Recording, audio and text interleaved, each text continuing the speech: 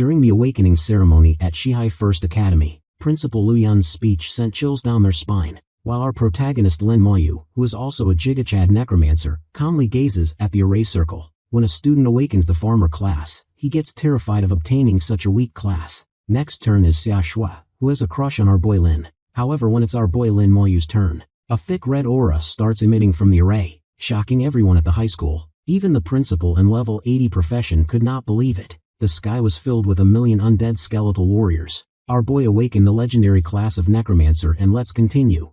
A voice booms through the school, announcing that the students have completed 3 years of study in the profession system. Lu Yun, the principal of Shihai First Academy, informs the gathered students that today they will choose a profession to determine their fates. He expresses hope that all students will reach the same level as their senior, Su Qianqing, and become pillars of the human race. The students all seem tense. This is Lin Moyu, who was reborn into this world long ago and is now ready to get his profession. This world is like an RPG game, full of dungeons, secret areas, and monsters. After selecting their professions, students gain experience by slaying monsters and raiding dungeons, leveling up to enhance their skills and strength. Countless sages have tirelessly carved out a living space among monsters, resulting in today's stable society. The most popular professions are combat classes, followed by support classes, and then livelihood professions.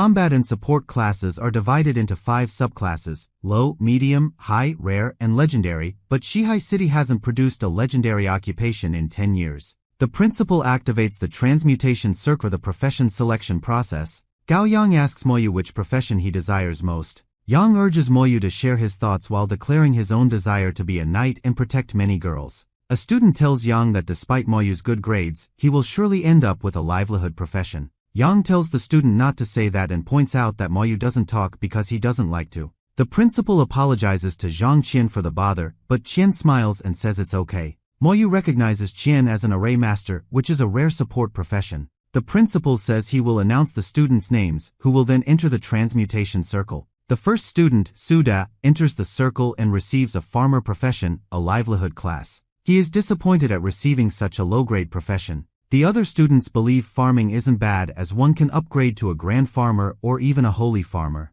Another student is pleased to receive the chef profession, claiming his father is also from the same field. Qian looks disappointed and remarks that the students this year are all very average. Qian notes it's been too long since a rare profession was produced, and the principal adds there are only 1 or 2 in the city. Xia Shui's name is called, and she walks towards the circle, hoping to show Moyu who the real genius is. Moyu and Shui are considered the 2 geniuses of the academy, but Shui has always been on top of Moyu. Qian believes Shui has potential. The principal asks why, and Qian explains that Shui's mental strength is more than twice that of ordinary people, suggesting she may become a mage. The moment Shui steps into the circle, a disturbance occurs, and a vision appears, indicating she has received a rare profession. Shui becomes an elemental mage from the combat class, a rare profession. The other students are impressed and praise Shui for being a genius and getting such a good profession. Qian tells Shui she is very good and Shui bows thanking him. Shui sees her friends smiling and happy for her achievement. Shui gives a startled look as Moyu's name is called next. She stares at Moyu curiously. The principal asks Qian what he thinks of Moyu, and Qian notes there is nothing special about him. The principal says Moyu ranks first among the academy's geniuses, but Qian argues that academic performance and class change aren't related. However, the principal considers that Moyu might also get a rare profession. When Moyu enters the circle, a strange phenomenon starts happening, similar to what happened for Shui. Suddenly, the sky gets covered in dark clouds, and a massive ray of light descends upon Moyu. Both the principal and Qian are taken aback as Qian says it's another vision. Seeing the huge vision, the principal wonders if it will truly be another rare profession. Meanwhile, Shui, looking concerned, claims she won't lose to Moyu. A student points towards the sky, shouting there's movement in the clouds. There indeed appears to be a disturbance among the dark clouds as demons begin to emerge. Looking terrified, another student bellows that the clouds are full of undead. A whole army of undead can be seen among the clouds. Shui knows it's all just a vision, but she believes she can't fight that kind of stuff. Moyu has his eyes closed as smoke resembling skulls floats around him. With this, Moyu receives the necromancer, a unique hidden profession under the combat class. Moyu realizes he might be the only necromancer in the world. This profession is not only rarer than rare professions but even rarer than legendary professions. All the students begin whispering about the unique profession Moyu received. Some look impressed, while others look jealous. Moyu thinks the uniqueness of the hidden profession is much better than he expected. Qian walks towards Moyu, telling him to wait a moment. Moyu asks how he can be of service. Qian claims he has never seen Moyu's unique profession before and asks him to demonstrate his skills. These are Moyu's current stats and description of his skills. Moyu notes that his stronger spiritual power fits the necromancer profession, which, like the summoner class, involves summoning skeleton warriors. He then summons a skeleton warrior of iron rank. The spectators are shocked, seeing Moyu actually summon a skeleton from the dark cloud. Qian shoots a laser at the skeleton from his finger, and the system asks Moyu if he wants to counterattack. Moyu commands the skeleton to stay put. Qian points out that he is a level 52 professional, while Moyu is only level 1, yet Moyu's summon is hostile to him. Qian thanks Moyu for the demonstration. Moyu then walks away with the skeleton warrior following him. Yang asks if he can touch the skeleton. Inspecting the skeleton, Yang asks if it is powerful, and Moyu replies that it should be better than Yang. The principal calls Yang's name, and Yang rushes to change his profession as Moyu recalls the skeleton, making it disappear.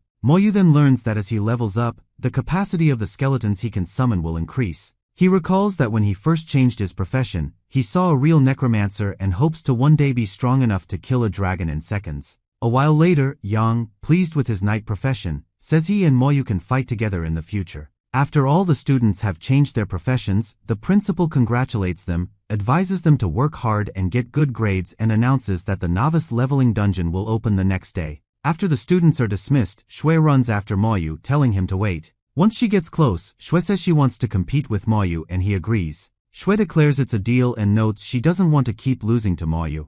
Sometime later, Moyu is at home looking at a photograph. He, his sister, and grandma are in the picture, as he tells them about his profession change in his thoughts. At that moment, someone knocks on the door. Moyu opens the door to find the principal there, ready to hand over some supplies. Last year, in Shihai City, Moyu's older sister, Lin Mohan, was admitted to Xiaojing Academy alone. The principal had promised her to take good care of Moyu, so he is ready to keep that promise. Moyu thanks the principal for the supplies as the principal tells him to rest well for the dungeon the next day. In the middle of the night, Moyu is startled when the system appears suddenly and begins loading something. The system informs Moyu that he has awakened to the necromancer profession, detailing its requirements and benefits, including information extraction, optimization, and combat advantages. The system grants Moyu the damage transfer skill, which transfers damage he takes to his summons, and he thinks it's godlike. Moyu summons a skeleton warrior with balanced attributes, 75 each in strength, agility, spirit, and physique, at the cost of 10 spiritual power.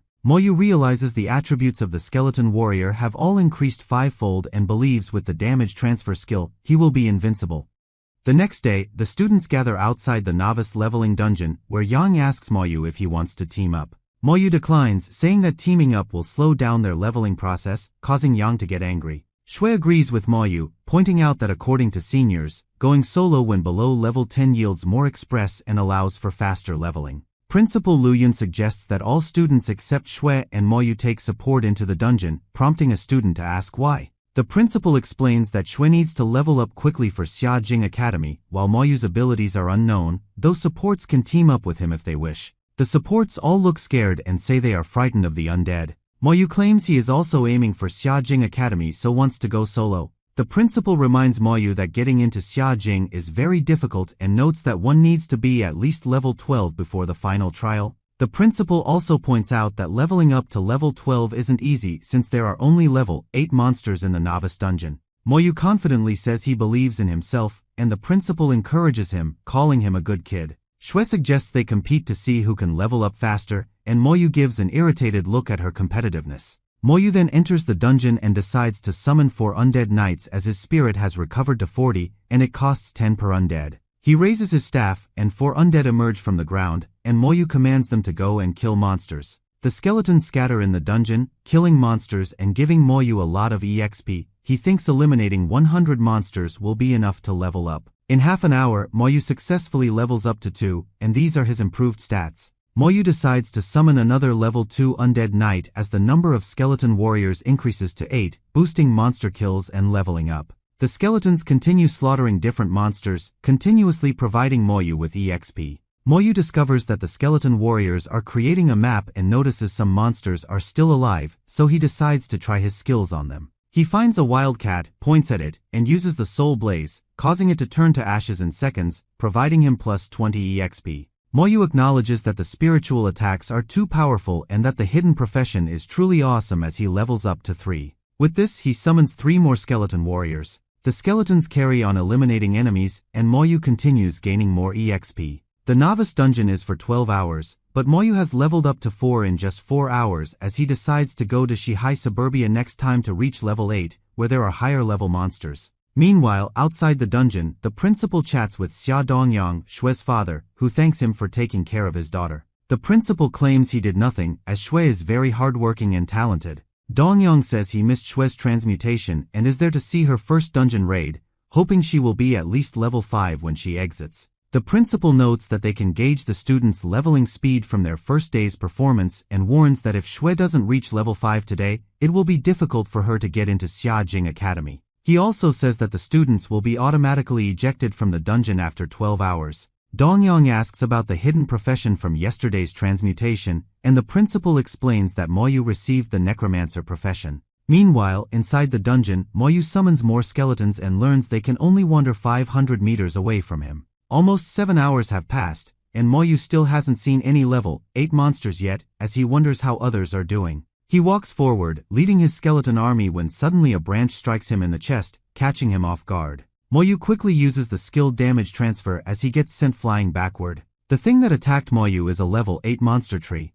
The archer apologizes for shooting at Moyu, wondering how he is still fine despite being hit. Moyu calmly tells the archer not to do it again. The archer gets startled as he sees the skeleton warrior standing beside Moyu. He then realizes Moyu must summon undead and gives an angry look, assuming Moyu is definitely not a good guy. The mage grabs the archer's arm and warns him not to mess with Moyu. So the 2 guys turn away and leave as Moyu calls after them to consider themselves lucky. It's nighttime and Moyu is resting on the edge of a cliff while the skeleton warriors continue slaying the monsters. He realizes leveling up from 10 is difficult due to the high EXP needed, and unsure if he can reach level 11 by tonight, he decides to stay and not head back home. As his goal is to get into Xia Jing Academy, Moyu is determined to put in more effort than others. Based on his current leveling speed, Moyu hopes to reach level 13 by the next day and assumes he can reach level 16 at max before the trial. He then wonders how his sister managed to level up so quickly and thinks he must have missed something. Moyu wonders if his sister teamed up with others to raid a nightmare difficulty dungeon for more EXP, realizing that's why she must have been wounded back then. He is certain his guess is correct and decides to take a look the next day. It's midnight and someone comes walking towards Moyu while he is resting. Sensing the person, Moyu opens his eyes, wondering if that person might be lost. It's the assassin from earlier who asks Moyu if he has any food. Moyu hands her a sweet potato, and the assassin removes her mask to eat it, revealing a pretty face. Seeing the girl eat the sweet potato so fast, Moyu thinks she must be starving. The girl starts to choke on the food, and Moyu takes out a water bottle. The girl takes a long swig of the water and thanks Moyu, asking what his name is. Moyu, who looks suspicious of the girl, stares at her in silence. The girl asks Moyu if he doesn't like talking and suggests they analyze skills with each other. So the 2 of them point at each other using the analytic skill. But the analysis fails as the girl smilingly asks Moyu if he didn't get anything. However, the girl is able to see all of Moyu's info as she says she has never heard of the necromancer occupation before. She then recalls seeing the skeleton standing next to Moyu and asks if it was his summon. Seeing Moyu not talk, the girl asks why he isn't talking and asks if he is muted. Moyu asks why, and the girl looks delighted realizing Moyu can talk. Moyu asks why again, and the girl shows him a badge, explaining it prevents anyone below level 10 from using analytic skills on her. She then removes the badge and tells Moyu to try the analytic skill on her again. So Moyu uses the analytic skill and learns the girl's name is Ningyi, and she is a level 19 shadow assassin. At that moment, both of them sense some enemies approaching them. Moyu learns that 3 guys are trying to surround him and Ningyi. Looks annoyed as she says that those guys have been following her for days just for a mid-rank skill scripture. Tells Moyu she will leave now when suddenly an arrow comes flying towards her from behind, which she barely dodges. Out of nowhere, a red circle surrounds Moyu and with small marking arrows at their heads. Curses as she realizes the arrow hovering above her is a marking arrow. Moyu is surprised the archer has anti-invisibility skills, as the marking arrow makes enemies unable to enter invisibility, making them easy targets. The blonde guy walks forward, pointing out that Moyu and have nowhere to run now. The archer is on a tree branch while the blonde and another guy stand before Moyu and calling them a perfect duo of an assassin and a malicious undead summoner. Tells the guys that Moyu has nothing to do with her and agrees to give them the skill scripture if they go away. The archer says that it's no use now as he reveals their intention is to kill Yi. Yi offers to buy some time and tells Moyu to run as Moyu asks what about her. Yi points out that she is a shadow assassin, so she has her ways to get out of this. But Moyu is not sure if Yi can escape since she's already marked and she can't use her invisibility skill. The archer bellows out to his companions that they should attack Yi and not waste time. The blonde guy raises his spear, which begins glowing, and grinning says he wants to kill Moyu along with Yi. He uses the illumination skill and summons a massive glowing round thing high above the sky, which lights up the whole forest. The blonde reveals that he used the illumination skill to chase away the darkness, so Yi can't try and escape with her assassin skills. Yi draws out her knife and decides to give it all she has. The three guys all prepare to launch an attack. Moyu and Yi are surrounded from all three sides. Moyu raises his hand and summons the skeleton warriors. The blonde gives a disgusted look seeing Moyu summoning undead. He hurls a powerful fireball at Moyu, aiming to blow him up into ashes. Yi swiftly locks her arms onto Moyu's from behind and shouts at him to run. But she is unable to move as she notices her leg has been tied with spiritual strings. The archer shoots 3 arrows with triple damage straight at the two of them. Yi sees the arrows coming at them and pushes Moyu away from harm's way. Now the fireball comes flying at Moyu while the arrows come at Yi. A skeleton warrior gets between Yi and the arrows while another skeleton takes the full blast of the fireball on itself, defending Moyu. The skeleton seems to have blocked the arrows with its sword. One skeleton slams its weapon onto the guy with the shield. The force of the attack sends that guy flying backward. The skeleton that took the full force of the fireball is unhurt. Seeing this, the blonde is shocked asking how is this possible. He is unable to understand how he couldn't kill Moyu despite being a level 21 mage. The other two guys are also bewildered, realizing their skills have no effect on Moyu's summons. Suddenly, a number of small white flames appear behind all three guys, startling them. From every side, dozens of undead begin appearing, surrounding the three guys in a circle. Yi is shocked, wondering why Moyu's level 10 summons are so strong that they resist the level 20 mage and archer's attacks. And also seeing such a large number of undead, Yi thinks it's too much. She then turns towards Moyu in admiration and sees his eyes are closed. When Moyu opens his eyes, they appear to be glowing. These are the stats of Moyu as he is at level 10 now along with his talents description.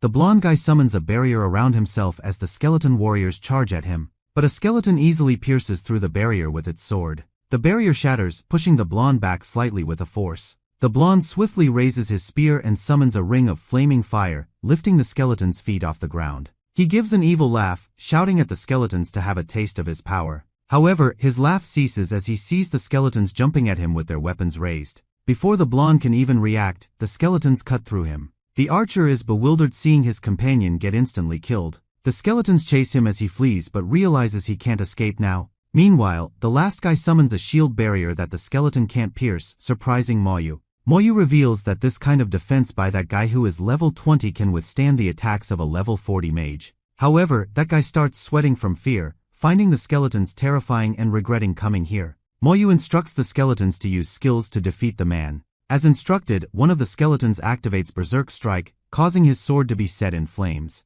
The skeleton then slams his sword down on the barrier, causing it to be destroyed. With the barrier gone, all the skeletons lunge at the guy, who is open-mouthed in terror. Moyu remembers his sister had told him to always do anything he sets his mind to do and not hesitate. He realizes that all three guys are now dead. Moyu knows that when a professional dies, the items in their storage will drop and decides to see what those three dropped. Upon inspection, he acquires a staff, a bow, a shield, and a sword. He looks at the loot and points out that those weapons are dropped in the dungeon of Carmen's Orc Legion, which is a level 20 dungeon. Moyu collects all the weapons and stores them in his system storage, deciding to sell them later. Moyu also receives a primary scroll worth 10,000 gold coins, wondering if he should sell it or use it, while Yi tells him to use it. Yi tells Moyu the scroll is a primary one and not worth much, suggesting he use it. Moyu asks how. Yi tells Moyu to say use while holding the scroll. Moyu does as asked, but nothing happens. Yi laughs and tells Moyu to say use louder, not so softly. Moyu realizes the scroll must require spiritual energy to activate. So he then injects his spiritual energy into the scroll and it begins to open. Once it opens, Moyu receives a corpse explosion skill which he thinks is good. This skill will cause the corpses to explode, and as Moyu believes, the explosion's radius will be 10 meters after being enhanced. On top of that, when one corpse explodes, it can set off a chain reaction and explode other corpses nearby, making it an invincible AoE skill. Curious, he asks Moyu how it is and if he learned a new skill. Moyu says he did get a skill, and he tells him to talk more as his voice is pretty. Moyu finds Yi a bit different from the other girls in his school. Moyu compliments Yi back, telling her she has a nice voice too, and she thanks him, blushing. Yi gives Moyu a chest as payment for saving her life. Opening the chest, Moyu finds it contains a precious intermediate skill scroll. Moyu wonders why Yi is giving him this scroll, as she was chased earlier because of it. Yi explains she discovered a hidden chest in Carmen's dungeon at Chaohai City and notes it was just luck. When Yi had opened the chest, she found this intermediate scroll. But she didn't know that those bastards were watching her, and then they tried to snatch the scroll from her. Because of that, Yi claims she ran, and those guys chased after her like stink bugs. Moyu mentions Yi nearly died moments before, and Yi claims she'll be automatically teleported away if critically damaged but thanks Moyu for preventing her from getting hurt. Yi says it's painful to get hurt and that she is scared of it. She then sees Moyu is holding a sweet potato and points at it, declaring she wants it. Chewing on her food, Yi asks Moyu which university he plans to attend, and Moyu says Xiajing University. Yi claims that's a good university, and she believes with the skills Moyu has, he should be able to get into any university easily. She then tells Moyu to head over to Xinxia Tower when he gets into Xiajing University. The Xinxia Tower gives people double rewards on the first clear, so Yi suggests he should clear as many floors as he can on the first try. Yi says that way Moyu will get a lot of points and also mentions a certain seminary in Xiajing where Moyu can go to visit. After a while, Yi falls asleep and Moyu covers her with a large cloth to keep her warm. Moyu then closes his eyes and begins recovering spiritual energy. Early morning the next day, Yi wakes up, rubbing her eyes and asks Moyu to give her the potatoes as she is hungry. Moyu gives Yi an armful of potatoes, but she says it's not enough and asks Moyu for more. Moyu says that there are none left and smiling, Yi says she believes him. Yi then gets up and announces she will leave to raise her level and hopes she can meet Moyu next time. With this, Yi sprints away deep into the forest. Moyu also gets on his feet and decides he should try out his new skill, looking down at the corpses of the guys he killed yesterday. Lin Moyu raises his hand and uses the corpse explosion skill, causing the nearby corpse to burst into flames. A massive explosion follows, causing the ground to shatter and quake. The explosion leaves a huge crater on the ground, and Moyu realizes the skill's AoE has increased after being enhanced by his talent. He causes the remaining two corpses to explode as well and decides to try the skill in the Shihai Mine dungeon. Since the skeleton warrior is now bronze and requires 70 spirit points to summon, Moyu can summon 4 with his total of 300 spirit points. His current summoning space is 48/100. A while later, he reaches the entrance to the Shihai Mine. A large group of people is already gathered at the entrance, all chatting about their teams in the dungeon. As Lin Moyu walks toward them with the skeleton warrior at his side, he receives glances from everyone. At the entrance, he is given a choice to choose the difficulty of the dungeon, normal or nightmare. Nightmare gives more EXP. A guy from behind asks Moyu if he is a summoner and uses the spell to check his info. But Lin Moyu has the shielding badge, so that guy's detection technique fails. A group of 3 approach Moyu and try to recruit him for their team. But Lin Moyu declares he is not interested. Moyu then selects the nightmare difficulty, and the system tells him to confirm it. Then Lin Moyu mutters the word confirm. With this, Lin Moyu is teleported into the dungeon, leaving the others shocked that he entered alone. They are uncertain if Moyu will return alive, think he is showing off, and decide to wait and see. Meanwhile, Moyu successfully enters the Shihai mining dungeon and immediately smells a strong scent of blood in the air. He notices a level 14 goblin a bit ahead and finds out by analyzing that the goblin has been enhanced, with its stats all increased. Moyu notes that a normal professional can never clear this dungeon if they aren't in a party. Compared to his skeletons, Moyu finds the goblin's stats to be nothing as he commands his skeletons to attack. The skeletons charge forward and slaughter the goblin. Just by killing that level 14 goblin, Moyu receives 4,200 EXP, and seeing such a number, he is shocked. He orders the skeletons to kill more goblins, hoping he will level up a lot. He inspects the map to see all the goblins around and claims he won't let any of them survive. The skeleton warriors continue their killings, and Lin Moyu continues receiving EXP and other items. In just 5 minutes, Moyu levels up to 11 and is now able to summon 4 more skeleton warriors. He notices that leveling to 11 increased his strength and agility by 20 points and spirit by 100, realizing attribute gains rise with level. The basic attributes of skeleton warriors also increase by 20, and after being boosted by 10 times, it becomes 200. But Lin Moyu realizes that the skill corpse explosion is still at level 1, and he wonders why. He thinks if he were here she would know. Suddenly, a strong current of air hits Lin Moyu's face, startling him. He sees that the Mine Wolf King is approaching him, releasing a strong aura. Moyu notices the Wolf King's attributes are also enhanced and very high. Moyu raises his hand and commands the skeletons to advance. The Wolf King gives a massive roar, sending powerful shockwaves all around. Moyu orders the skeletons to use skills, and they all lunge at the Wolf King. The skeletons begin cutting down the wolf as Moyu points out that a bigger target is advantageous for his skeletons. The wolf gives another roar and sends the skeletons flying backward. Taking the chance, the Wolf King flees, startling Moyu, who didn't know dungeon bosses could run away. Lin Moyu thinks something might be wrong and commands the skeletons to retreat. Within a second, dozens of mining wolves, all level 14, begin approaching at Moyu. Moyu notes that the wolves aren't strong but they have a large number, at least 100 of them. But Moyu isn't worried. He sees the wolves as EXP points, receiving 2,800 EXP for each wolf killed. Moyu uses the corpse explosion and causes a massive explosion, killing a handful of wolves at a time and receiving a burst of EXP. After few more explosions, only the mining Wolf King is alive. Lin Moyu kills the Wolf King in a single strike and receives 15,000 EXP. Moyu advances further, hoping to encounter the final boss of the dungeon soon. On the way, the skeletons kill more goblins, granting Moyu more EXP as he decides to hell-level dungeons in future for more EXP. Lin Moyu reveals that he has leveled up once in an hour and thinks he can clear a few more rounds at this efficiency and even reach level 19.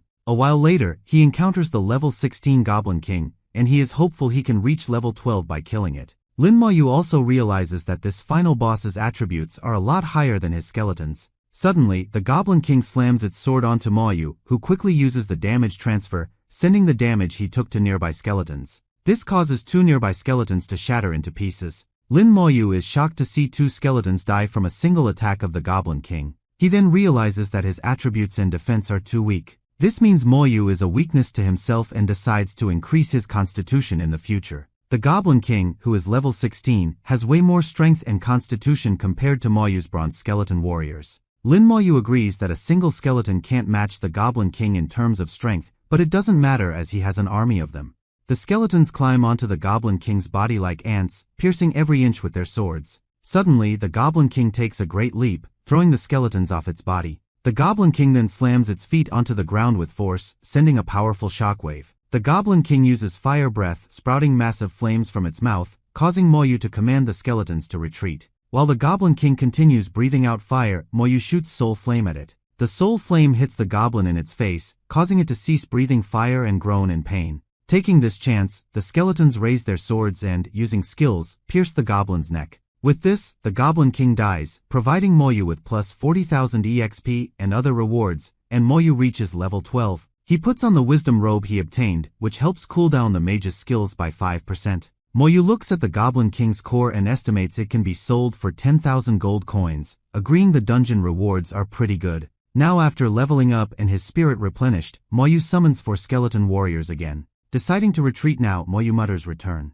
Moyu teleports outside the dungeon, where others are bewildered to see him come out alive after clearing it alone. Moyu notes that the dungeon's cooldown is 12 hours and decides to use that time to meditate, recover his spirit power, and enter the dungeon again. So he rests against a tree and claims that from this dungeon experience he has figured out his biggest weaknesses. He found out that the corpse explosion skill, if used properly, is pretty good, and as for the soul flame, it can interrupt enemies' skills easily. After 12 hours of resting, Moyu is now able to summon 4 skeleton warriors again. On the way, Moyu sees a group of people sitting by a campfire and thinks they must be quite experienced. He then remembers Yi, who was quite careless. As Moyu approaches the dungeon, he hears a major commotion among the gathered people and wonders what's going on. It seems the Dynasty Guild is stopping others from entering the dungeon. A member of the Dynasty Guild says that their leader is completing a task inside the dungeon, so no one is allowed. He shoots a fireball at the dude asking to enter the dungeon. From the attack, that dude gets sent flying backward.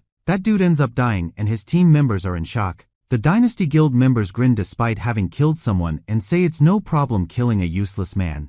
Moyu arrives, asking what's going on. A guy explains that the Dynasty Guild is preventing anyone from entering the dungeon because their leader is clearing the monsters inside. The guy says the Goblin King's core is worth at least 30,000 gold, and Moyu remembers getting that core in the last raid. Moyu asks about the core's use, and the man says it can be made into a Goblin King's ring, boosting all attributes and skill levels by 1 but usable only by those level 15 or above. Moyu thinks the ring is powerful while the man points out that the Dynasty Guild leader is aiming for the Xiajing Academy, so he wants the ring badly. Moyu then walks toward the dungeon entrance while that man warns him not to mess with the Dynasty Guild. The Dynasty Guild members see Moyu coming towards them alone and ask him if he wants to die. Moyu's eyes begin glowing and he tells the Dynasty Guild to get out of his way. The guy at the front, who killed someone earlier, asks Moyu if he's hurt his head and if he knows who he's talking to. Moyu merely warns them to get lost. The man uses an analytic skill and finds out Moyu is a level 12 necromancer and asks him why he wants to enter the dungeon when he can hunt monsters outside.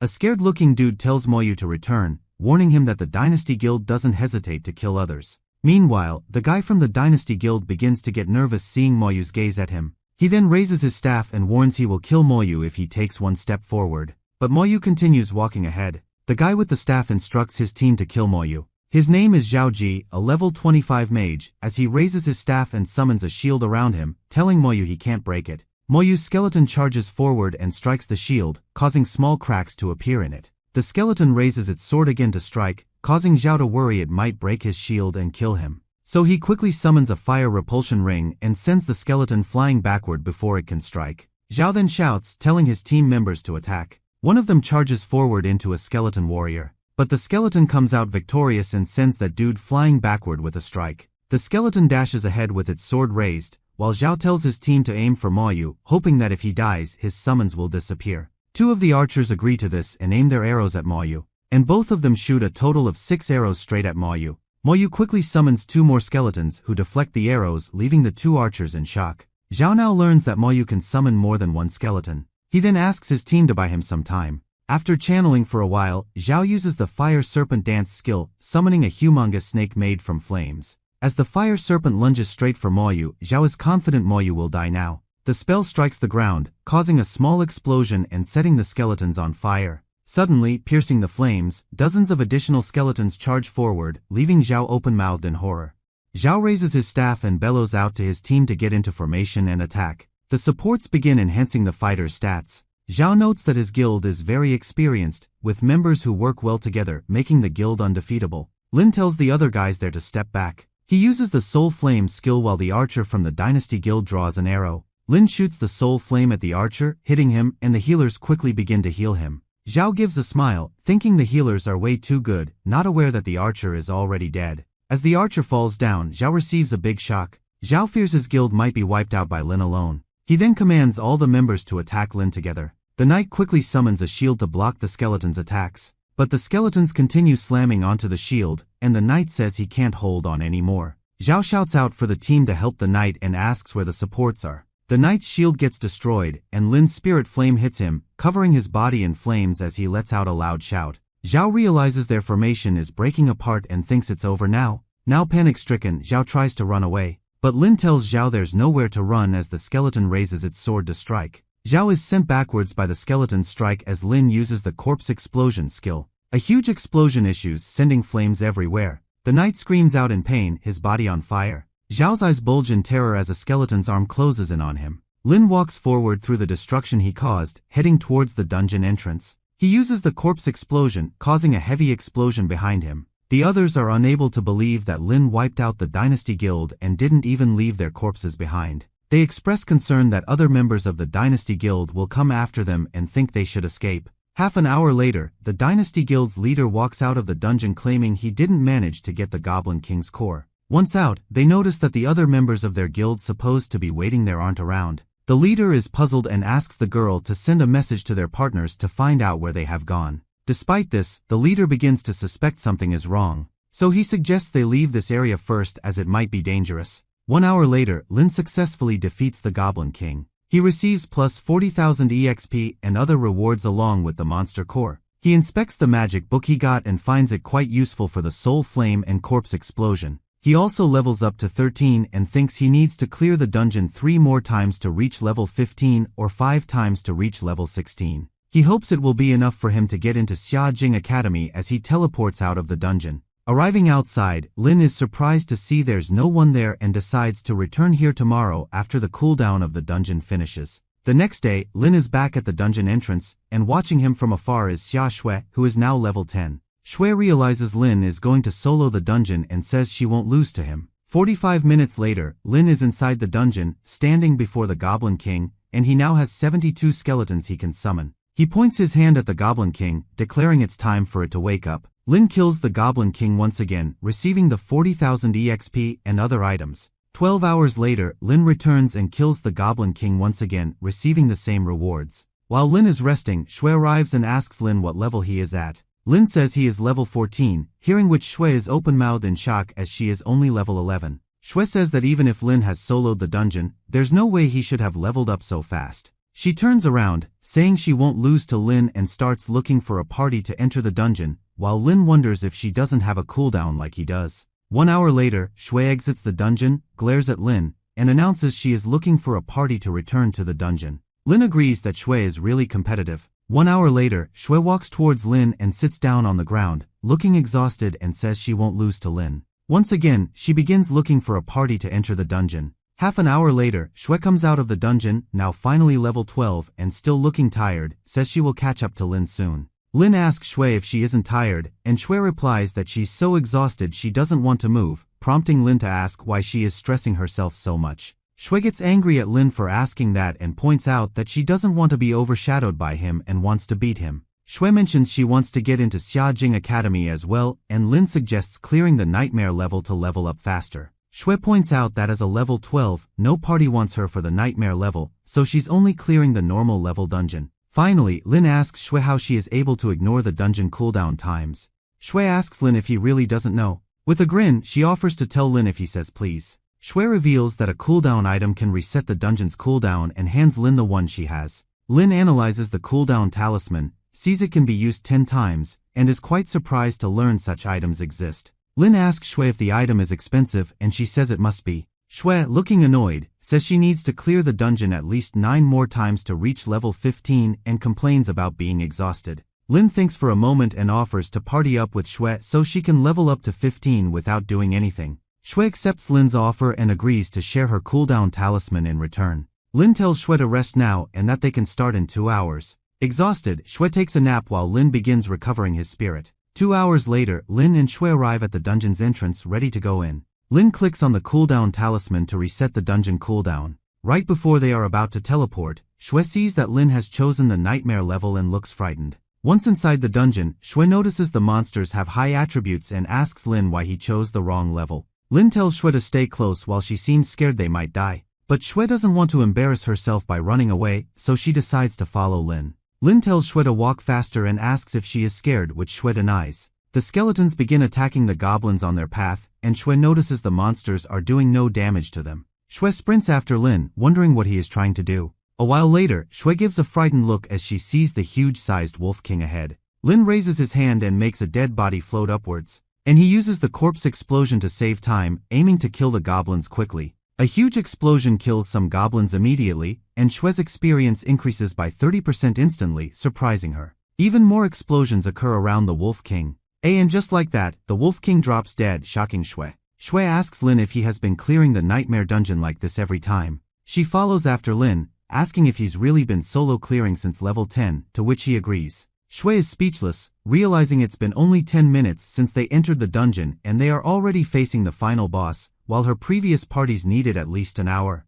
Even the final boss is killed in one hit, startling Shui further. Lin levels up to level 15, and seeing this, Shui agrees that the difference between her and Lin is getting bigger. Lin asks Shui if she wants the scepter obtained from the loot. Shui agrees to take the scepter so she won't have to ask her father for money to buy one later. Lin tells Shui to take it and she grabs onto that scepter. Thanking Lin, Shui asks why he doesn't want to use the scepter, prompting Lin to show her a magic book he prefers over the scepter. Shui claims she never saw Lin use the magic book before and thinks it might be too insignificant to use. Lin agrees that gathering the monsters together and using the corpse explosion to defeat them is faster. He then gets on his knees and apologizes to the dead boss, saying it will have to die 5 more times. Shui asks Lin why he is talking to the dead boss, and Lin says he just feels like talking, whether it can understand or not. Shui wonders why Lin has to apologize to the boss for killing it, since the boss exists to be killed. She thinks Lin is a weird person but still finds he's a bit cute. Lin suggests they head out now and then continue again. Once out, Lin uses the cooldown talisman to reset the dungeon cooldown. In this way, the two of them clear the dungeon a second, third, fourth, and fifth time continuously. Shui, looking cheerful, points out that there are still 1.5 days before the big exam, so they can clear the dungeon 2 more times, hoping to reach level 15 by then. Shui then suggests Lin should aim to be the champion. She explains that being the champion yields many points useful for entering Xiajing Academy and also provides a chance to enter the Creation Seminary. The Creation Seminary is the best in the country, with Xiajing Academy filled with talented elites, while the Creation Seminary houses the pinnacle of talent and power. Shui is sure Lin might have a chance to be the second one to enter the Creation Seminary after his sister. Lin thinks of trying to enter the Creation Seminary, while at that moment, Shui notices someone named Gao Yang. She explains that Gao Yang is a level 11 knight but too bad of a knight that he can't tank any enemies. Lin agrees to let Gao Yang come with them. Meanwhile, somewhere in an office, a fat guy is scolding the Dynasty Guild's leader for restricting other people from entering the dungeon earlier. The fat guy, looking displeased, tells the guild leader to stay in the guild and not go anywhere for the time being. The guild leader asks what they should do about Zhao and the rest. The fat guy says he's already sent people to investigate and tells the leader to not bother, pointing out that someone who made half the guild disappear without a trace must be very powerful. One Gao Yang turns around and is surprised to see Lin and Shui there. Yang teases Shui about being with Lin, and she angrily threatens him to stop. Yang apologizes, and Shui invites Lin to join their group after the dungeon's cooldown, promising to help him reach level 12 before the exam. Lin excitedly calls Yang and Shui his saviors, saying the academy he wants to attend only requires level 12 as well. Yang bows to Shui, promising to follow her every order, but she warns that they won't help him if he continues his childish behavior. When Yang jokes more, Shui angrily produces flames, scaring him into asking how long until their cooldowns reset. Shui answers it will be 10 hours. Yang decides to hunt other monsters during that time and walks away, wishing luck to Lin. Suddenly, a massive fireball hurls after Yang, who flees away screaming. Shui complains that Gao Yang is annoying and deserves it, while Lin explains that Gao Yang just likes to tease. 10 hours later, as the three prepare to enter the dungeon, Yang notices Lin has chosen Nightmare difficulty and asks about it, prompting Shui to snap at him not to ask questions. Seeing Yang's reaction, Shui recalls reacting the same way her first time when Lin chose Nightmare difficulty. Inside the dungeon, Yang sticks close to Shui, and when she asks why, he admits he is scared. Lin raises his hand and, using the corpse explosion, kills the Goblin King instantly. Seeing this, Yang is open-mouthed in shock as he bellows out how a boss can die so easily in the Nightmare difficulty. Yang gets on his knees, begging Lin to take him along on future dungeons, while Shui tells him to behave like a knight and act sensibly. Yang croaks that there's no point acting like a knight with Lin around. Annoyed, Lin tells Yang to let go of him, promising to take him along in future dungeon raids. Lin now just needs one more round in the dungeon before he hits level 16 right before the exam. Standing on top of the Great Wall surrounding the city are a group of teachers, all looking forward to seeing the students return. An ugly woman beside the principal says the exam is the next day, while another ugly woman with glasses mentions hearing about two school geniuses aiming for Xiajing Academy. The principal agrees and says Lin and Shui are planning to try for Xiajing Academy. At that moment, the ugly woman in glasses announces that someone has arrived. Sujin, a level 12 swordsman, makes his way towards the wall. Another student, Wan Ming, a level 13 Eagle archer, arrives shortly. The three teachers discuss the levels of the students that have arrived, noting that no one above level 14 has appeared yet. The principal wonders why Shui, Lin, and Yang haven't arrived yet, worried if something happened to them. A while later, Shui, Lin, and Yang arrive together. The principal seems relieved seeing the three of them and wonders what their levels must be. He notices that Yang is level 12 while Shui is level 15. Seeing Shui at level 15, the principal says Shui has an 80% chance of getting into Xiajing Academy. And analyzing Lin, they learn that he is level 16. They are open-mouthed in shock, realizing Lin is one level higher than Shui and must have cleared dungeons non-stop. They also notice Shui is carrying a scepter and Yang a shield, both of which can be obtained from the Goblin King. The principal instructs the students to get into the bus and they will be sent back to the school when everyone arrives there. And he instructs the students to rest well for the examination the next day. The next day, Lin arrives at the school with his spirit fully recovered and 100 skeletons, each with attributes at 2,500. Yang notices Lin and waves at him. The girls gathered there stare at Lin, smiling. Shui asks Lin if he is confident, and he says he is. Shui hopes they will meet at Xiajing Academy soon. The principal hands each student a teleportation stone, which will take them to the exam site once they break it. Arriving at the examination center, Lin notices there are over 10,000 people there. At that moment, the trial tower activates. A voice echoes out, letting the students know of the rules: no sound allowed, no questions allowed. A bulky guy is surprised they can't ask questions, while another wonders what to do if they don't understand something. Suddenly, the voice booms out, disqualifying those two students on the spot for asking questions. Seeing this, Yang covers his mouth to not produce a single sound. The voice speaks again, saying that the trial tower will give different trials to different professions. The battle-type professions will be given battle tests. Supports will be given various situations to overcome.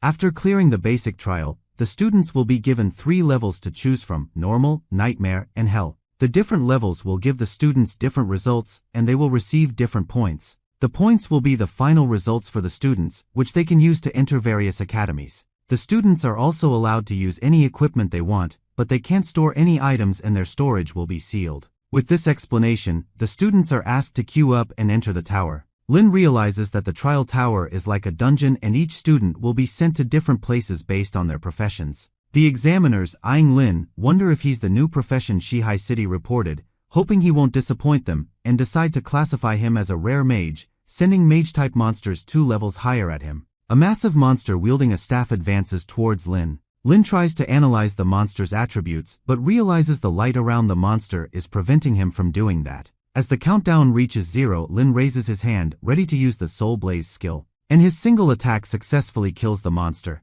Inside the trial tower's monitor room, Ning Xianfeng, after hearing about the new profession, asks the monitoring team to show him. As Lin Moyu kills the monster in an instant, Xianfeng orders another test with legendary profession difficulty, prompting a man to ask if that won't be unfair. Xianfeng notes that it will be fine, and if Lin Moyu passes the second round, he'll offer an extra 1,000 marks. With this, a level 20 Wolf Beastman mage appears before Lin Moyu, which he has to defeat now. Like before, Lin Moyu raises his hand to use the Soul Blaze skill. The wolf mage dies instantly, and Xianfeng, smiling, says no further testing is needed and instructs to let Lin Moyu enter the second round of the exams. The voice announces that the first round of exams is over, with 5,220 out of 10,632 students passing, and the results are about to be announced. Xuenu Lin Moyu would be first, but is still surprised to see he cleared the round in just 0.15 seconds. An angry-looking guy bellows out that he isn't even in the top 3 and thinks there must be a mistake.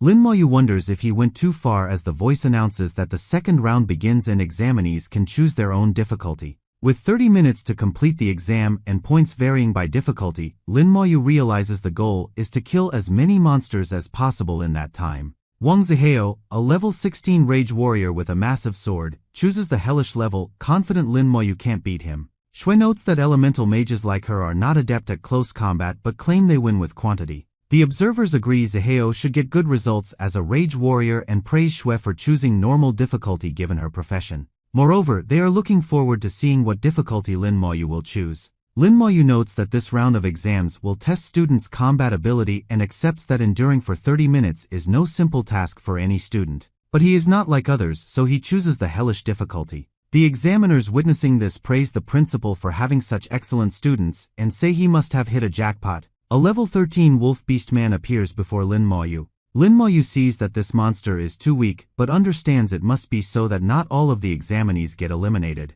And he summons 2 skeleton warriors that charge towards the monster. He claims that it's too easy as the skeleton kills the monster. Back in the observation room, Xianfeng is open-mouthed in shock seeing Lin Moyu's summons are so strong. Meanwhile, Zihao is giving it his all, and Shui is using the fireball to defeat the monsters. The spectators see that Lin Moyu is resting and enjoying a snack while the exam is going on. Xianfeng finds Lin Moyu quite interesting.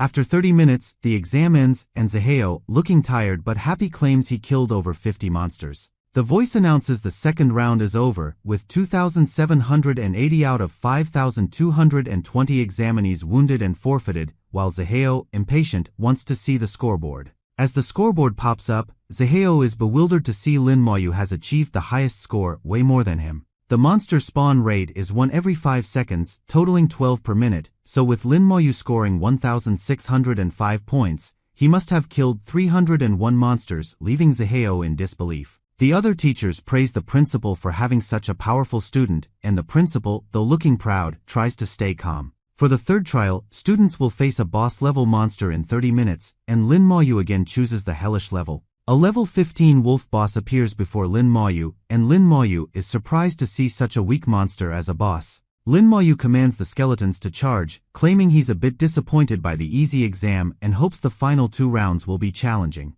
Meanwhile, Zihao is laughing like a maniac as he kills the boss assigned to him. Shui blasts the boss with a fireball. Won Ming seems to have covered the surrounding in fog as she battles the boss. Lin Moyu's skeleton uses the rage shot skill and one-shots the boss, seeing which the spectators are even more amazed. They feel like Lin Moyu isn't even trying and hope the 5th round will make him use his full strength. This round, Lin Moyu tops the scores again and notices Yang's score is improving as well. The 4th round of the exam will greatly increase the difficulty, and the students are given a chance to continue or forfeit. Zaheo is looking forward to the 4th round, and he wants to do well now. The voice notes that with these results, the academy can easily enter the top 100 in the empire, mentions no one forfeited, and begins to read the rules for this round. The rules are students will face 10 waves of monster attacks, with 10 monsters per wave for a total of 100, and the next wave will appear on schedule even if the previous wave isn't cleared. The last wave will be led by a boss level. Each monster killed will grant the students 10 marks, and after clearing all, the total scores will be added.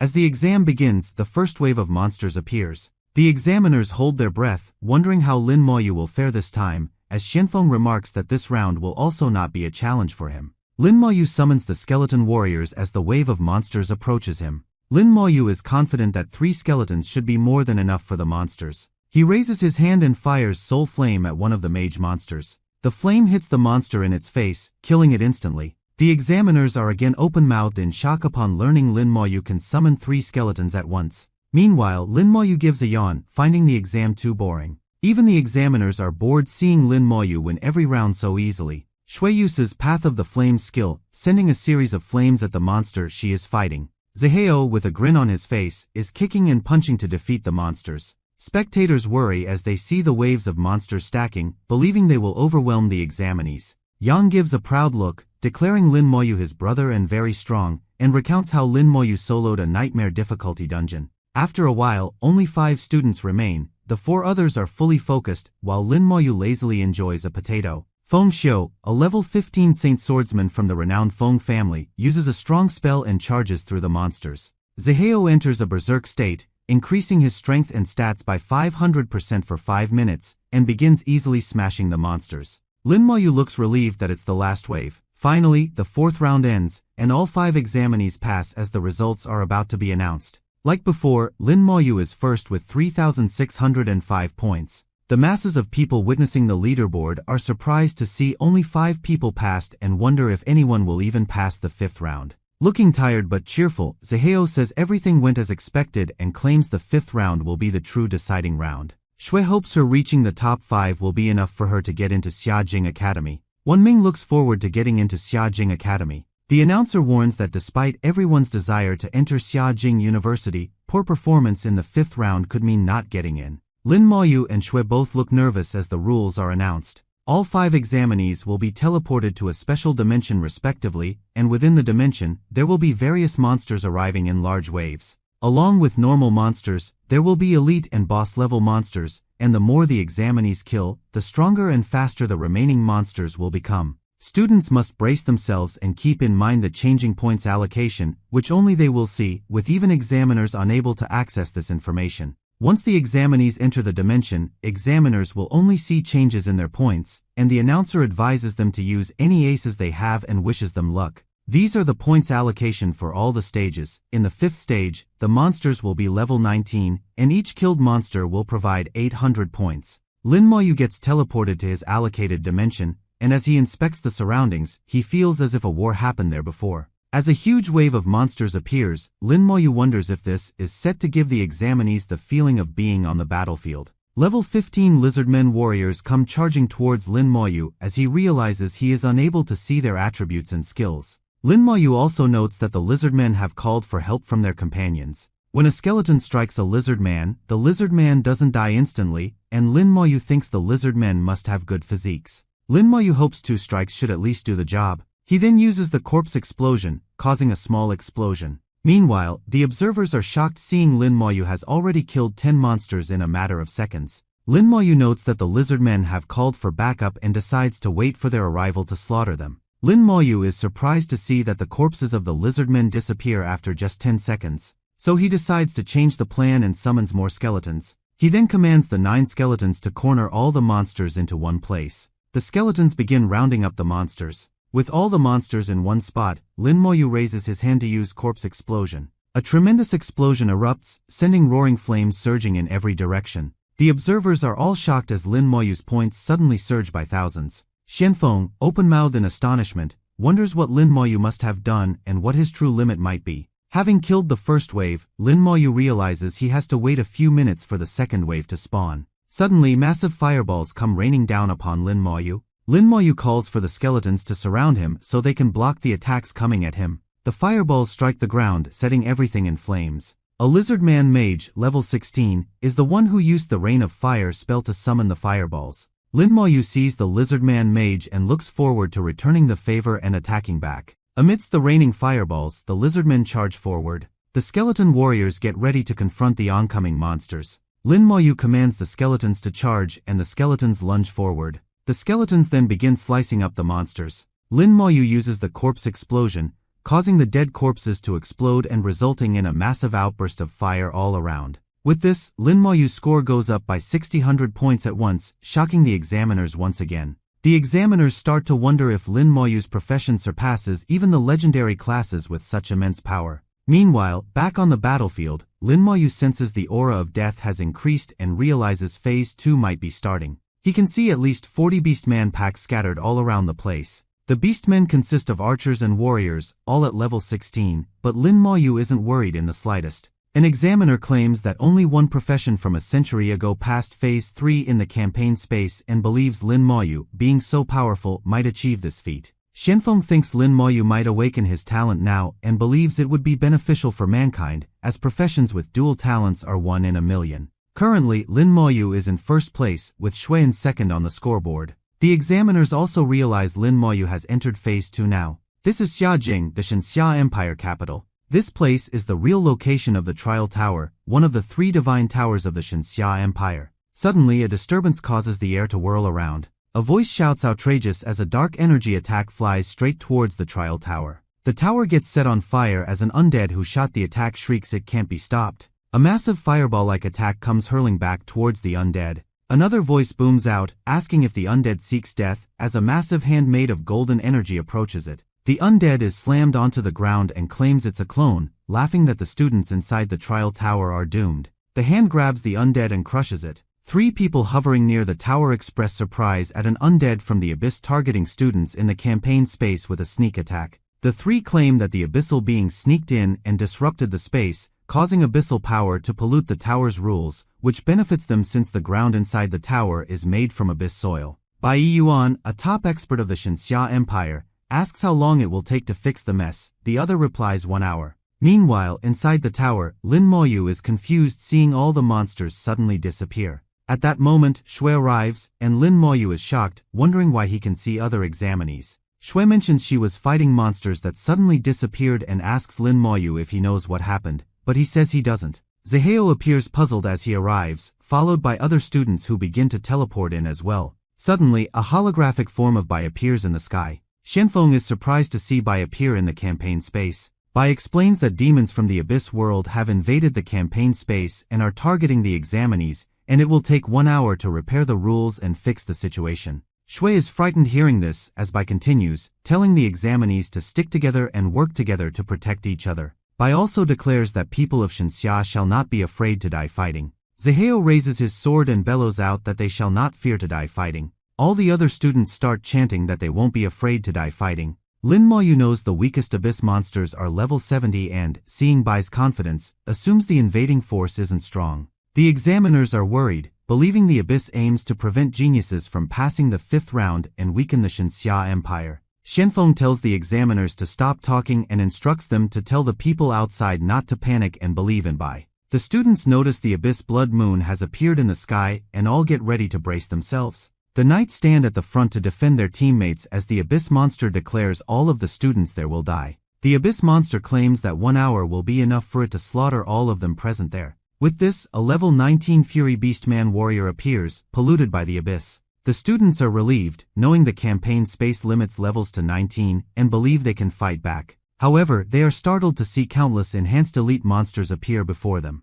The abyss monster taunts the students, noting there's a monster for each of them. Ziheo is unsure if they can win, struggling even to lift his own blade. A girl who seems to have stolen Wolverine's claws looks focused, is ready to fight. Lin Moyu silently follows his skeleton warriors who have already charged forward. Shui tells Lin Moyu to come back, reminding him there are over 19 enhanced elite monsters ahead. She starts following Lin Moyu despite his insistence that she go back, firmly refusing to leave. Annoyed, Lin Moyu tells Shui to do as she pleases, while the other students watch, puzzled by his actions. The students see Lin Moyu summoning the undead and charging forward, and wonder if they should assist him. And they all decide to join Lin Moyu and follow after him. Some of them refuse to cower from the battle or fear death. The Abyss monster laughs at Lin Moyu's bravery and, seeing him advance, offers him the chance to become the Demon King's slave. The Abyss monster tells Lin Moyu to seriously consider the offer as Lin Moyu silently continues forward. A while later, Lin Moyu thinks it will be the perfect distance for the corpse explosion to work perfectly. Seeing Lin Moyu suddenly stop, the students following him are puzzled.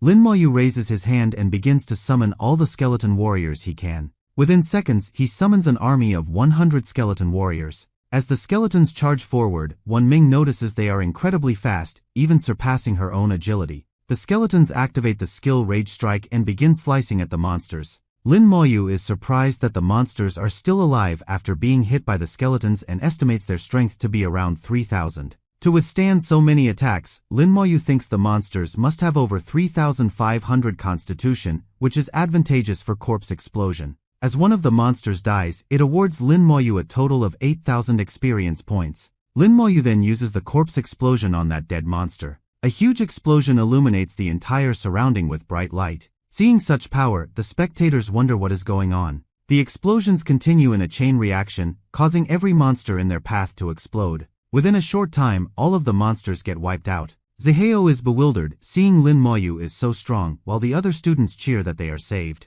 Meanwhile, the Abyss monster shrieks in disbelief, declaring its anger and vowing to kill Lin Moyu and eat his flesh. Suddenly, countless more monsters emerge as the Abyss monster laughs, claiming all the students will die now. Lin Moyu looks up and sees the Abyss monster who has been talking till now. A skeleton gets on its knee and flings a dead monster upwards. Lin Moyu leaps upwards after the monster's corpse as the Abyss monster curses him, demanding to know what he is doing. Once a little higher, Lin Moyu uses the corpse explosion. He also uses the soul blaze on the Abyss monster, who shrieks in pain, shouting it will kill Lin Moyu. Lin Moyu is surprised to find the Abyss monster still alive and attacks it again with soul blaze, causing the monster to bellow in pain. With this, Lin Moyu lands on the ground, telling the injured Abyss monster it's his price for invading. Meanwhile, hovering near the trial tower, the old man gets a shock. He notices that the power of the Abyss is getting weaker. The shadowy figure asks if everyone in the tower is dead, but the old man replies that he still senses many people, suggesting the Abyss monster might be injured. Bai tells the old man to say such things earlier, expressing that he was worried for nothing. Since no one can enter the battle space, Bai wonders who could have injured the Abyss monster. The Abyss monster bellows that it will kill Lin Moyu and orders the remaining monsters to charge at him. A monster turns around at the order, leaving a guy it was about to kill alive. Lin Moyu notices that his corpse explosion has leveled up, increasing its radius to 20 meters and dealing 150% damage. He turns around, sees the charging monsters, and decides it's the perfect time to test the upgraded skill. Lin Moyu successfully levels up as he slaughters all the monsters with the corpse explosion skill. The other students are a mix of awe and shock as Lin Moyu defeats all the monsters alone, saving them in the process. As half a dozen monster corpses fly towards the Abyss monster, Lin Moyu is certain it can't escape now. The Abyss monster bellows that it will always remember Lin Moyu and seek revenge when he enters the Abyss. Lin Moyu uses the corpse explosion to blow up the Abyss monster. With the Abyss monster's defeat, the battle space returns to normal. Outside the trial tower, the old man successfully eradicates the Abyss's consciousness from the tower. He mentions that the battle space is being restored as Bai asks about the kids. The old man claims that the kids are safe with no casualties. Bai then suggests they teleport back to the kids and find out what actually happened there. Concerned, Shui asks Lin Moyu if he is okay, and he assures her that he is fine. Bai's face appears in the sky, announcing that the abyssal power is gone. The students will return to their original testing site, and the exam results will be announced later. Shui notes that without Moyu, they wouldn't have managed to handle those monsters. As the students are teleported out, the announcer declares the exam over and instructs them to wait for the final score evaluation. Xianfeng reveals that the main combat exam results include points and evaluations, with the evaluations given directly by the Empire's high-ranking officials. Xianfeng wonders about the events inside the battle space and looks forward to seeing how Lin Moyu is evaluated. Upon inspection, Bai finds out what happened inside the space battle. Bai admits he didn't expect Lin Moyu to turn the tide alone and, noting Moyu's calm and decisive battle demeanor, believes he has the potential to become a top-tier expert. He points out that this year's evaluation is tough, as students who fled can't be relied on, but he's confident Moyu's evaluation will be excellent. The final evaluation is displayed for everyone to see, with Lin Moyu listed first. The principal cheers in excitement, seeing his student is the top scorer in the province. Shui congratulates Lin Moyu for topping the exam and Lin Moyu thanks her. Shui is surprised to see Lin Moyu smiling and tells him to smile more often. Shui receives the second place, which makes the principal even more proud and happy. Feng Xiu and Zhou Mei earn third and fourth positions with excellent evaluations, while Wang Zihao gets fifth with a poor evaluation. Seeing his poor evaluation, Zihao gets enraged, realizing even top 20 high-tier academies won't accept him now. He begins shouting out loud, claiming he gave it all and this isn't fair. Suddenly, the voice declares that Zihao just violated the rules and expels him on the spot. The voice announces to the public that this year's top scorer is Moyu. Yang, along with the other students from the academy, begins cheering with joy. The voice then tells the cheering students to be silent and reveals that an imperial order has just arrived. According to the order, Lin Moyu is announced this year's national exam top scorer, which shocks everyone present there. The principal, sweating and in disbelief, wonders if he is being pranked. But he quickly bursts into tears of joy, thrilled that his student is the national top scorer. The people present are all pleased and begin praising Moyu's skills.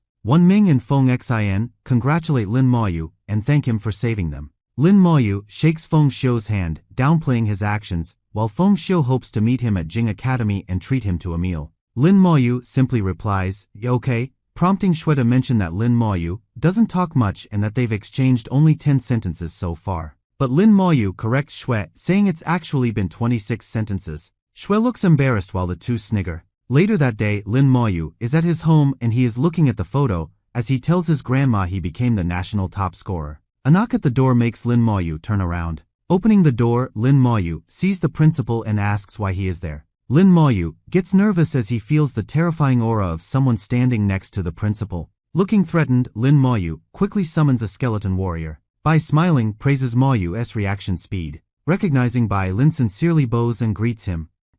Bai says he has come to talk to Lin Moyu about the matter of Xiajing Academy. Lin Moyu invites them in, pours drinks, and the principal tells Bai that Lin Moyu lives alone since his sister is at Xiajing Academy. Bai thinks it's remarkable that both siblings were able to enter Xiajing Academy. Bai analyzes the skeleton warrior's attributes, finds each at 250, and asks Lin Moyu how he achieved that. Hearing Bai mention the 4 attributes at 250, Lin Moyu realizes others can't see the talent-boosted attributes of the skeleton. Bai asks Lin Moyu what talent he awakened, and Lin Moyu claims its amplification, which boosts all skills. Bai notes he is there to discuss 2 things, the reward from Xiajing Academy and taking Lin Moyu to the academy for the trial. Lin Moyu asks about the trial, and Bai explains it's an internal trial within Xiajing Academy for their own students. Lin Moyu asks what Bai means by internal participants. Bai says he can't reveal the trial's content, but Lin Moyu will learn it later if he joins, and Lin Moyu agrees to participate.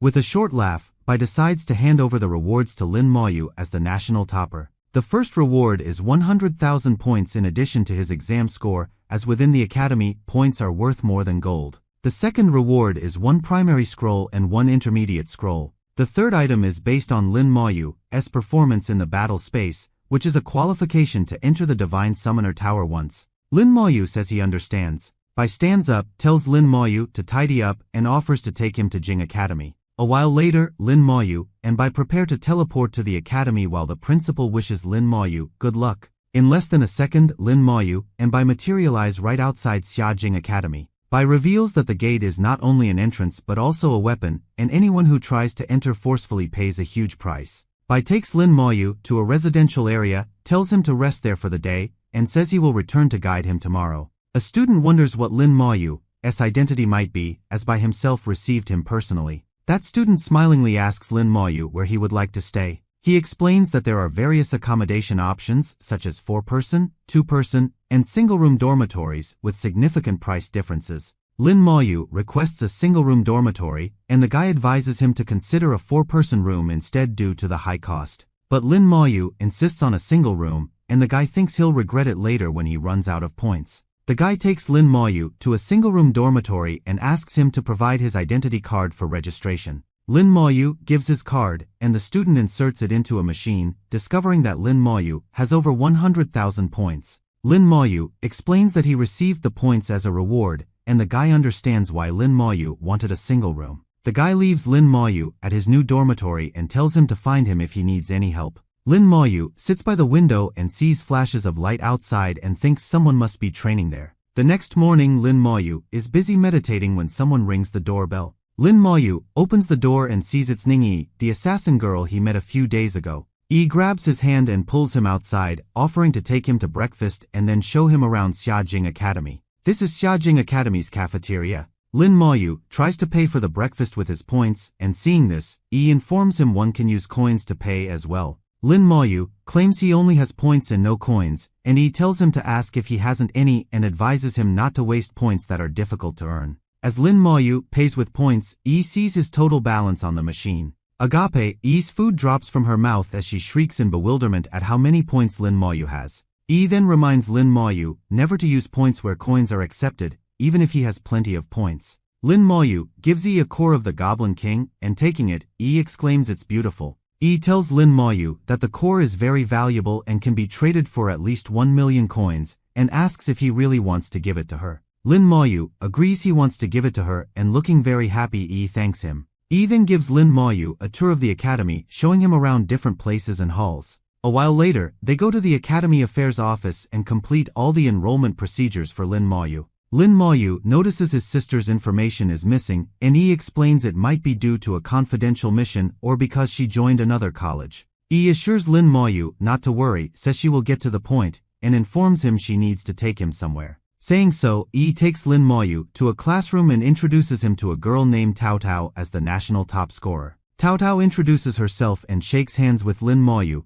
who introduces himself in return. A long-haired guy holding a massive staff sitting near mocks Lin Moyu for being only level 17. Yi asks Lingjun what he means and warns him to watch his mouth when speaking to a national top scorer. Jin claims that compared to his dragon team, Moyu is nothing, as all the previous national top scorers were all trash. Jin then tells Moyu not to think he can do whatever he wishes just because he was introduced by Lord Bai. Jin claims his hidden dragon team values strength above all and tells Moyu to keep quiet during the trial and not drag them down. Jin warns he won't be polite to Moyu otherwise, and Moyu responds by asking if Jin is nuts. Hearing this, Jin's eyes blaze with rage as he summons fire in his fist and dares Moyu to repeat himself. Tao Tao and Yi jump in between, shouting at Jin to stop acting recklessly. Jin snarls his teeth but agrees to be considerate for Tao Tao. With this, Jin walks away, and Tao Tao tells Moyu to return tomorrow so she can explain more about the trial. Yi tells Moyu they should go now to buy things and make preparations. Tao Tao acknowledges Jin's grievances and tells him not to let personal feelings affect the trial, while Jin says he just wanted to see what kind of person Moyu is to replace his brother.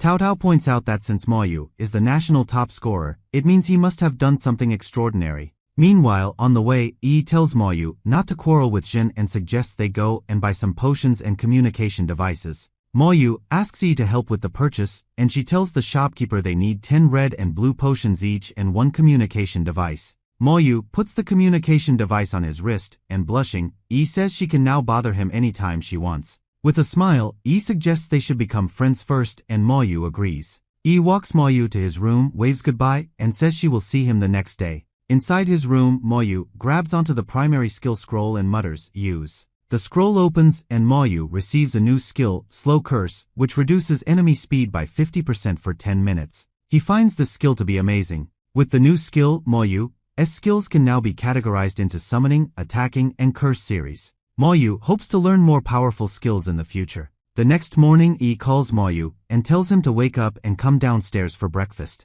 When the team is gathered, Tao Tao tells them not to wander aimlessly after they teleport, while Jin warns Moyu not to slow them down. Tao Tao gives an annoyed look at their quarrel, tells them to settle their conflicts later, and suggests they introduce themselves. This is Miao Yu, level 20, Elf Elder, and this is Duan Gao, level 20, Diviner. Jin lazily introduces himself as level 21 Warlock. Tao Tao introduces herself as a level 23 Elf Knight, and Moyu introduces himself, followed by Yi's introduction. Tao Tao mentions that in this trial, they all need to unite and not blame others or be rude. When all of them are ready, they begin to teleport. They all teleport outside the Divine Xia Tower, which Moyu sees as floating in the sky. The Divine Xia Tower's power begins teleporting them again. They arrive at Mermaid Island. There, Cao Cao instructs the team to touch the mission stone to learn more about their mission. Upon touching the stone, Moyu finds out that their mission is to enter the Mermaid's Tier dungeon, defeat the final boss, and obtain the Mermaid's Tier. The Mermaid's Tier dungeon is located at the center of Mermaid Island. Cao Cao, looking disappointed, says she didn't expect the trial to be on Mermaid Island, and he tells her to share her experiences from previous trials. Cao Cao explains that Mermaid's Tier can be used to craft special equipment and notes that only 3 drops are produced each year. She mentions that there are a total of 10 teams there, and some of them are also teams from other countries. He asks what to do if they run into other countries' teams, and Cao Cao notes that they will guard the dungeon entrance to prevent entry. Cao Cao warns her team not to let their guard down as deaths have occurred before. Moyu assures Cao Cao that they won't encounter such situations. Now ready to enter Mermaid Island, Cao Cao instructs Duan Gao to apply his buffs to the team. With the buff, Moyu sees his attributes have increased by 30% and skill power by 20%, lasting for 1 hour. Moyu then summons a skeleton, wondering if these buffs will apply to it as well. Duan Gao and Miao Yu are both startled seeing the undead, while Yi tells them not to worry. Moyu asks Duan Gao to give his buffs to the skeleton as well, and Duan Gao agrees. But Duan Gao says his skills can't be applied to the skeleton. Seeing the skeleton can't be buffed, Jin gives Moyu and the skeleton a long, dismissive stare. Jin turns to Lin, raises his staff threateningly, and asks if he wants to fight. Cao Cao gets between the two, snapping at Jin to fight later and focus on the trial first. Jin reveals that whenever he finds Lin's summon looking at him, he gets an eerie feeling like he will die. Suddenly, Cao Cao sprints forward, announcing that the trial has begun and instructing everyone to get to the island. Cao Cao reminds the others that their target is the Mermaid Dungeon and tells them to avoid fighting monsters on the way if they can. A while later, on their way, they reach a stream infested with a monster. Followed by a small ripple on the surface, the massive level 19 monster lunges out of the water, looking down at Cao Cao. The monster then lunges at Cao Cao, swallowing half her body in its mouth. At that moment, Yi jumps behind the monster while a massive fireball hurls toward it from the front. The fireball slams into the monster as he slits its throat from behind. With this monster dead, more begin appearing. Cao Cao informs the others of the approaching level 21 monsters and instructs Miao Yu to handle them while the group charges to the island's center. Miao Yu uses Windbind to summon a massive tornado and tells the team to hurry, assuring them she will take care of the monsters. 20 minutes later, the team encounters more monsters blocking their path. Looking worried, Cao Cao asks if they stand a chance against the monsters, while Miao Yu points out they are all level 22, higher than her level. Cao Cao knows charging straight ahead will get them surrounded, but clearing the path slowly will take at least an hour and make them fall behind significantly. Lin steps ahead and offers to deal with the monsters. Jin smirks and mocks Lin for being level 17, asking what he will do and tells him to keep hiding behind women. Ignoring Jin's comments, Cao Cao asks Lin what he plans to do, and Lin says he will distract the monsters with his skeleton warriors. Cao Cao thinks it might work and, smiling, tells Lin it's all up to him. As Lin instructs the skeleton to charge forward, Cao Cao is surprised to see its fast movements. Once the path is cleared, Cao Cao shouts at her team to hurry forward and they begin sprinting. When they reach far from that place, Lin recalls his skeleton and Cao Cao praises Lin for his actions. Jin asks why Lin didn't use this technique before, claiming they could have reached the mountain by now. Jin then tells Lin it's his summons doing the work and calls him trash. Suddenly, Miao Yu spots something and bellows at her team to run. Hundreds of monsters charge at them as if fleeing from something, and Cao Cao shouts for everyone to retreat. Cao Cao points out that the people from the country Y, the Shikigami summoners, are ambushing them. A Shikigami summoner shoots 2 small figures engulfed in flames forward. Those figures turn into 2 massive demonic creatures, one resembling a bull and the other a horse. Miao Yu asks why the summoners are doing this, and Cao Cao says it's to stop others from going up the mountain. The Shikigami warrior rides on the demonic beast and laughingly claims the mermaid dungeon belongs to his great country Y. People from other countries shout that it's despicable for the Shikigami summoner to use such tricks to win. Cao Cao asks Lin if he can use his summons to drive the monsters away, but Lin points out that his summons are useless against the hundreds of monsters. Nevertheless, Lin still sends one summoner forward to drive some of the monsters away, leaving 2/3 of them behind. Lin summons another skeleton and commands it to lure some of the remaining monsters away.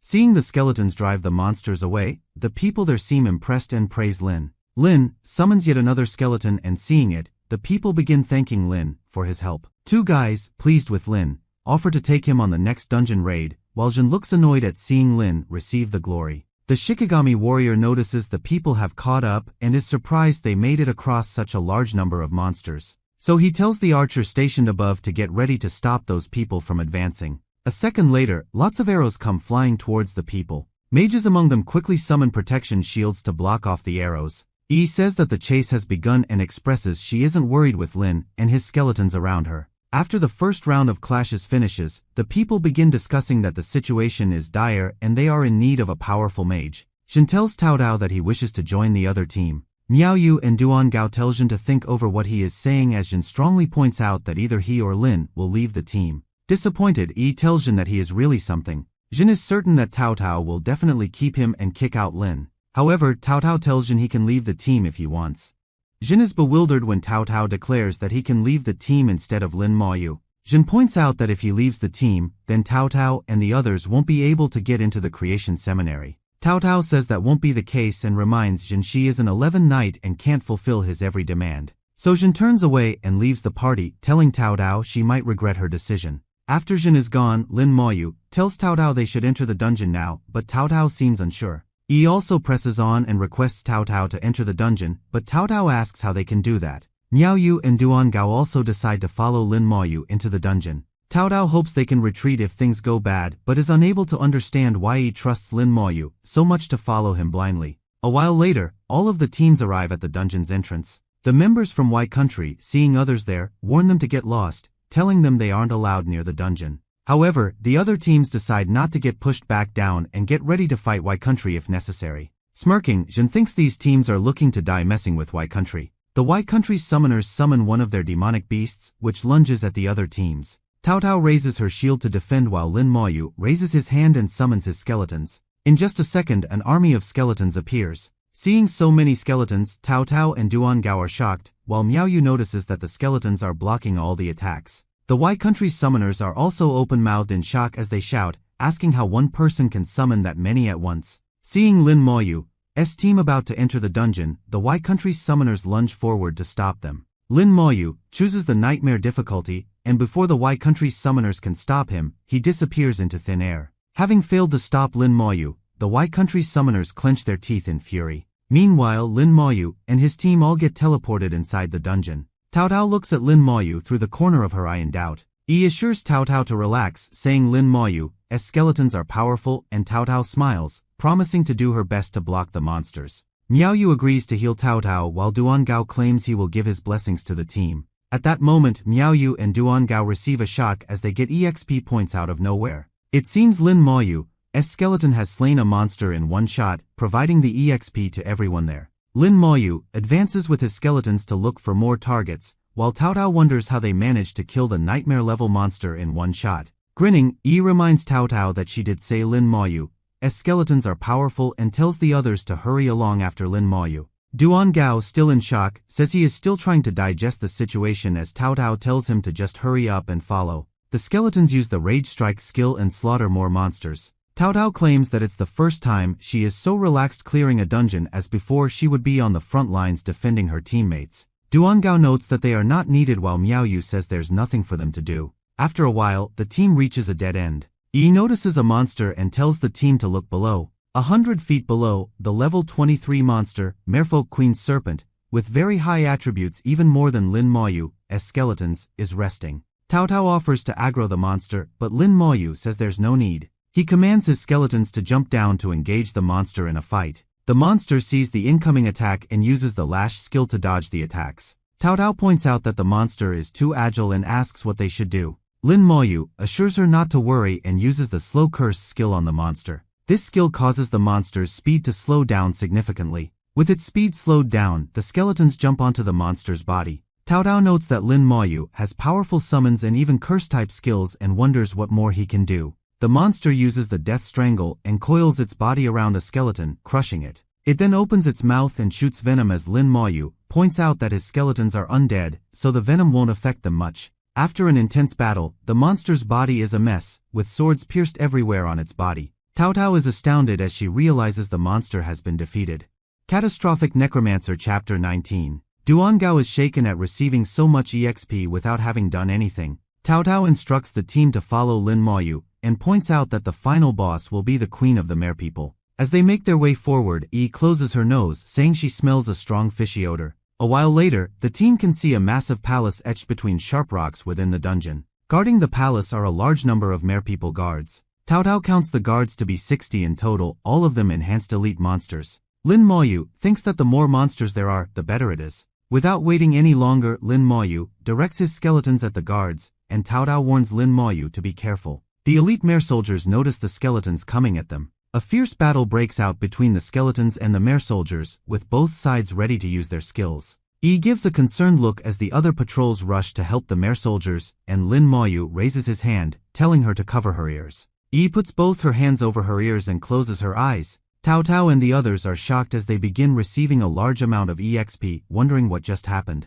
As more EXP flows in, Cao Cao asks what powerful skill Lin Moyu used to achieve this. Suddenly, the palace door begins opening. Through the door, the queen of the merpeople, a boss-level monster, walks out. Yi looks at the queen in awe and says she is beautiful. Lin Moyu recognizes the queen is enchanting Yi and grabs onto her hand. Lin Moyu uses the clear-headed skill to block the queen's enchantment, and Cao Cao is surprised to see he is unaffected by the spell. Snapping back to her senses, Yi asks what happened to her. Miao Yu, shaking with fear, says the queen enchanted them all and that if Lin Moyu hadn't acted in time, they would have been wiped out. The queen begins channeling her power around her. Suddenly, her face contorts, her eyes turn red, she summons her trident, and uses the fearsome shriek skill, emitting a high-pitched noise. Cao Cao uses her shield to block the queen's attack, noting that based on the queen's attributes, it should take at least an hour to defeat her. Cao Cao also believes, with such high stats, the skeletons will not be able to stand against the queen. She compares this situation to a pack of wolves trying to attack a fierce lion.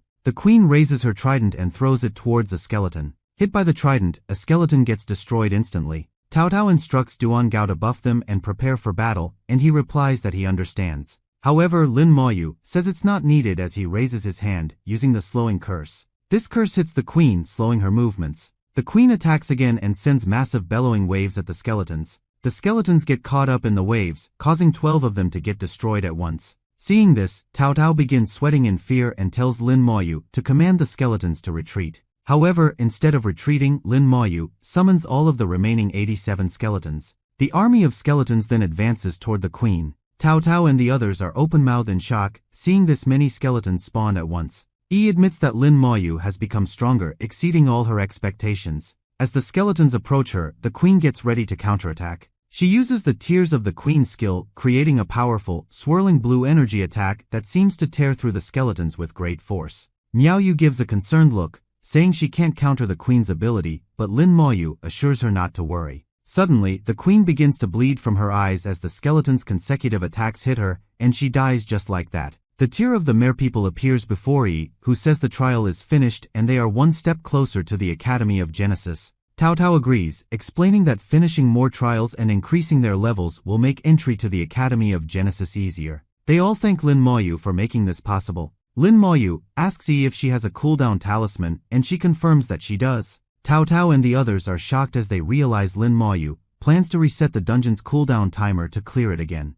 Catastrophic Necromancer Chapter 20. As Lin Moyu and his team teleport out of the dungeon, the White Country's team is surprised to see them out in less than an hour. They begin sniggering, believing Lin Moyu's team must have been unable to beat the monsters inside and retreated. The other people there try to console Lin Moyu, telling him it's okay if he couldn't beat the dungeon. Meanwhile, Jin is disappointed that Lin Moyu's team didn't die. Cao Cao raises her shield and tells her team to be careful, while Yi tells her to relax, noting they have Lin Moyu with them. Cao Cao suggests they carry out the plan they discussed earlier, and agreeing to this, Yi takes out the cooldown talisman. Using the talisman, they reset the cooldown, leaving the onlookers bewildered as only 2 enter at nightmare level. It seems only Lin Moyu and Yi went into the dungeon alone, and Miao Yu assures Cao Cao to trust in Lin Moyu's skills. Cao Cao agrees that even if it's a nightmare level, Lin Moyu is capable enough to clear it on his own. Meanwhile, Lin Moyu and Yi both teleport into the dungeon, as Yi says she didn't think Lin Moyu would help her level up like this.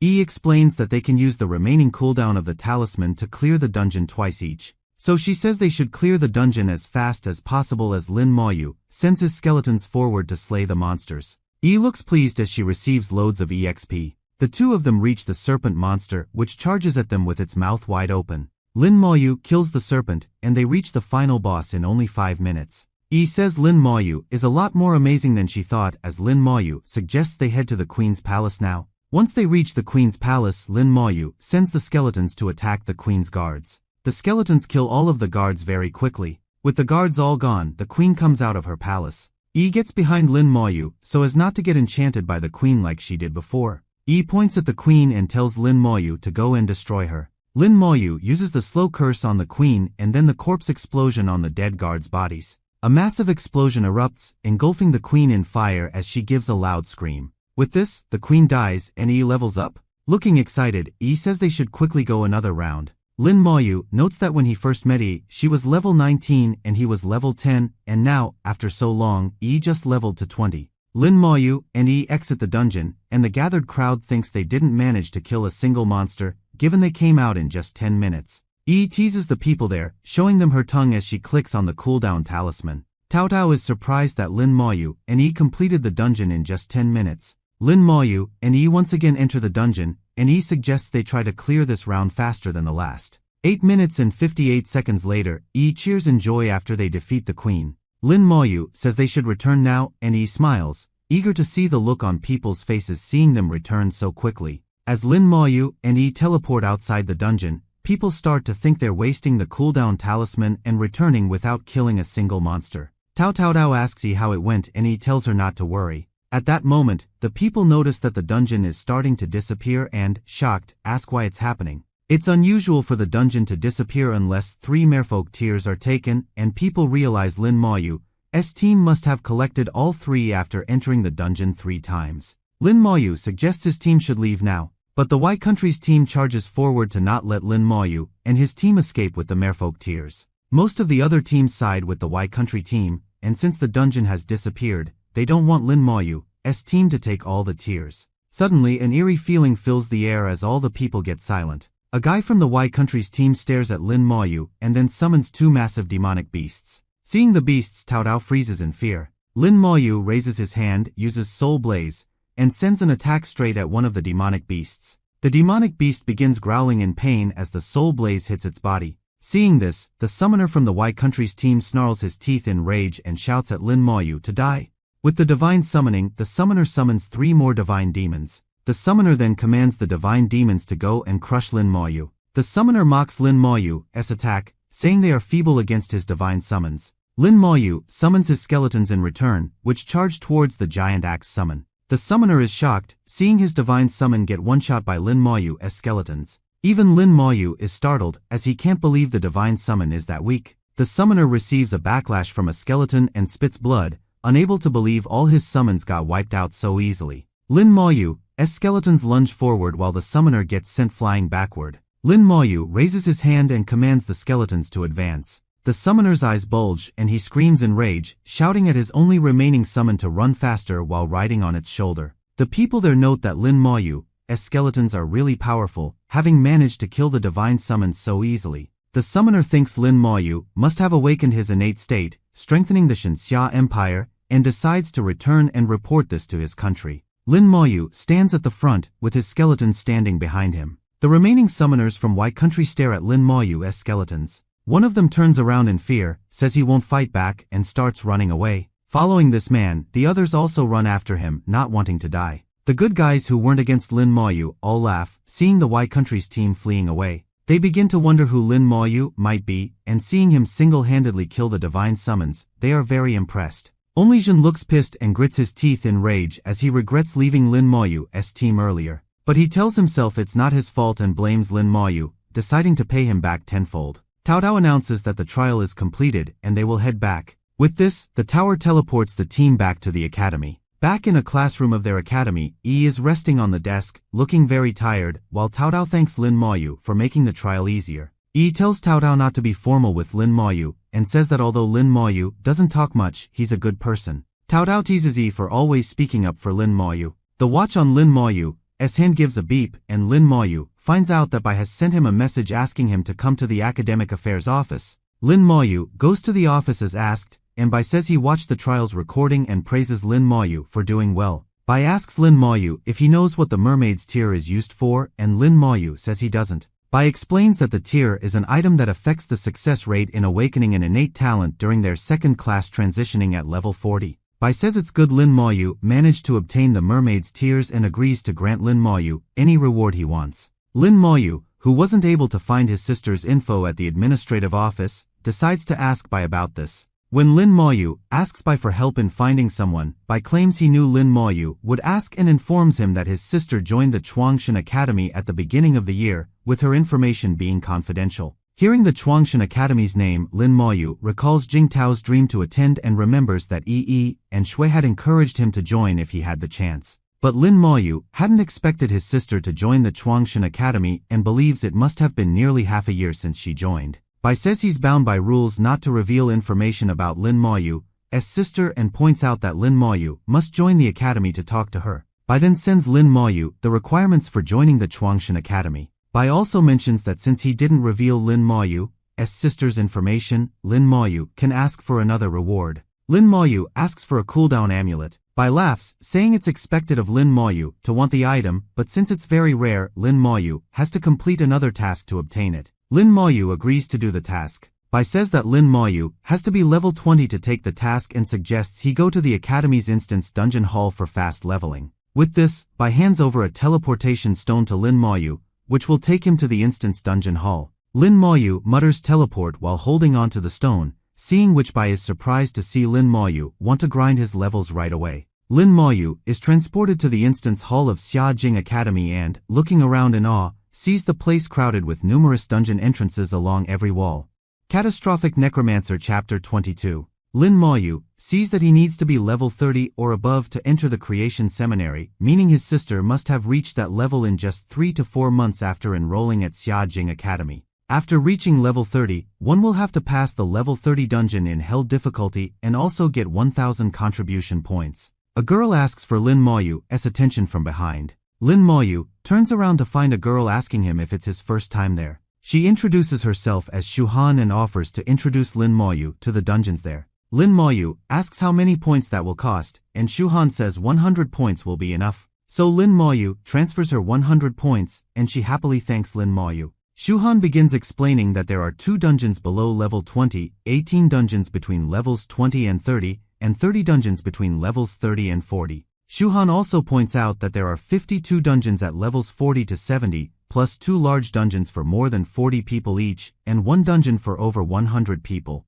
Shuhan adds that each dungeon has its respective clearing records, and setting a new record will result in more rewards. The place Lin Moyu and Shuhan are gathered is the Task and Team Recruitment Center, where one can complete tasks and earn points or recruit teammates. Explaining all this, Shuhan asks Lin Moyu if he has any questions, and Lin Moyu asks how he can get contribution points. Shuhan says that one can earn points by participating in trials organized by the Academy and completing their tasks. Lin Moyu needs 1000 contribution points to enter the Creation Seminary but sees that the highest reward for a task is just 10 points, with most tasks giving only 2 to 3 points. Shuhan claims that earning points is difficult because tasks are quickly completed by others as soon as they are issued. At that moment, Lin Moyu receives 50 contribution points. Hearing Lin Moyu receive so many points at once, the others around him believe he must be joking. Lin Moyu thanks Shuhan for the explanation, and Shuhan asks if he is looking for a party to enter a dungeon. Lin Moyu places his hand on a round crystal, selects the mutated forest dungeon, notes that no one has broken the record in 3 years,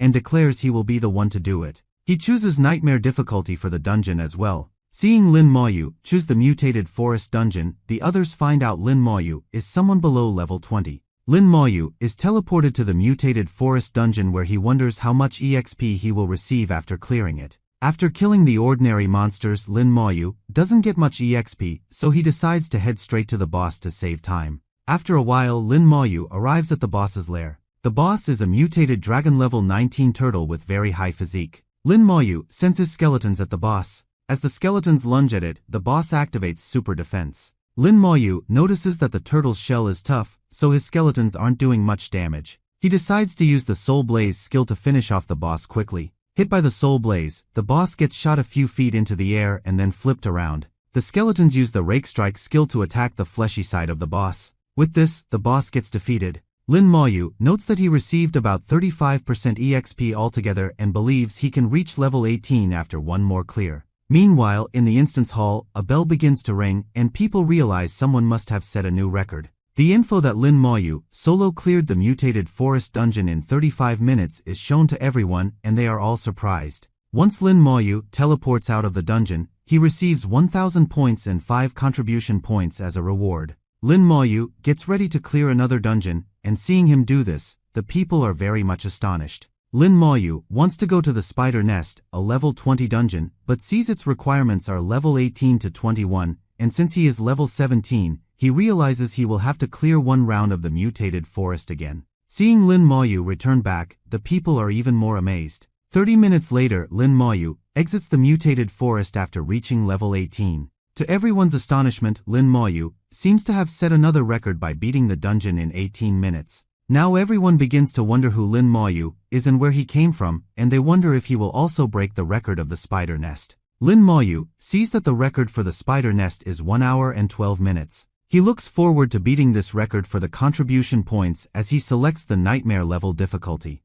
Catastrophic Necromancer Chapter 23. Lin Moyu enters the spider nest and the first thing he notices is that it's very dark. He raises his hand and summons the soul flame to help him see the surroundings. As he looks around, Lin Moyu finds it similar to a maze, and he decides to use the skeletons to find his way around. Analyzing the map traced by the skeletons, he sees that there are countless paths. He looks up at the ceiling and notices a small level 18 spider. Deciding to try his skill, Lin Moyu sets the small spiders ablaze with the soul blaze attack. In a single wave, Lin Moyu manages to kill around 100 spiders, receiving 500 EXP for each one killed, and thinks this place would be nice for farming EXP. When Lin Moyu turns around, he sees that one of his skeletons is covered in small spiders, all gnawing at its bones. Lin Moyu tries to make the skeleton return, but it fails, and he is surprised to learn he can't call the skeletons back. So he uses the corpse explosion on his skeleton to burn away the spiders, receiving loads of EXP in return. Realizing this place is perfect for farming EXP, Lin Moyu decides to send all 108 of his skeletons in groups of 10 to avoid being overwhelmed by spiders. A while later, Lin Moyu finally comes face to face with the level 21 Spider King. Lin Moyu points out that the Spider King likes fighting one with many and declares it's his turn now. Meanwhile, back in the instance hall, Shuhan asks if Lin Moyu will be able to solo the spider nest, and a guy notes that it's been 1 hour already, so Lin Moyu won't break the record of 1 hour and 12 minutes. Inside the spider nest, after defeating the Spider King, Lin Moyu's experience increases by 80%, but it has taken 1 hour and 32 minutes, so he decides to return back and beat the record. Shuhan begins to get concerned for Lin Moyu, seeing him not return despite this long. At that very moment, Lin Moyu teleports out of the dungeon, and seeing him, Shuhan gets relieved and asks Lin Moyu if he cleared the dungeon. Lin Moyu tells Shuhan that he cleared the dungeon. Hearing this, Shuhan is surprised because the highest record was set by a group of 5 and Lin Moyu alone nearly beat it. Shuhan also notices Lin Moyu looks carefree, as if clearing the dungeon was a piece of cake for him. Lin Moyu asks Shuhan which dungeon offers the highest experience, and Shuhan replies that the spider nest is the best for experience among dungeons below level 25. Lin Moyu knows the spider nest is best for EXP but costs 40 points to reset its cooldown, as he uses the points to reset it. Lin Moyu asks Shuhan if there are any dungeons with high experience and a fast clear time. After thinking a bit, Shuhan points to a dungeon behind Lin Moyu and suggests he team up with others to go to the Tyrant Desert Large Dungeon. Shuhan explains that despite being a level 25 dungeon, level 20s can enter it because one can form a team of 40 people. Hearing it's a large dungeon, Lin Moyu wonders if he can solo it. Lin Moyu turns around, thanking Shuhan, and Shuhan realizes Lin Moyu is about to enter the spider nest again. Lin Moyu points out that he wants all the EXP he can get from the spider nest. Meanwhile, in the observation room, Bai and other important people are watching Lin Moyu's trial earlier. Meng Anwen, the old man, expresses surprise at one person solo taking all 3 merfolk tiers, while Hongshan points out the reactions of the White Country people. Meng Anwen tries to ask about Lin Moyu's talent, but Bai says he doesn't know how many times Lin Moyu's talent has enhanced. Anwen claims that Lin Moyu is a very good child, and Bai agrees, noting that Lin Moyu's future is very promising. Bai reveals that Anwen still favors Lin Moyu's sister and is positive he might take in Lin Moyu as well. Anwen predicts 2 future stars for humanity, while Hongshan is sure Lin Moyu will become a one-man army capable of facing 1,000. Back in the dungeon, Lin Moyu has cleared the spider nest, gains 70% experience, and hopes he has broken the record this time. Outside in the instance hall, the bell begins ringing once again, and the people realize Lin Moyu must have beaten another record. Jin tells everyone that Lin Moyu is not talented but just lucky, prompting another guy to ask why he says that. Jin gives a thumbs down and says Lin Moyu is an ordinary examinee and he might have gotten some powerful treasures from Bai. Shuhan shouts that Lin Moyu's ordinary background doesn't mean he can't beat records, while another person asks Jin if he has proof to slander Lin Moyu. At that moment, Lin Moyu walks out, and he seems to have set the new record of clearing the dungeon in just 47 minutes. Lin Moyu notices Jin, who tells him to stop pretending and admit that his success is due to God Bai's support. Lin Moyu's anger reaches its limit, and he says he has endured enough from Jin, summoning a skeleton behind him. Scared but trying to act tough, Jin declares he isn't scared of Lin Moyu. Lin Moyu calms down, turns away from Jin, and decides that fighting him would waste time as he aims to reach level 20 today. Catastrophic Necromancer Chapter 24. Lin Moyu enters the spider nest again, certain he will level up after clearing this round. With the Spider King's death, Lin Moyu reaches level 20, and all his stats increase. His summoning skill also levels up and his skeletons upgrade to silver grade. Lin Moyu summons the upgraded skeleton and realizes it takes 500 spirit to summon one. Analyzing the skeleton, Lin Moyu finds its overall stats equivalent to a dungeon boss with its level increased as well. Lin Moyu then decides to change his equipment, selling off the silver grade equipment to buy some skill scrolls. Exiting the dungeon, Lin Moyu receives admiration from people marveling at him leveling up and setting a new record. Lin Moyu heads to a trader, putting all his equipment on the table and asking the trader to sell them and buy beginner level scrolls. The trader agrees and asks Lin Moyu why he is selling all these items instead of using them. Lin Moyu explains that he needs equipment, but not these silver grade ones, as they are not as good as his talents. The trader mentions they also have good equipment that can be bought with points, and Lin Moyu asks to see them. The trader takes Lin Moyu to a large room full of equipment and tells him to look around while he sells Lin Moyu's silver grade equipment. Lin Moyu inspects a spirit longsword costing 3,000 points and finds out it's part of the spirit set. Lin Moyu agrees that the equipment is good, but the prices are very high, making it unaffordable for new students. Lin Moyu examines some spirit robes and spirit rings, finding that using these sets can increase spirit by 800, but he doesn't find it that good. At that moment, Lin Moyu hears some men talking about a broken weapon costing 50,000 points nearby. Lin Moyu is surprised to hear it's that expensive and thinks only a handful of people in the academy might be able to afford it. The weapon is the Donatus sickle, part of the Death Spirit set. Lin Moyu learns that the sickle can summon a hero general, and he notes that his skeletons need a new leader. He grabs the sickle and points out that, despite lacking attributes and seeming useless, it can absorb abyss demon souls for upgrading. Lin Moyu decides to buy the Donatus sickle. Lin Moyu tells the trader he wants the sickle, prompting the trader to ask if he is sure, as it's expensive. When the trader inserts the card into the machine, he is shocked to see Lin Moyu has 130,000 total points. As Lin Moyu walks away with the sickle, the trader claims he never imagined someone would buy it, as it had been in the center for way too long. Lin Moyu returns to his room, drops all the scrolls on the table, hoping to get at least some new skills from them, and begins opening them. The first skill he receives is Skeleton Armor, which provides armor to skeletons, and Lin Moyu thinks it's a good skill as it can also protect him. Lin Moyu raises his hand and produces swirling blue energy around him. The energy transforms into a skeleton-like spinal cord of a monster. Lin Moyu reaches out to grab another scroll and opens it. He then raises his hand and summons a dark iron grade skeleton mage, whose spirit is very high, just like his. Lin Moyu notes that now his skeletons can attack from a distance as well. The next morning, Lin Moyu wakes up to find all his spirit fully recovered and decides to ask God Bai for the task. Lin Moyu goes to Bai and tells him he is level 20 and asks about the task. Bai is shocked that Lin Moyu has reached level 20 in just one day, believing Lin Moyu's speed is faster than his own. Bai tells Lin Moyu that the task is simple. Lin Moyu needs to help him get something.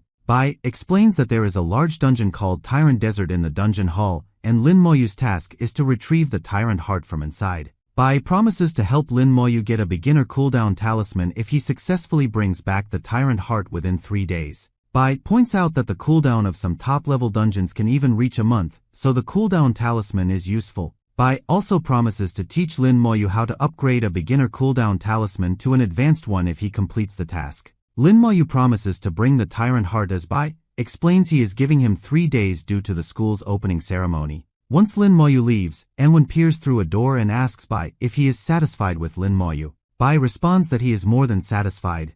Anwon believes Lin Moyu's personality will lead him to solo the dungeon and reminds of when he entered the dungeon at level 30 and returned empty-handed.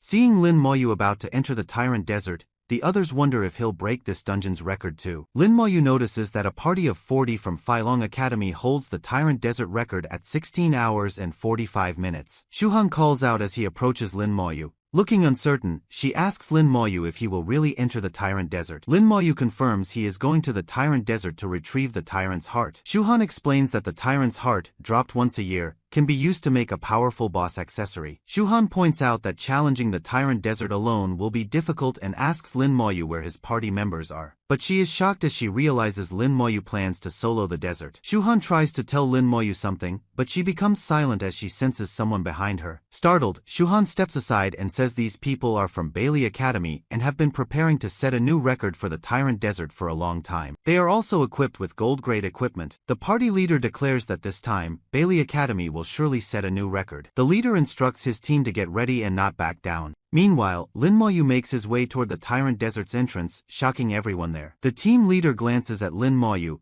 asking if he really plans to clear the Tyrant Desert alone, which is a large dungeon. The leader thinks Lin Moyu is being suicidal and tells his team to get ready to teleport. Arriving in the Tyrant Desert dungeon, Lin Moyu notices the sun overhead, making navigation difficult, and understands why the record time to clear is 16 hours. So he sends his skeletons in every direction to map the place himself. Lin Moyu notes that entering the dungeon costs 5,000 points, refreshing the cooldown costs 2,000 points, and he only has 8,000 points. Suddenly, Lin Moyu notices a monster labeled on the map. The monster is a strong elite with level 25, and all its attributes are as impressive as expected for a large dungeon. Lin Moyu believes this dungeon's ordinary monster could challenge the level 24 merfolk leader and is relieved his skeletons are silver grade. The skeletons defeat the level 25 monster for 300,000 EXP, and Lin Moyu calls the dungeon an EXP treasure land. Lin Moyu summons the skeleton armor to cover his body to be safe from any hidden danger. He and his skeletons advance and, after 2 hours, find an oasis.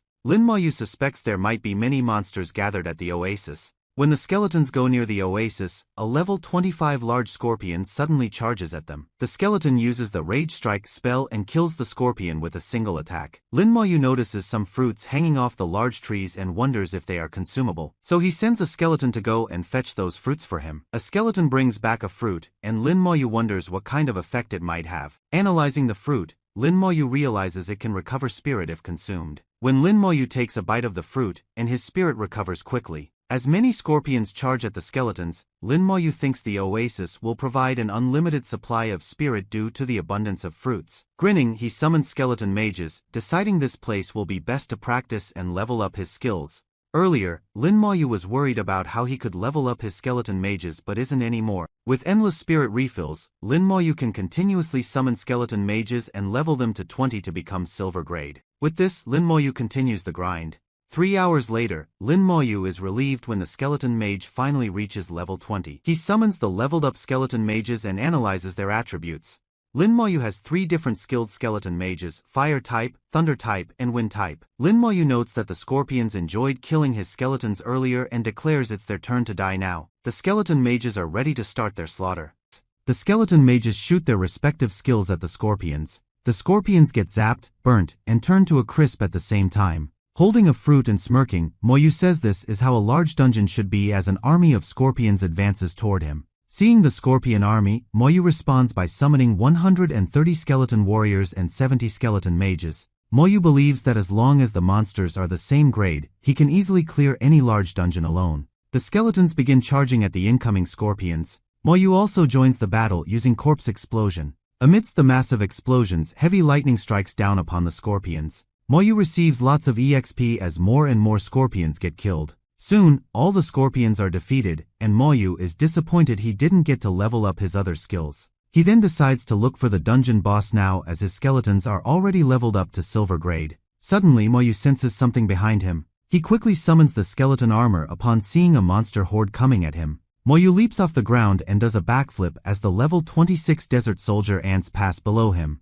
Landing, Moyu wonders where the ants are headed. So he decides to follow the ants. Sometime later, Moyu arrives at what he thinks is the soldier ant's nest. There he notices flying ants, recognizing them as the queen ant's personal troops, and wonders if the boss is the queen ant. The flying ant attacks Moyu, hitting his skeleton armor very hard. Moyu calls the flying ant a bully as he raises his hand and summons his skeletons. A skeleton mage produces a tornado which catches the flying ant and crushes it. Now, the whole army of flying ants comes flying at Moyu and his skeletons. Moyu summons all his skeletons, which start killing the flying ants and providing him with more EXP. Moyu commands the skeleton warriors to look for the queen ant, saying he and the mages will handle the flying ants. The mages rain down destructive spells upon the ants, killing them instantly. Some moments later, Moyu notices the skeletons have located the ant queen and decides to head over there. Arriving where the ant queen is, Moyu sees that she is level 29 while her personal ant army is level 27. Disappointed by the queen's weakness, Moyu says it's boring and directs his skeletons to charge.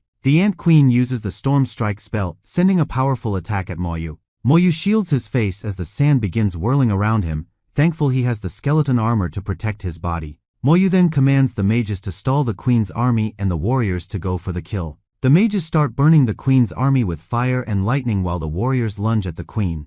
Moyu receives lots of EXP as the guards begin dying. The queen uses the sonic wave attack and burns the skeleton warriors to a crisp as they approach her. The queen uses the curl spell to defend herself and summon ants, sending shockwaves around her. Seeing the queen using a defensive skill, Moyu says it's a waste of his time. Suddenly, Moyu turns around to see an army of ants charging at him. Smirking, Moyu raises his hand to use the corpse explosion skill. A mighty explosion occurs around the queen, sending massive waves of sand flying all around. With this, the queen dies, providing Moyu 800,000 EXP and other items. Moyu examines the desert queen ant egg, which he hopes to sell for a lot of gold coins. He notes his experience has increased to 78% and thinks it's a good place to farm EXP, but decides to search for the tyrant's heart instead. 2 hours later, after moving a long distance and battling various monsters on the way, Moyu arrives at a massive palace. The palace is ruled by the lion tyrant, a world-level leader. Looking over at the palace, Moyu thinks he is at the right place. On the walls, Moyu notices level 29 archer guards with higher attributes than the ants. The level 28 lion warriors notice Moyu and begin advancing toward him in formation. Moyu brings out the sickle and summons the hero general. The hero general appears out of the ground with a skill of military influence. Moyu then summons the skeleton warriors. Doing so, Moyu orders the hero general to follow his will, lead his soldiers, and defeat the enemy. The hero general uses its influence and makes the skeleton warriors get into a fighting formation. The archer on the wall gives a loud roar, and 100 arrows come flying toward the skeletons. The skeleton mages shoot their spells at the oncoming arrows to counter them. The mages' spells hit the arrows and nullify them. The spells then rain down upon the archers, causing a small outburst and sending sand and dust everywhere. Moyu is grateful for his skeletons as they and the lion warriors stand ready to clash. The skeleton warriors use Rage Strike and begin attacking the lion warriors. Moyu instructs half the mages to concentrate on destroying the wall. A while later, Moyu is surprised to see the gate still hasn't taken any damage despite all the attacks on it. Moyu realizes that, being a large dungeon, the party must work together to find ways to open the gate and reach the final boss. He claims the gate isn't opening due to insufficient firepower and commands the skeletons to stack dead bodies at the gate. The skeletons gather dozens of corpses at the gate, and Moyu raises his hand to use the corpse explosion spell. A massive explosion causes the gate to be blown apart into rubble. Moyu, holding the sickle and with the hero general standing behind him, looks over at the ruler of the castle. The ruler, who is level 31, Lion Tyrant, looks back at Moyu with glowing eyes. Moyu realizes that the final boss is on a whole different level from other bosses. The final boss stands up, towering over Moyu. The boss lunges high and pounces down upon the skeleton warriors, destroying 2 of them easily. Moyu shouts out to the other skeletons to stop the boss. The skeleton mages shoot lightning down upon the boss. More spells shot by the mages fly toward the boss, but upon hitting they do not cause much damage. The boss uses the revolving storm spell, performing a powerful spinning attack, sending the skeletons flying in every direction. 24 of the skeletons die instantly from the attack, and Moyu exclaims that the boss's attack is too strong. Moyu raises his hand at the boss and uses the slowing spell on it. The boss opens its mouth and gives a powerful roar, which kills 14 more skeletons. The roar pushes Moyu backward, slamming him into a wall and also destroying his skeleton armor. Despite the slow spell on it, the boss leaps toward Moyu, raising 2 massive axes in its hands. Moyu reacts swiftly, raising his hand and using Soul Blaze on the boss. Moyu's attack knocks the boss to the ground, and he instructs all the skeletons to attack. The skeleton mages raise their staffs and send spells at the boss. However, the boss gets on its feet and kills 4 more skeletons with a swing of its axe. Moyu attacks the boss with Soul Blaze and says he would have died if his skeleton mages weren't silver grade. The battle goes on for 20 more minutes and finally the boss falls, receiving consecutive spell attacks from the mages. As the boss dies, Moyu says he approves of it, receiving 2 million EXP and other items as a reward. With the EXP from killing the Tyrant Lion, Moyu levels up. He claims he forgot he was level 20 before and now he's leveled to 21. Moyu notices his skeleton mages have leveled up too and wonders if they will continue to level up with him as he fully masters his skills in the future. So he decides to quickly level up his skills, knowing it will get tougher at higher levels, and plans to fight the Lion Tyrant again. In the instance hall, people are surprised when the bell rings 6 times, signaling a new record has been set in a large dungeon. Bai Lixing from Bailey Academy thinks his team must have set the record, while someone else suggests it might be Moyu. Lixing questions who Moyu is, which academy he is from, and says how dare Moyu compete with Bailey Academy. The man begins explaining who Moyu is. Lixing howls with laughter hearing Moyu went in alone and says the dungeon is set for 40 people. Someone else mentions that even if Moyu is alone, he has already set a new record for 2 dungeons before. Lixing dismisses it, saying records in low-level dungeons are trivial and that clearing the large dungeon won't be easy for level 20 Moyu. At that moment, the announcement that the Tyrant's heart has spawned grabs everyone's attention and leaves them in shock. Lixing smiles, saying his academy not only set a new record but also got the Tyrant's heart. A new record announcement reveals Moyu cleared the Tyrant Desert in 14 hours and 11 minutes. The people from Bailey Academy, along with Lixing, are open-mouthed in shock seeing this. That very moment, Moyu teleports out of the dungeon and everyone turns to look at him in admiration. Lixing clenches his teeth angrily at Moyu who looks confused. But Moyu ignores Lixing and walks away, declaring he is busy. The people begin laughing, saying Bailey Academy got embarrassed by a single person, blaming Bailey for being too cocky at first. People discuss how Moyu leveled up to 21 during the dungeon, having entered at level 20, and are even more impressed by his achievement. Bai, while in his room, receives a call from Moyu. Moyu informs Bai he has obtained the Tyrant's heart. Bai, looking sleepy, mishears Moyu and says he will help Moyu find a team if he isn't able to. But a second later, Bai, looking shocked, asks Moyu what he just said, and Moyu repeats that he has obtained the Tyrant's heart. Bai is speechless as he remembers he had just given Moyu that task hours ago. Bai asks Moyu where he is, and Moyu replies that he's at the entrance of the dormitory. Moyu receives a notification that he has set a new record for the Tyrant Desert, earning 5,000 points and 30 contribution score. Suddenly Moyu gets startled as he senses a disturbance in the surrounding. Bai teleports behind Moyu and tells him the old man sitting at the table ahead is Meng. Moyu bows down and greets Meng, who tells Moyu to take a seat. Once they are seated, Bai asks Moyu to take out the Tyrant's heart. Moyu pulls out the heart from his pocket, and Meng confirms it's the true Tyrant's heart, while Bai asks Moyu if he soloed the dungeon.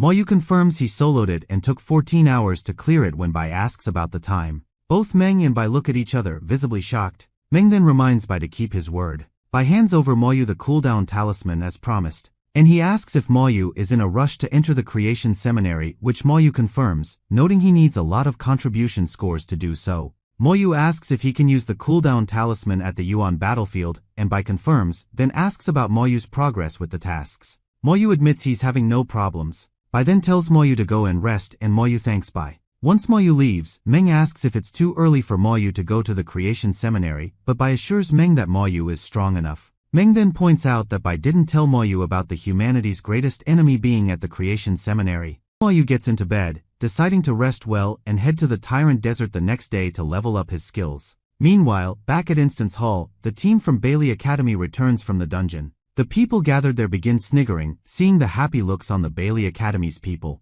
The Bailey team cheers, claiming they cleared the dungeon in 15 hours and set a new record. The people break into giggles seeing the Bailey team's confidence. One of the members from the Bailey team points out that they still haven't received the Tyrant's heart. The team leader looks at the notice board and gets bewildered as he sees Lin Moyu's new record. He then realizes it's the same level 21 person they saw enter the dungeon alone earlier. And he bellows in anger, exclaiming it's impossible for a level 21 person to clear the dungeon so quickly. The people begin whispering and mocking Bailey Academy for being beaten by a single person as the team turns to leave. The next morning, Lin Moyu wakes up and notices his spirit is fully healed. A while later, he goes to the Instance Hall, hoping to find the Oasis fruits in the Tyrant Dungeon and max out his slow curse and skeleton armor. A guy approaches Lin Moyu and asks if he is Lin Moyu. The guy informs Lin Moyu that the headmaster of Bailey Academy wants to meet him and tells him to follow. But Lin Moyu ignores the guy and continues on his way, which angers him. Bai turns his head and tells the guy to tell the headmaster to come to him if he wishes to meet. Lin Moyu then goes to the Tyrant Desert's entrance and finds out resetting and entering it again will cost him 2,500 points. The people there all notice Lin Moyu and wonder if he is planning to enter the same dungeon again. Some of the guys request Shuhan to ask Lin Moyu to take them along and agree to pay points for it. Seeing them all request so sincerely, Shuhan agrees to help them. Meanwhile, the guy who asked Lin Moyu to meet the headmaster reports to Bai Lixing that Lin Moyu refused to follow him. Lixing says Lin Moyu might think he's special for clearing the Tyrant Desert and decides to teach him a lesson if they meet again. Shuhan, with hands joined, requests Lin Moyu to take the others along, saying they just want to complete the academy's task. Lin Moyu asks about the task, and a guy explains they need to clear the Tyrant Desert to enter an academy and promise not to take any EXP if Lin Moyu helps them. Lin Moyu points out that he is a new student, so he didn't know about this. Those guys again request Lin Moyu to take them along and promise to pay him 1,000 points each. In the end, Lin Moyu agrees to take on one request. The request is that if anyone finds the oasis fruits, they will be Lin Moyu's only. The guys agree to give Lin Moyu the fruits if they find any. Lin Moyu then says that he can only take 39 people and asks who will be going. Almost everyone in the hall raises their arms, all wanting to go. Shuhan shouts at the people to be quiet and queue up nicely. Lin Moyu thanks Shuhan for her assistance, and she says it's nothing. Lin Moyu asks Shuhan if she has completed her task, and she affirms it, telling him not to worry about her. After a while, Lin Moyu enters the Tyrant Desert dungeon with 39 others and tells them to follow him. Lin Moyu summons the skeleton warriors and instructs them to go and find the oasis fruit. Seeing the skeletons, the people there are all in awe and praise Lin Moyu's profession. When the skeletons one-shot level 25 desert ghost trees, the people get even more surprised at the skeleton's strength. Lin Moyu notices the EXP is too low with 39 people and decides he'll need to solo clear the dungeon a few more times later. Lin Moyu summons all of his skeleton warriors and mages when he comes across an army of scorpions. He looks at the trees and sees no fruits hanging there and considers he got lucky the last time.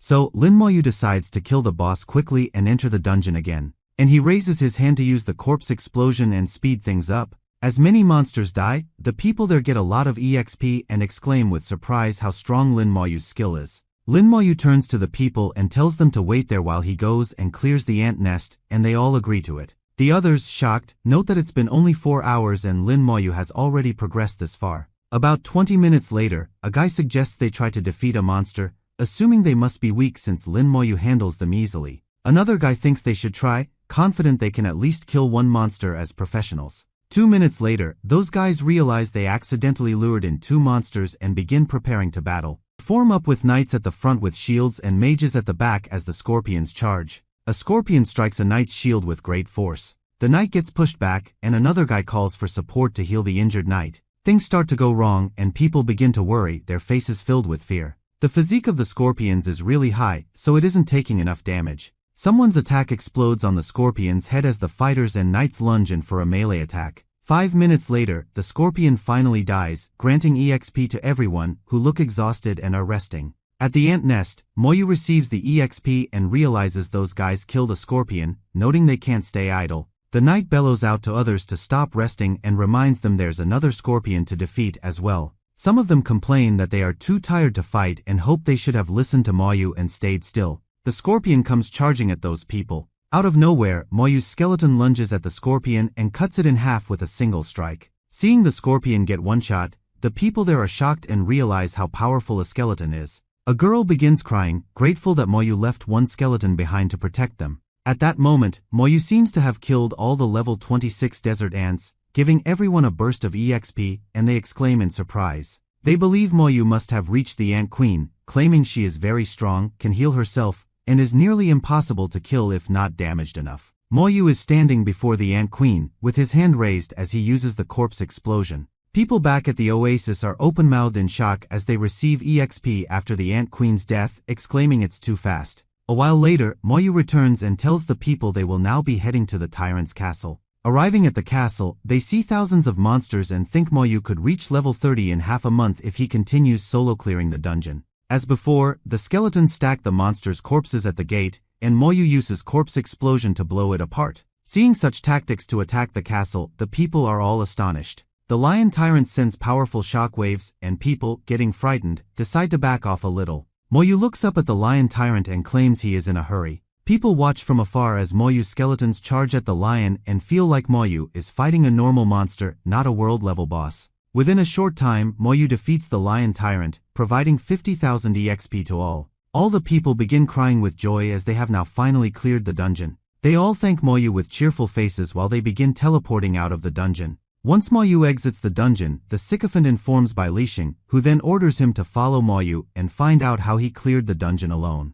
Moyu sees another line of people, and Shuhan explains they're there to get help from Moyu in clearing the dungeon as well. Moyu asks if the new group knows his rules, and they all affirm and promise not to take any loot. Moyu and the new 39 people enter the dungeon again, with Moyu hoping to find the oasis fruits this time. To his luck, Moyu notices many fruits at the oasis and decides to level the rest of his skills now. Moyu's skeletons begin killing the scorpions, and, seeing his strength, this group, like the previous one, becomes surprised and impressed. After a while, the group faces the lion tyrant and is shocked to realize it took them only 7 hours to reach the stage. Moyu kills the lion easily, and everyone cheers except for Bai Lixing's sycophant, who finds Moyu terrifying and decides to report this to Bai Lixing. Once out of the dungeon, the sycophant tells Bai Lixing everything he learned about Moyu. Bai Lixing smirks and points out that since Moyu relies on his skeletons, if they can restrict him from summoning them, Moyu will become useless. Bai Lixing then instructs his sycophant to find Lingjun from Qiaolong Academy and tell him he has something for him. Bai Lixing plans to make Moyu pay for snatching the boss accessory from Bailey Academy and embarrass him.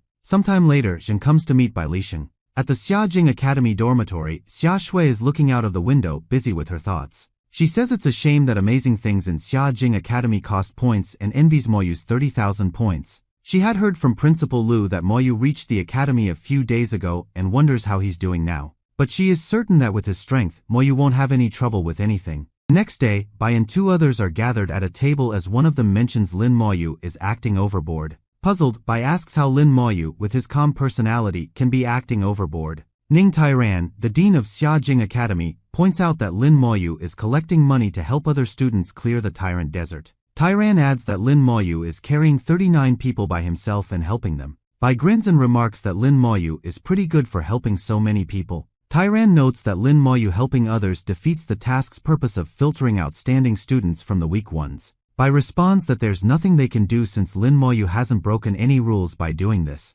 Bai claims he's against these tasks as they unfairly disadvantage those who can't find a good party and get stuck with them. Meng agrees that the academy system is too old-fashioned and needs some changes. Tairan stands up angrily, and Bai, grinning, warns him that touching Lin Moyu will cost him the dungeon palace. As Tairan walks away, Meng remarks his temper won't change, while Bai claims only one person can handle him. At the Tyrant Desert's oasis, Lin Moyu levels up his skeleton armor to 21, boosting his defense by 2,100. Lin Moyu's slow curse has also leveled up to 21 as he raises his hand to use this spell upon the oncoming scorpion. 1 hour before the opening ceremony. At the breakfast hall, Xia Shui is surprised to learn Wan Ming is her roommate, claiming she chose a dual room due to limited points. Shui offers to settle the payment for their meals as Ming notices Feng Xiu a bit ahead. Feng Xiu also notices Xia Shui and Ming as he turns his head. He goes near them and greets them with a smile. Ming asks if they have seen Lin Moyu. In the Tyrant Desert, Lin Moyu levels up to 22 and realizes his skills will all level up simultaneously with him once they reach max level.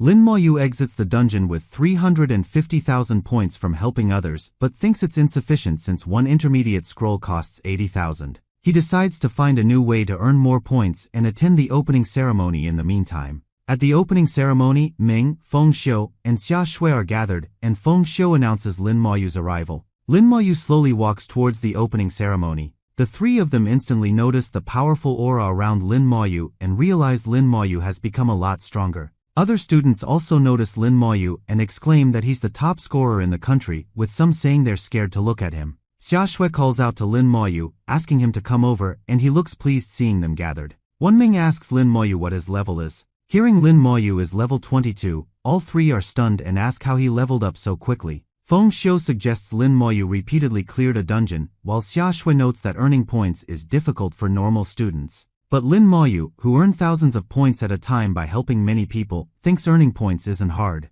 The huge bell begins ringing, and the opening ceremony commences with the speaker welcoming the students to Xiajing Academy. The speaker explains that the academy is divided into ordinary, academic, and top students, each enjoying different resources and benefits. The speaker says that Xiajing Academy follows a tradition during the opening ceremony involving challenges between freshmen and seniors. Seniors can challenge new students, putting their points on the line. If freshmen win, they keep the points but lose nothing if they are defeated. The speaker mentions that this is a perfect time for the freshmen to earn some points. By hovering above and looking down with the two old men, says this method suppresses new students, showing them the depth and severity, and calls it pointless. Bai wonders if anyone will challenge Lin Moyu, while Meng says no one would be foolish enough to try. Meanwhile, the freshmen are interested in the challenge, knowing there's no penalty for losing but rewards for winning. The seniors and freshmen engage in a tense stare-down. The speaker assures students the challenge will be on a professional martial arts platform, suppressing levels and skills above 20, with formations protecting contestants from fatal injuries.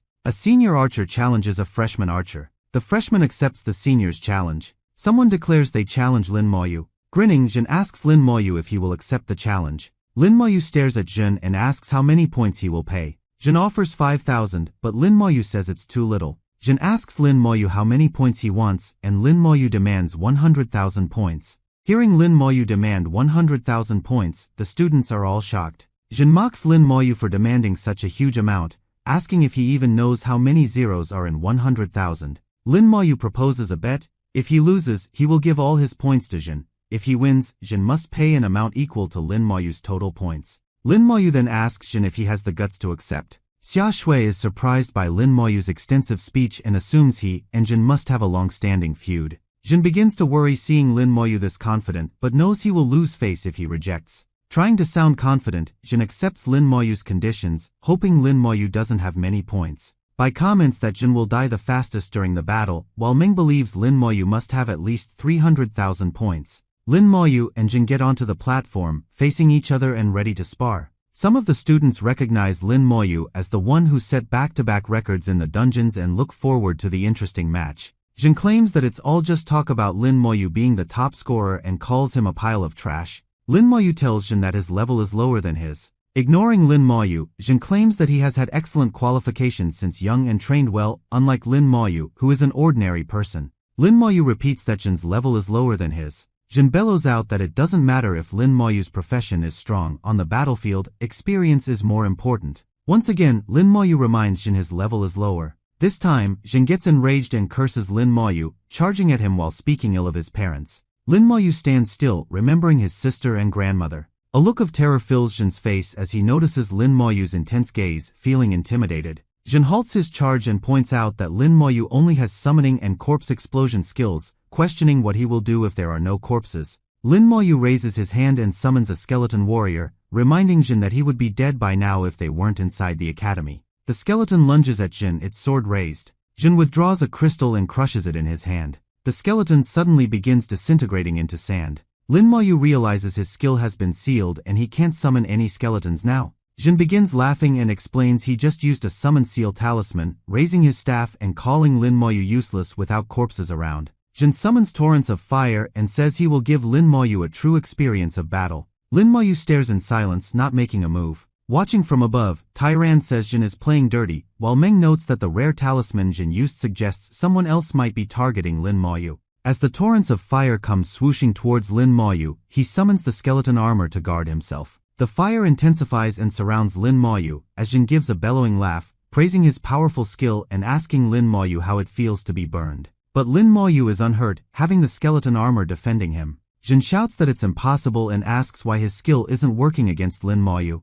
Jin then curses Lin Moyu to go to hell and sends more fire at him. Lin Moyu's skeleton armor counters Jin's spell and nullifies it. Lin Moyu asks if Jin is done, then raises his hand and uses the Soul Blaze skill. Lin Moyu's curse hits Jin, causing him to scream out in intense pain. Jin starts bleeding from his mouth and eyes. A healer quickly springs into action and begins healing Jin. The spectating students are all in shock, puzzled at what just happened. Lin Moyu walks forward towards Jin, who shouts at Lin Moyu to not come closer. Jin agrees to pay the amount of points that Lin Moyu has, as promised. A teacher announces Lin Moyu has won the battle and declares that Jin has to pay 358,000 points to Lin Moyu as per the rules. Jin is bewildered upon hearing that Lin Moyu has so many points.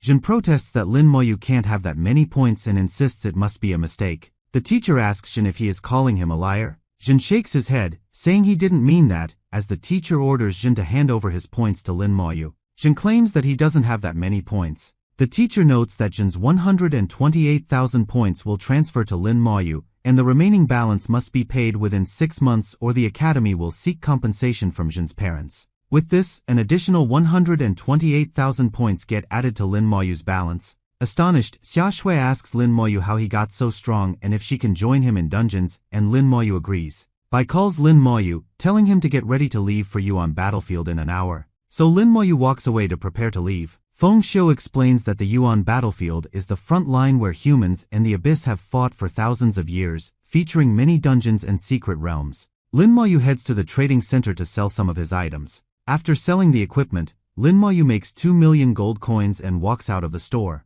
An hour later, Lin Maoyu and Bai are ready to leave as Meng raises his hand to teleport them to the Yuan battlefield. They arrive at Xinxia Tower, and Bai informs Lin Maoyu that he must wait until his second evolution to enter the tower. The tower then teleports them to the Yuan battlefield. Upon arriving at the battlefield, Lin Maoyu looks shocked by the sight around him. He starts to feel a familiar yet stronger aura. Bai explains that the large eye-like object in the sky is the Demon Watcher, used to monitor the Abyss and prevent their infiltration. The guards notice the badge Bai is wearing and raise their swords to pay him respect. Lin Maoyu is impressed by Bai's influence as Bai notes the guards respect the badge and promises to get one for Lin Maoyu. So the two head to the Sergeant Badge Processing Office. Bai instructs the man there to make a Sergeant Badge for Lin Maoyu. The man looks up, asking who is disturbing him, and his eyes fall on Bai's badge. He quickly bows down and greets Bai, addressing him as General. Bai tells the man to hurry, and the man agrees to do it immediately. The man notes that Bai is a 5-star general and wonders who Lin Maoyu might be for the general to personally request a sergeant badge. Shortly after, Lin Maoyu receives his sergeant badge, and Bai advises him to wear it rather than store it, as it tracks abyssal monster kills. Bai explains that the white badge is the lowest rank, followed by black sergeant, silver captain, gold major, and then purple general. The stars on the badge represent military achievements, with more stars indicating greater accomplishments, and reaching 10 stars allows for promotion. Bai's rank is among the fewer than 10 5-star divine generals in the entire Xinxia Empire. Explaining all this, Bai tells Lin Maoyu to follow him to the next place. They arrive at the Hall of Heroes. Bai points out that this place is where they worship their ancestors. The heroes are those who died on the battlefield. Bai then begins chanting a prayer and pleads with the imperial sages to bless his junior, Lin Maoyu. The Tower of Destruction, one of Xinxia's 3 divine towers, begins glowing bright golden. A holy light descends upon Lin Maoyu as Bai announces that the Tower of Destruction has granted Lin Maoyu its spiritual imprint. Bai explains that this way, Lin Maoyu can be resurrected with a second life if he dies on the Yuan battlefield. Lin Maoyu is taken aback, realizing Bai used a whole star of merit to grant him a second life. Lin Maoyu closes his eyes and gratefully thanks Bai. Bai grins and tells Lin Maoyu not to worry about it and advises him to kill more enemies on the battlefield. Bai explains that the war fortress of the Xinxia Empire is the Eternal Great Wall, consisting of 9 fortresses arranged in a row, separated by over 1,000 kilometers. Bai also notes that the fortress they are at now is the first and the front line of the Eternal Great Wall. The Yuan battlefield has many dungeon entrances, but abyssal monsters will either prevent entry or ambush humans, making battles at these entrances extremely intense and dangerous. Bai says he has no more to add and tells Lin Maoyu that the rest is up to him. 2 guards notice Lin Maoyu is level 22, with one asking if he came with his parents and the other mentioning the weakest monster outside is level 30, prompting Lin Maoyu to say he will go see it. Once outside, Lin Maoyu feels the abyss aura is very strong and struggles with poor visibility. Suddenly, he senses an attack from behind and swiftly summons the skeleton armor around him. Lin Maoyu looks around but is unable to see any enemies and wonders if it's an invisible monster. The skeleton warrior swings its sword through the air. Finally, Lin Maoyu spots a level 30 battlefield ghost, a transparent monster composed of wisps of smoke. The skeleton tries to attack the ghost, but its sword passes right through it. Lin Maoyu decides to try an elemental attack on the ghost and summons the skeleton mages. The mages raise their staffs and send spells at the ghost. This kills the ghost, providing Lin Maoyu with 300,000 EXP and a soul breath. Lin Maoyu decides to stay on guard, thinking there might be other monsters immune to both physical and elemental attacks. He and his skeletons make their way forward, clearing their path of any monsters they come across. After walking for about 2 hours, Lin Maoyu thinks he might reach a dungeon soon. Suddenly, out of nowhere, some men come running and screaming towards Lin Maoyu. With fear etched on their faces, they seem to be fleeing from abyssal monsters. Lin Maoyu sees huge and terrifying level 31 abyss hounds galloping at him. The men realize the hounds have changed their target to Lin Maoyu and think Lin Maoyu is done for. Lin Maoyu notices a hand dangling from one of the hounds' mouths. as if it has eaten a person. He gives a disgusted look and states that dogs like those hounds should die as he sends the skeletons towards them. Lin Mayu skeletons, level 22 and silver grade, charge at the hounds. The hounds also lunge back at the skeletons. The skeleton mage's spells strike the hounds, sending them crashing onto the ground. The skeleton warriors take the chance and raise their swords, lunging at the hounds. For killing the hounds, Lin Mayu receives 310,000 EXP as well as +1 merit. The Thanatos side's level increases by 3.33%, and Lin Mayu estimates he needs to kill about 30 more abyssal monsters to reach level 2. As dozens of hounds approach, Lin Mayu raises his hand and uses corpse explosion on the dead hound's body. Lin Mayu notes that killing these monsters earns merit points and levels up his scythe, hoping for more abyss hounds as his scythe levels to 2. The fleeing men hear the massive explosion behind them, stop running, and look starstruck and relieved to see they are saved. The abyss is surprised, sensing its pack of dogs suddenly die and decides to send out more dogs. From the darkness, an army of abyss hounds begins appearing. Outside, near the level 26 Dungeon Dragon frontline post, many parties of people are resting around their campfires. As Lin Mayu walks around, the people stare at him, noting he looks like a teenager and discussing who he might be. Two men approach Lin Mayu, asking who he is and offering to let him join their party, but Lin Mayu thanks them and declines. Lin Mayu makes his way towards the level 26 dungeon and learns that it has a hell level difficulty and decides to try it. As Lin Mayu begins to teleport, a man tries to stop him and offers him a place in their party. But the man is shocked to see that Lin Mayu really went into the dungeon alone. The man bellows that entering the dungeon alone is asking for death, while another adds that he will investigate, noting that people from Xinxia often show off. The man uses his dungeon detector, claiming it can detect the number of teams at each difficulty level and any casualties within the dungeon. The detector reveals that there is one party of 4 in normal mode, 2 parties in nightmare difficulty, and only 1 person in hell difficulty. It becomes clear that Lin Mayu went in alone on hell difficulty, leaving everyone from Xinxia open-mouthed in shock. The dude who used the dungeon detector asks how long Lin Mayu might survive inside. The knight from Xinxia shouts at that dude to shut up, who says he was just joking. The knight warns the dude from Y country to keep his mouth shut if he wants to live. The knight points out that Lin Mayu must be an extraordinary talent for arriving alone and laments that he will likely die alone in the dungeon. Meanwhile, Lin Mayu enters the dungeon and feels a strong sense of restriction, as if something is being held back. He realizes he can't use his inventory, making various items unusable, and understands the true nature of a hell-level dungeon. He is certain that the monsters here will be extremely strong. From the forest, massive horned monsters with glowing hair begin appearing. They are level 30 dragon spearmen who notice Lin Mayu and charge at him. Lin Mayu sees the spearmen and finds their attributes surpass those of his skeletons, making each one comparable to a nightmare dungeon boss.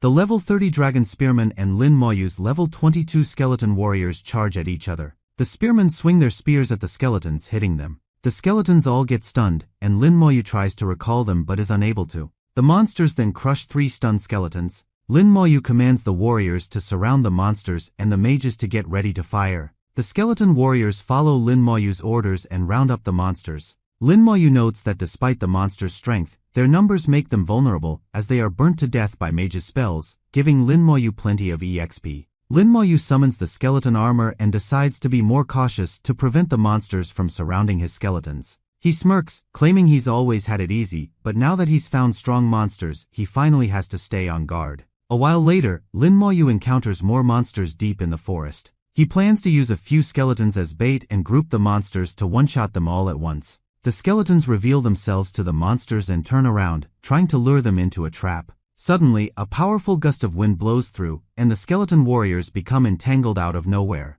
Lin Mayu realizes his skeletons have been caught up in wind shackles, a mage's skill. Lin Mayu notices that some of the monsters are using spells and is surprised to find that these monsters are surprisingly intelligent. 2 skeleton warriors get destroyed, but Lin Mayu isn't worried as he has many of them. He then summons more skeletons and sends them charging towards the monsters. 5 more skeleton warriors get destroyed as Lin Mayu's skeleton mages begin using fire spells. 4 of the dragon spearmen get burnt to a crisp, providing Lin Mayu a burst of EXP. The level 31 dragon mage raises its hand and shoots a spell towards the skeleton mages. Lin Mayu senses the dragon mages and shoots the soul blaze at them. Hit by Lin Mayu's attack, 3 of the dragon mages die instantly. Lin Mayu obtains a dragon horn, one of the 4 materials that Bai wanted. Lin Mayu decides to clear the dungeon a few more times to gather all the materials as he summons the injured skeletons back into the summoning space. More dragon spearmen charge at Lin Maoyu, who decides to use corpse explosion to avoid running out of skeleton warriors.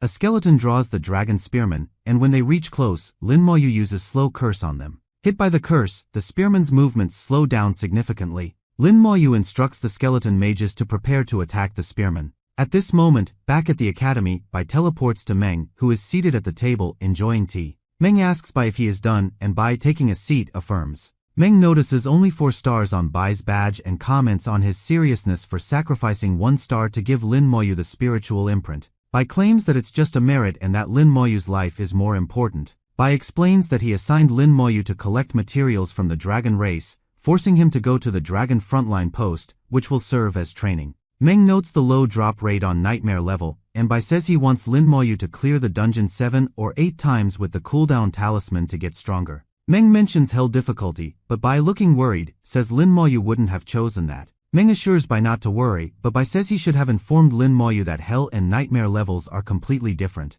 Bai asks what if Lin Maoyu clears the hell difficulty dungeon, and Meng replies that it would be simply amazing. Meanwhile, in the dungeon, Lin Maoyu has only 2 dragon horns from 20 dragon mages, his skeleton warriors are injured, and he's barely completed a third of the dungeon. He agrees it's tough, as the monsters are strong and can even combine their attacks. Moreover, Lin Maoyu is curious about how strong the boss might be. A monster suddenly attacks Lin Maoyu from behind, but he reacts in time with a spell, causing a fiery explosion. Lin Maoyu stands before the huge castle and notices the archers on the walls have crowd control skills too. Lin Maoyu raises his finger, points it at the archers, and is about to give them an order. But suddenly, an attack from behind destroys one of the skeletons, taking Lin Maoyu by surprise. Lin Maoyu swiftly turns around but sees no one there and wonders what it might be.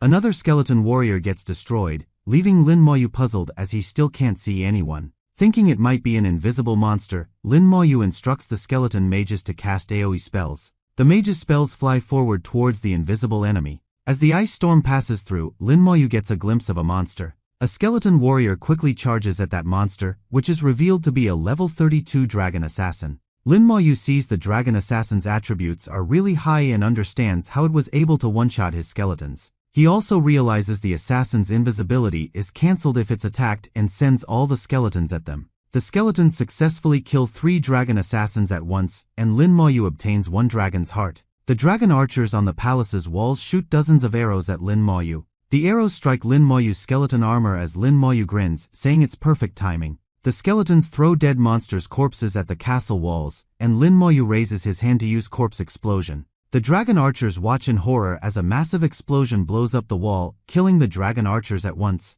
Lin Maoyu obtains the blood essence from killing the dragon archers and points out the only thing left is the core. The skeleton warriors storm the castle, killing every monster on the way. Lin Maoyu looks around, wondering where the boss might be. The huge statue nearby Lin Maoyu begins crumbling, sending dust and stones everywhere. Standing where the statue was seconds before is the sentry post guardian at level 32. Lin Maoyu looks concerned as he analyzes the boss, reading its terrifying attributes and noting it has 2 crowd control skills. Lin Maoyu steps back as the boss monster bellows out, sending powerful shockwaves all around. Lin Maoyu decides to restrict the boss from moving freely and uses the slow curse, binding the boss in chains and slowing it down. The boss lets out a loud groan as the skeleton mages bombard it with different skills. Lin Maoyu wonders if he managed to injure the boss with all these attacks. The boss's eyes begin glowing, and it uses the buff resistance, causing Lin Maoyu's slow curse to lose its effect. The boss swings its blade, destroying 4 skeleton warriors at once. Now furious, the boss raises its blade and smashes it onto the ground, stunning every skeleton warrior nearby.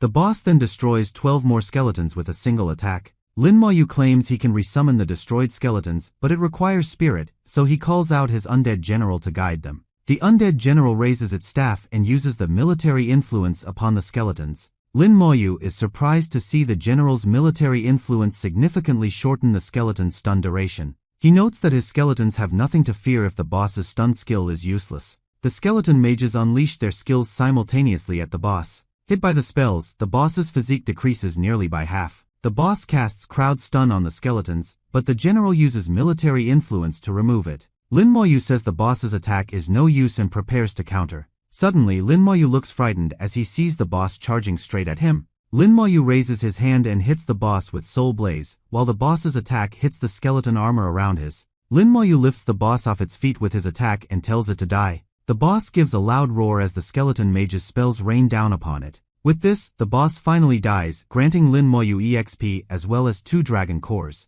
Lin Moyu is shocked to see he has also obtained the necessary job transfer certificate for the Dragon War King position, which he claims is too overpowered. Lin Moyu finally levels up to 23 after the boss's death. He decides to look at his upgraded attributes and summons his stats. After analyzing his stats, Lin Moyu summons the stats of his Skeleton Warrior and Skeleton Mage, both at level 23. Lin Moyu acknowledges the challenge of hell difficulty but appreciates the EXP and equipment, so he decides to use the cooldown talisman and clear the dungeon again. He then teleports out of the dungeon. Once outside, Lin Moyu surveys the area, finding only dead bodies and a strong stench of blood. He quickly summons the skeleton armor, wondering what happened there. Suddenly, 3 abyss hounds lunge at Lin Moyu. The hounds bite on Lin Moyu's skeleton armor as dozens more hounds appear in the distance. Lin Moyu summons the skeletons, directing them to attack the hounds with their skills. He also withdraws his scythe. The skeleton mages summon fire, shooting it at the hounds. The knight from earlier shouts at Lin Moyu, telling him to come join them. The knight says his party will block the hounds and instructs Lin Moyu to use the teleportation stone to get out of there. Lin Moyu asks what happened, and the knight explains that the hounds arrived in great numbers and surrounded them. Lin Moyu wonders if this knight and his party stayed to help people like him who come out of the dungeons unaware of the dangers outside. The country-wise party all seem to have been killed, with only some alive but severely injured. The girl investigates the dungeon and tells the knight that no one is left inside. The knight notices Lin Moyu still there and asks why he hasn't left. Lin Moyu grins and says he still wants to clear the dungeon as he summons a legion of skeleton mages. The skeleton mages get ready to unleash their skills. Suddenly, fire and lightning bombard the area, and a spiraling tornado appears, killing dozens of hounds. The skeleton warriors swing their swords, killing even more hounds. The knight is puzzled by all the noise and turns around, asking what's going on. He sees a number of skeletons battling the hounds and asks if they are Lin Moyu's summons. Lin Moyu instructs the people to retreat behind him. The knight and the girl obediently obey Lin Moyu and run behind him. Lin Moyu says he will now use a crowd attack skill, so he doesn't want anyone to get caught in the crossfire. Saying this, Lin Moyu raises his hand to use the corpse explosion.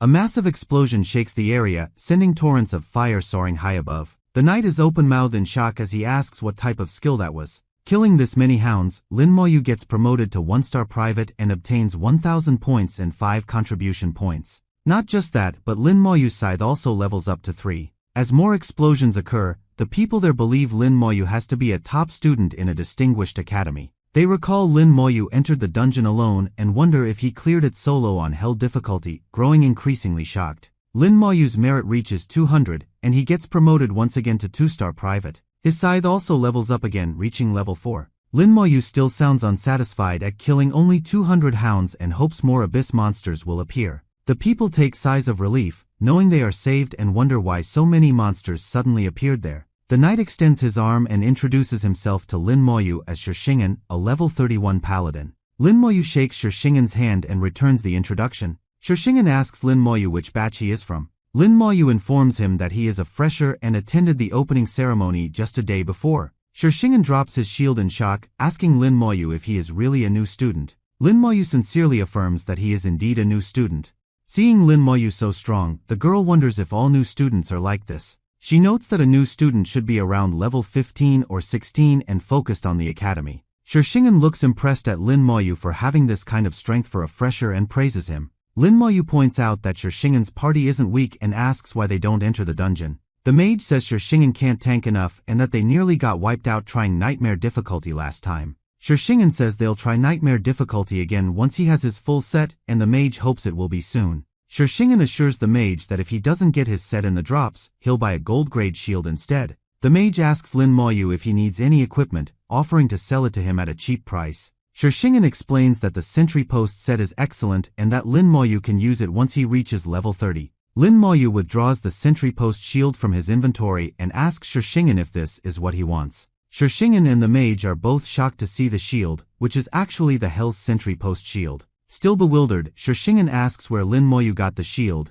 and Lin Moyu claims he obtained it from the Sentry Guardian recently. Unable to believe it, Shishingen asks if the Hell difficulty boss really dropped the shield, and Lin Moyu confirms. The mage is baffled as he asks Lin Moyu if he really solo cleared the Hell difficulty. Lin Moyu affirms he did. The whole team is baffled to hear that Lin Moyu actually soloed the Hell difficulty. Lin Moyu gives Shishingen the shield, and as he equips it, a bright golden glow surrounds him, activating the full set special effect. A powerful, dazzling laser shoots into the sky, drawing awe from people far away who notice it. Shishingen asks Lin Moyu if he can sell the shield to him and offers 10 million gold coins. Shishingen says that 10 million is all he has, but Lin Moyu tells him just 5 million is enough. Shishingen and his team all smile happily and thank Lin Moyu, looking forward to clearing the nightmare difficulty now. The team then decides to head back, and Lin Moyu also thinks he should go and recover some spirit. Lin Moyu then crushes the teleportation stone ready to teleport back. The Abyss is still not understanding how its dogs all died and commands someone to go and inspect what's going on. A massive abyssal monster agrees to follow the Abyss's order. Once they teleport back, Shishingen thanks Lin Moyu again and says his team will now plan to attack the next dungeon. Lin Moyu turns sideways and sees Yi praising the profession of a purple-haired dude from the Zhendan Academy. Lin Moyu gives a smile recognizing Yi. Yi turns towards Lin Moyu and is startled to see him there. She runs towards Lin Moyu happy to see him and says she's there to complete a task as well. The purple-haired dude gives a curious stare at Lin Moyu. Yi takes a guess and says Lin Moyu's task is probably collecting materials from the dragon race, like horns and so on. Yi then says that task would be too simple for Lin Moyu. She takes another guess and claims Lin Moyu's task must be to get the dragon's core dropped by the boss. Lin Moyu tells Yi she guessed correctly, and Yi adds that she also needs to gather the dragon's core. The purple-haired dude, whose name is Zhou Lisheng, asks Yi who Lin Moyu is. Lisheng and Lin Moyu both introduce themselves to each other. Yi is surprised Lin Moyu is level 23 while she's only level 21, and Lin Moyu offers to clear the dungeon with her. Yi happily agrees, but Lisheng interrupts. Lisheng reminds Yi he'd agreed to help her, but Yi says she doesn't need his help anymore. Lisheng points out that Lin Moyu is just level 23, so he won't be able to carry Yi alone. Yi states that it's none of Lisheng's business and says she appreciates his help but doesn't need it now. Lisheng tells Yi to be careful and says she can still come to him later. Yi gives a smile and assures Lisheng that Lin Moyu is very good. Yi asks Lin Moyu if he's going to clear normal or nightmare difficulty. Lin Moyu says it will be hell difficulty and Yi gasps in shock. Yi clasps her mouth in horror hearing Lin Moyu will take on the hell difficulty mode dungeon. Lin Moyu confirms it's hell difficulty, and Yi breaks into a smile, saying she's been eager to see it for a long time. Yi asks Lin Moyu what kinds of dungeons he can clear at level 23. Zhou Lisheng is certain Yi will come back the next day asking him to clear the dungeon with her. Lin Moyu and Yi walk towards the entrance of a dungeon. Yi looks forward to experiencing hell difficulty as Lin Moyu uses the cooldown talisman. The others watch in shock as Lin Moyu and Yi enter the dungeon on hell difficulty, declaring it suicidal. Once Lin Moyu and Yi enter the dungeon, Lin Moyu summons the skeleton armor around himself and Yi for extra added safety. Blushing, Yi claims she really feels secure while Lin Moyu begins summoning his skeletons. Lin Moyu thinks the dungeon will be much easier if they don't get hit by the monster's control skills. The skeleton warriors begin slaughtering the spearmen and Yi looks very relaxed. Lin Moyu agrees that it's not that difficult. Yi mentions that only Lin Moyu would call this hell difficulty not difficult. Lin Moyu's skeleton warriors charge forward at the monsters while the skeleton mages shoot their spells. Yi admits that Lin Moyu has become a lot stronger than before. A while later, Lin Moyu asks Yi if she needs anything besides dragon cores for her mission. Yi explains she received a reward for the first mission and needs only the dragon core and level 25 to become a 1-star private for the second mission. Yi then shows Lin Moyu the Ring of Brulin. She claims that the ring is made from the Goblin King's core that Lin Moyu gave her last time. Suddenly, an attack hits Yi's skeleton armor, pushing her backward, and Lin Moyu grabs her hand. The dragon assassin becomes visible as a skeleton warrior strikes it. Yi exclaims in surprise, noticing it's an invisible monster. She points out that her assassin class skills can see through the monster's invisibility. Yi focuses her eyes and points at all the invisible monsters she can see. Following Yi's directions, Lin Moyu's skeletons begin killing the dragon assassins. Lin Moyu says that with Yi around, he doesn't have to always be on guard, and Yi gives a smile, calling herself formidable. Yi exclaims in surprise at seeing Lin Moyu is already a 2-star, and Lin Moyu explains it's because he killed some abyss hounds. Yi declares she's fallen behind and tells Lin Moyu he has to lead the way, which he agrees to. Finally, the two of them arrive at the final boss's place. Lin Moyu tells Yi to step back, who agrees and walks away. Lin Moyu walks forward to the statue as it begins to crumble like before. Yi climbs a tree and sits on a branch, noticing her storage space is sealed. The final boss makes an appearance, huge and scary looking with massive wings. Lin Moyu quickly uses the slow curse on the boss to slow down its movements. The boss uses the resistance enhancement and removes the curse placed on it. The boss slams down powerfully on the ground, sending powerful shockwaves all around. The tree he is sitting on gives a lurch, causing the potato Lin Moyu gave her to fall from her hands. Lin Moyu raises his hand and, pointing it at the boss, shoots soul flame at it. Lin Moyu then summons the undead general, who controls the skeleton warriors and gets them into a war formation. The boss once again slams hard on the ground, sending stones and dust flying everywhere. Lin Moyu quickly recalls all the skeletons back to the summoning space. He reveals he recalled the skeletons back to avoid the boss's burst attack. After a while, Lin Moyu summons the skeletons back. The skeleton warriors lunge at the boss while the mages unleash their skills, finally killing it. With the boss dead, E levels up and exclaims in shock after she receives a class change certificate as well. Very happy, E jumps at Lin Moyu from behind, hugging him while cheering that she obtained a class change certificate. E mentions that in Hell level, only one class change certificate drops at a time. Lin Moyu tells E he has something for her. Holding the dagger Lin Moyu gave her, E asks if it's really for her and Lin Moyu affirms. Lin Moyu suggests a break to continue later and E agrees. Meanwhile, Shishingen and his team are battling monsters in a dungeon, grateful for the sentry set Lin Moyu gave him, noting they'd be in trouble otherwise. The dog demon states that those before him aren't responsible for killing his dogs. Right outside the dragon frontline post dungeon, the Abyss Hounds have surrounded a party of humans. A fierce battle breaks out as the hounds charge at the humans with spells raining down. Zhou Lixing is also there. Lixing seems scared as two hounds come running at him. As one of the hounds is about to bite him, he uses a spell, summoning aura around himself and his friends. Seeing so many Abyss Hounds, he is unable to understand why they came in such large numbers. Shishingen warns Lixing to watch out for the demon in the sky. Startled, Lixing looks up and sees the dog demon, hovering feet above with two large wings. The demon raises its massive weapon to attack Lixing. Lixing confidently claims the monster won't be able to break through his aura. The monster swings its weapon down at Lixing, hitting his shield with force. Lixing realizes his resistance aura isn't activating. The force of the demon's attack pushes Lixing backward. Puzzled by his failed aura, Lixing crashes to the ground, bleeding from his mouth, and realizes he almost died. Shishingen gives a disappointed look seeing Lixing get beaten like this despite his bluffs.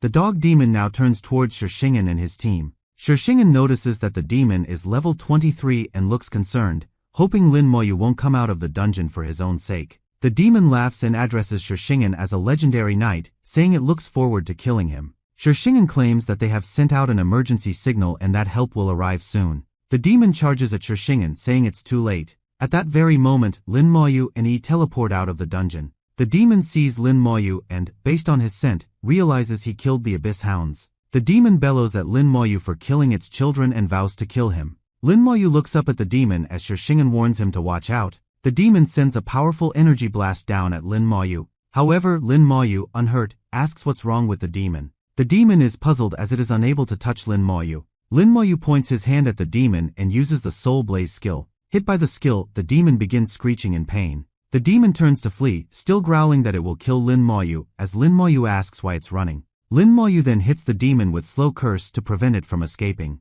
Shishingen notices that Lin Moyu's Slow Curse has caused the Abyss Hounds to get slower as well. The demon is bound in chains, its movement slowed, as he gives a slight giggle. Lin Moyu summons his skeletons, declaring it's his turn to attack now. The skeletons leap off the ground straight at the demon, who begins cursing Lin Moyu in rage. Shishingen gives a relieved look seeing Lin Moyu skeletons. Lin Moyu uses the corpse explosion, blowing up the demon. The demon crashes down with its wings destroyed as Lin Moyu analyzes its stats. The skeletons then finish off the demon, providing Lin Moyu EXP and military merits. E exclaims in surprise at receiving so much military merit. Lin Moyu's scythe levels up to 7. Lin Moyu asks E if she completed her task, and smiling, E thanks Lin Moyu for helping her. Lixing, seeing Lin Moyu receive the glory, clenches his teeth, thinking it should be him, not Lin Moyu, and feels embarrassed. Lixing vows to make Lin Moyu kneel before him and win E's favor. Lin Moyu asks Shishingen if everything is okay, and Shishingen confirms all is well, thanks to Lin Moyu's shield. Shishingen sees the guards of the Eternal Great Wall have arrived after receiving the distress signal. The guards arriving at the scene notice the hundreds of corpses sprawled all over the ground. One of the guards asks who sent the distress signal and Lixing claims it was him. Shishingen begins to explain what happened there. After hearing the explanation, the guards look at Lin Moyu, wondering if he really eliminated all these Abyss Hounds. The guards also look at the corpses and confirm they are Abyss Hounds, puzzled at how level 23 Lin Moyu killed them all. The guards commander notices Lin Moyu's badge, which indicates Lin Moyu is a 5-star private. As the badges never lie, the guards accept Lin Moyu really killed all the Abyss Hounds. The commander then congratulates Lin Moyu, who claims killing Abyss monsters is his duty. The commander grins, saying it's good. At that moment, a group of people arrive there riding horses. A woman named Mo Yun, a divine summoner, is at the front. Shishingen gasps in shock, saying it's the princess from the Mo family.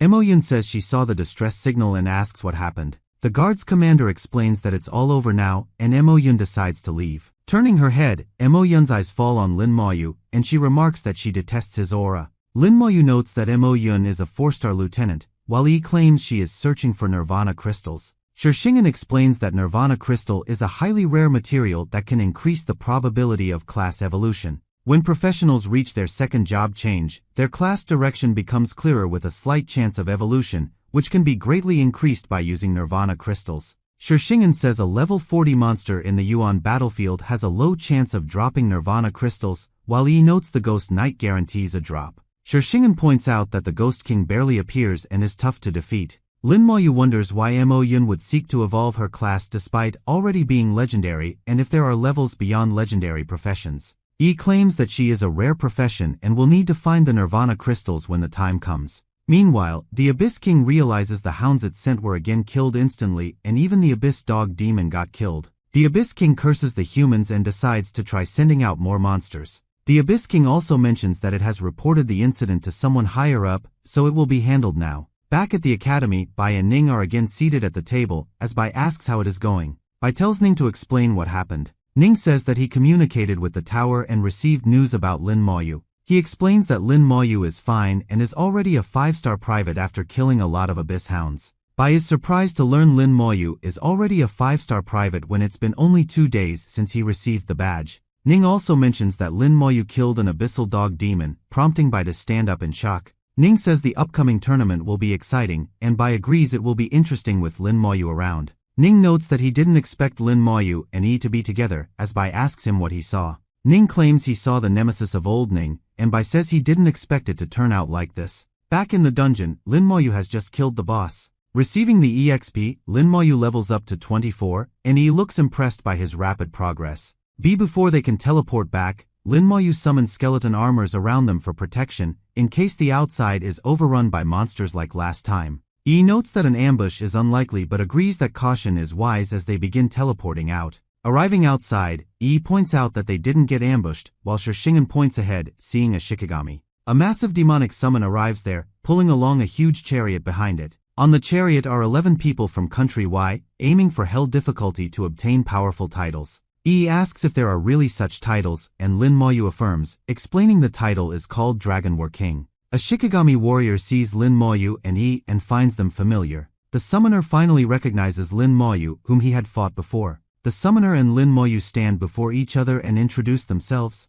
The people from Country Y snigger at Lin Moyu's level 24, calling him a weakling. But Onmyoji is shocked that Lin Moyu has leveled up from 17 to 24 in just a few days, unable to believe his rapid progress. Onmyoji also notices the skeletons have grown much stronger and thinks they need to kill Lin Moyu now to prevent future problems. A guy behind Onmyoji warns him not to act harshly, reminding him they are in Shinxia's grounds. Onmyoji turns away and mutters he knows. With an angry look, Onmyoji challenges Lin Moyu to meet in the next tournament. As they're about to enter the dungeon, Onmyoji warns Lin Moyu not to be a disappointment when the time comes. Yi says Onmyoji is scared because of the crowd, and Lin Moyu replies he wouldn't fear Onmyoji even if he were alone. Yi explains that a worldwide competition is held every 5 years, and this time it will be in Xinxia where competitors from around the globe will gather. Yi points out that Lin Moyu can't escape the competition and suggests they both go sign up. Yi says they need 5 people for the team fight competition and mentions that the solo fight offers strong rewards.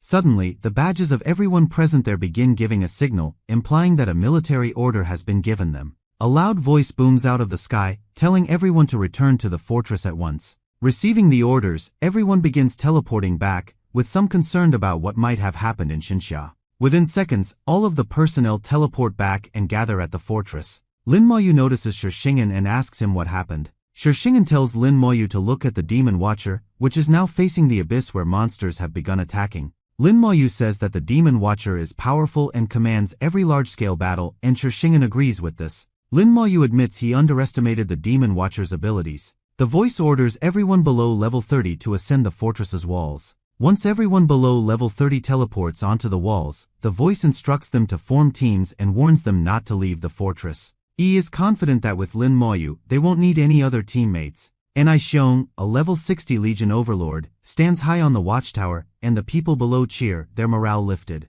The Demon Watcher commands Enai Xiong to heed its command and form a legion. Enai Xiong bellows that the legion is now part of the army coalition, stressing that achievements will be shared equally and deserters will be punished after the war. With this, he pierces his sword onto the ground, and a bright aura appears around him. Suddenly, all the people below receive an overall blessing of plus 50%. A guy exclaims that he can feel his strength multiplied by 5 times. Lin Moyu is disappointed that this blessing is being overshadowed by his talent, so his skeletons aren't getting the effects. Yi instructs Lin Moyu to look ahead. Mo Yun is riding her horse along the massive chains a few feet above the ground. Looking ahead, she sees a huge army of monsters approaching the wall. A mage notices the monsters, warns everyone, and uses morale boost on herself, increasing her attack and defense power by 30%. Mo Yun charges her skill and shoots a powerful laser at the approaching monsters, causing a small explosion that kills dozens at once. The dog demon praises Mo Yun's skill as amazing, then charges at her, shouting for her to die. Mo Yun's unicorn horse slams against the demon's chest and pushes her back with force. A fierce battle commences down on the battlefield, with skills and arrows raining down, slaughtering the abyss hounds. Tens of Lin Moyu skeletons jump down the wall, charging at the monsters. People exclaim in surprise that Lin Moyu's skeleton warriors and mages are incredibly powerful, giving them an advantage against the monsters. As the skeleton warriors begin slaughtering the hounds, the people are now positive they can win. The dog demon, holding a man by his neck, sees the skeletons and curses in anger. The demon then lets go of the man who begins falling down, and seeing this, the others fear the abyss hounds will eat him. Lin Moyu analyzes the battle from the wall, notes the absence of anyone level 40 and above, and is certain there will be many casualties. Yi gives a concerned look. Lin Moyu asks the commander for permission to leave the fortress and participate in the battle. The commander approves Lin Moyu's request. As Lin Moyu walks towards the battle, Yi tells him to be careful. Lin Moyu summons his scythe, looking forward to all the EXP and merit. Shishingen notices Lin Moyu and asks why he is there. Lin Moyu summons his skeletons and says he is there to clean up the battle. The dog demon recognizes Lin Moyu, who had killed its children, and commands all the hounds to target and kill him. Mo Yun is surprised to see the abyss hounds change their target and asks what's going on. Looking down, she sees all the hounds charging at Lin Moyu. Lin Moyu raises his hand and uses the slow curse on the approaching abyss hounds. Hit by the curse, the dog demons and hounds are bound by chains, limiting their movements. Shishingen gives a smile, praising Lin Moyu's skill. Lin Moyu then charges up the corpse explosion, claiming this skill will have maximum value on a battlefield filled with corpses. As one of the dead hounds begins to explode, the demon shouts out no. Suddenly, a massive explosion bellows out of the ground. The demon, scared of Lin Moyu, begins running away, but Lin Moyu notices it and asks where it's going. The demon gets terrified as it gets engulfed in flames set by more explosions. One after another, every corpse on the battlefield begins to explode, killing every other live hound there. Mo Yun shields her face from the heat, bewildered by seeing Lin Moyu's skill. Shishingen drops his sword, struck by awe as he watches the chain explosion, calling it a terrifying skill. Shishingen's party, still baffled by the newcomer's strength, notes they're no longer needed, while Shishingen is pleased Lin Moyu is a student at their academy. Lin Moyu looks at the remaining abyss hounds and declares he won't let any of them live. At that moment, Mo Yun realizes the aura she detested coming out of Lin Moyu is because of his summons. The skeleton finally kills the last remaining abyss hounds. Suddenly, Lin Moyu feels a strange sensation and realizes he has lost connection to a skeleton warrior. The Abyss King calls out Lin Moyu for killing its dogs twice, vowing to remember and eventually kill him. Lin Moyu tells the Abyss King he can only do such in his dreams. The others nearby notice a teleportation formation created by the Abyss King and are shocked, thinking Lin Moyu might be planning to attack it. Lin Moyu's skeletons, all holding the corpses of hounds, run towards the teleportation formation. Once near, they throw all the corpses at the formation, and Lin Moyu uses the corpse explosion on them. A massive explosion ensues, and the Abyss King warns Lin Moyu he is seeking death and declares he will kill him. Lin Moyu is surprised the Abyss King isn't injured and realizes he still has a long way to go since he couldn't destroy the teleportation formation. Suddenly, Lin Moyu gets an eerie feeling and freezes. From the formation, 2 powerful lasers fly out and pierce through a skeleton. Lin Moyu quickly summons skeleton armor, and the lasers strike it, pushing him back off his feet. Lin Moyu is shocked to see his armor last just 4 seconds. As the laser hits Lin Moyu, he activates the damage transfer skill. The damage Lin Moyu takes transfers to the skeletons, instantly destroying 124 of them. The Abyss King's laser then flies towards the wall, but an energy shield stops it. The Demon Watcher turns to the Abyss King and shoots a laser at him, causing the king to growl in pain and vow to kill Lin Moyu personally. Yi approaches Lin Moyu, asking if he's okay, and Lin Moyu affirms that he is. Lin Moyu hadn't expected the Abyss King's attack and claims he would have died without using damage transfer. He admits he underestimated the enemy and almost paid the price, vowing to show the Demon King in the future. The commander on top of the wall declares victory and announces that the distribution of military merit will begin. The commander announces that 10,000 Abyss Hounds and 100 Dog Demons were killed, totaling 25,000 merit points, including merit for protecting the fortress and no deserters. The commander awards 20 merit points each to 1,050 professionals present there, 500 to Mo Yun, and 3,500 to Lin Moyu, which everyone agrees is deserved. Mo Yun, though envious of Lin Moyu's merit, acknowledges that he did kill most of the Abyss Hounds. Lisheng, disappointed with his 20 points, realizes he is nowhere near Lin Moyu's level. Lin Moyu feels his scythe is changing, having absorbed many Abyss souls. Yi excitedly announces she is now a 2-star private. Lin Moyu looks at his badge and sees it has 10 stars on it. The badge begins glowing brightly, and Lin Moyu is promoted to Silver Captain. Yi bows before Lin Moyu, addressing him as a Sir and noting that he is possibly the youngest captain of Shenxia. The commander approaches Lin Moyu, bestowing him the title a Star of Shenxia. Lin Moyu mentions he already holds the titled Dragon War King.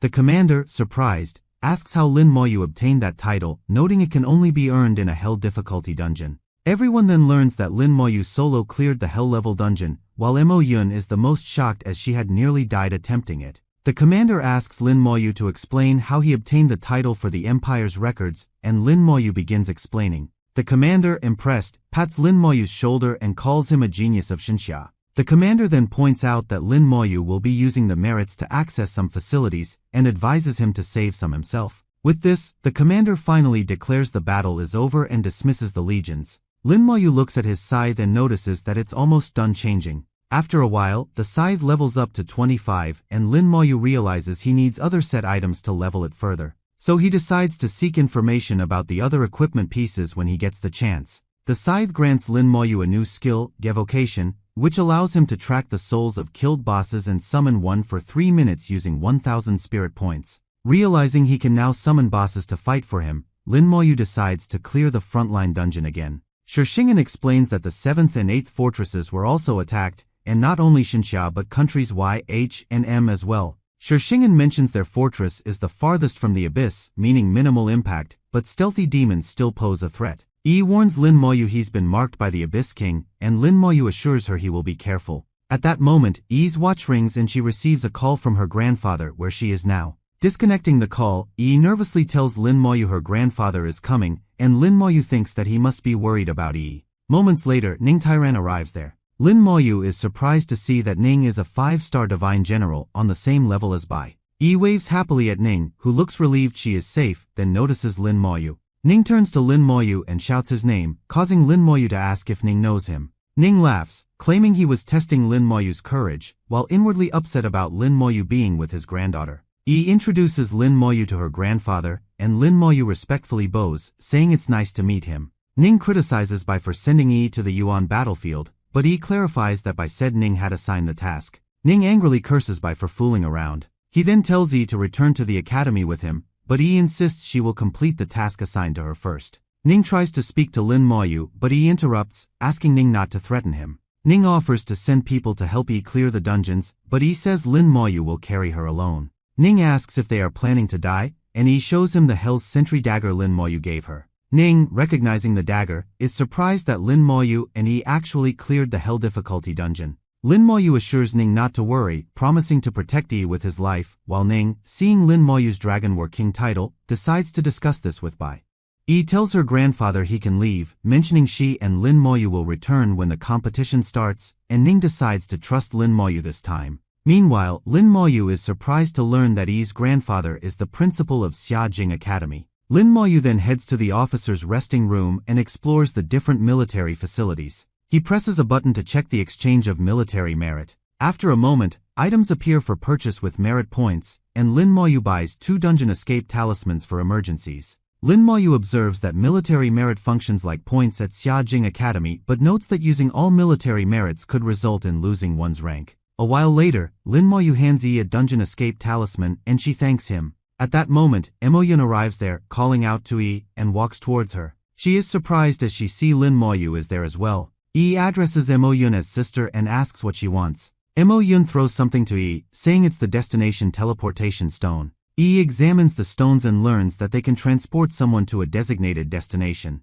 Emoyun mentions that she has been searching for the battlefield Ghost King and says she will ask for Yi's help once she finds it. As she walks away, Emoyun explains that the Ghost King will drop 3 to 6 Nirvana crystals and promises some to Yi for her help. Once Emoyun leaves, Yi turns to Lin Moyu and says that her sister has probably indirectly chosen him as the helper. Yi points out that since Lin Moyu solo cleared the Hell difficulty, defeating the Ghost King should be no problem for him. Lin Moyu checks his talisman and notes it has 8 cooldowns remaining, while Yi mentions hers has 9 left. They both decide to rest today and continue clearing the dungeon tomorrow. The next day, Yi arrives at the dungeon where a guy teases her, saying she is pretty. Another guy warns the previous one to shut up, pointing out that Lin Moyu, who is walking beside Yi, is a beast. Yi tells Lin Moyu that everyone is looking at him and mentions that his performance yesterday has made him famous. Lin Moyu suggests they ignore the onlookers and head into the dungeon right away. After some time in the dungeon, Lin Moyu levels up to 25, his skeleton's attributes increase, and he notes that he reached the boss in less than 4 hours this time. Lin Moyu sends his skeletons charging at the boss, hoping to test his new skills on it. Within a minute Lin Moyu defeats the boss. And seeing his scythe, Lin Moyu stores the boss's soul in it. Yi exclaims in surprise while holding another hell difficulty dagger. She asks if she can take the dagger too, claiming she has a use for it, and Lin Moyu agrees. Lin Moyu then summons his skeleton armor around both of them, and Yi cheerfully suggests they keep going. They teleport outside the dungeon and notice a group of strangers has gathered there. A man points at Lin Moyu, demanding that he clear the road. But seeing Lin Moyu's not move, the man gets surprised. He then bellows that Lin Moyu is blocking the red carpet meant for a royal and orders him to move. Suddenly, a sword swings down upon the man's extended hand, sending him falling backwards. Lin Moyu's skeleton, who swung the sword, gives the man a death stare. Yi tells Lin Moyu to be careful and suspects these men might be from ancient Rome's Holy See. A voice from inside a golden carriage commands the forces to stop and they obey. A leg steps out of the carriage, followed by a royal-looking person in armor crafted by a professional blacksmith and adorned with jewelry made by alchemists. The royal notices Yi and appears mesmerized by her beauty. He tells his squire to stop being rude and back off. The royal then bows to Lin Moyu and Yi, apologizing on behalf of his underling. He introduces himself as Rutgers from ancient Rome's Holy See, a level 31 Vulcan warrior. Nearby onlookers are impressed by Rutgers's profession, claiming that ancient Rome's Holy See is religious and seems to have inherited the power of the gods. However, some people dismiss Rutgers's Vulcan warrior profession as a foolish class with nothing more than a fire attribute. Rutgers extends his hand to Yi, calling her beautiful and inviting her to get to know him better. But Lin Moyu steps in and tells Rutgers that he need not worry about Yi. Rutgers points out that he is more qualified than Lin Moyu, who is only level 25, and calls him ignorant. Rutgers says it's normal to be narrow-minded at a low level and asks Lin Moyu if he knows which dungeon he is about to clear. Rutgers mentions he's going to solo clear the outpost Sentry Hell difficulty, obtain the legendary title, and then invite Yi to join him. Yi suppresses a laugh at Rutgers's arrogance. Rutgers is puzzled and asks what's going on as he sees other people silently giggling at him. Rutgers's squire runs towards him and whispers that the legendary title has already been taken. The squire then points at Lin Moyu as the one who took the title. Rutgers is shocked into silence, and he orders his party members to come to him. Rutgers and his party form a close circle and begin discussing something. After a while, the squire asks Rutgers if they will really do it, reminding him that they are in Xinxia's territory. Rutgers smirks and says they should be discreet so that if Lin Moyu and Yi die, others will assume it happened inside the dungeon. Lin Moyu assures Yi to ignore those guys and suggests they continue clearing the dungeon. As Lin Moyu and Yi teleport inside the dungeon, Rutgers uses a dungeon tracking scroll to keep track of them. Rutgers and his party also enter the dungeon after Lin Moyu and Yi. Inside the dungeon, Rutgers and his party appear right in front of Lin Moyu and Yi. Holding the scroll, Rutgers says Lin Moyu must have never expected them to find him. Rutgers claims he needs to kill Lin Moyu to retrieve the title for himself as he uses a teleportation sealing scroll. Yi exclaims in shock that their escape talismans are not working anymore. Rutgers asks Lin Moyu if he is scared and despairing now, noting it's the price for angering him. Rutgers tells Yi not to worry, promising he won't kill her easily but instead make her a wonderful toy. Lin Moyu begins to laugh, prompting Rutgers to angrily ask why he is laughing. Lin Moyu summons his scythe and mentions that since he can't teleport out, it means Rutgers also can't teleport out. And Lin Moyu begins summoning his skeletons, puzzling Rutgers and his guards. With his skeletons behind him, Lin Moyu tells Rutgers to know his enemies clearly and points out that his ignorance has led him to his death. Grinning, Rutgers asks Lin Moyu if he plans to use his shabby skeletons against someone with the legendary Vulcan warrior profession. Rutgers commands his party members to attack while he transforms his body into a Vulcan body, looking stronger and tougher. Rutgers explains that in this state, all his attributes and skills attack power are tripled, and damage taken is reduced by 300%. Rutgers's party members cheer for him while he raises his sword, laughing and declaring no one is stronger than him. Lin Moyu analyzes Rutgers's skills and agrees they are quite strong as expected from a legendary profession. Lin Moyu then uses the slow curse on Rutgers's party members. Realizing they have been cursed, the party members shout for support to cleanse the curse, while Lin Moyu's skeleton warriors charge forward. Rutgers raises his sword and strikes a skeleton that blocks it, shocking him with its strength. Another skeleton's sword cuts through a knight's shield easily. The shield gets shattered in half, and the knight gets pushed back with force. Seeing the skeleton's power, the other party members begin to worry, afraid they will be killed.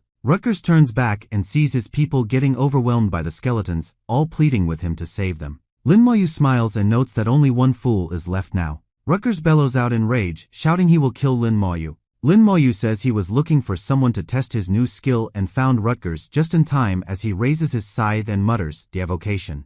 Dark wings materialize, followed by the zombified final boss, and Lin Moyu reminds Rutgers that he wanted to clear hell difficulty and tells him to fight this boss.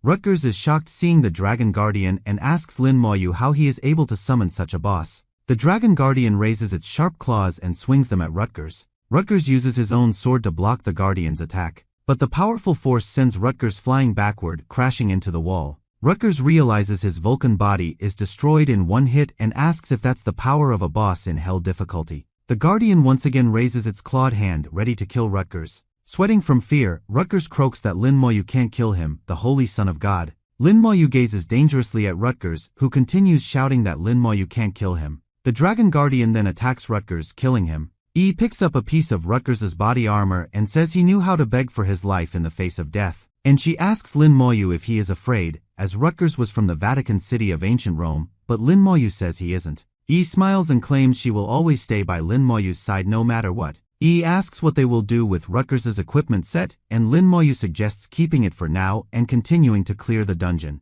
At this time at the Vatican headquarters, some people realize that Rutgers has been killed and hurry to inform the Pope. Back at the academy, Bai notices Ning approaching him looking glum and asks if someone angered him. Ning takes a seat and calls out Bai for sending his granddaughter to the battlefield, asking if he instructed Lin Moyu to flirt with Yi too. Ning says Lin Moyu took Yi to clear the hell difficulty dungeon and questions Lin Moyu's trustworthiness, while Bai says he'll know once they return. Lin Moyu and Yi teleport out of the dungeon after clearing it. Lin Moyu, now level 26, and Yi, level 23, decide to head back, Yi to recharge her talisman and Lin Moyu to prepare for the tournament. Arriving at the academy, Lin Moyu heads to the trade center and finds his equipment is valued at 20 million coins. The trader notices that the equipment is all from hell difficulty and wonders who Lin Moyu might be. Bai calls Lin Moyu, asking why he's back so early. Lin Moyu says he completed his task, and Bai tells him to come over quickly. Lin Moyu arrives at Bai's place, and Bai notices Lin Moyu is already level 26.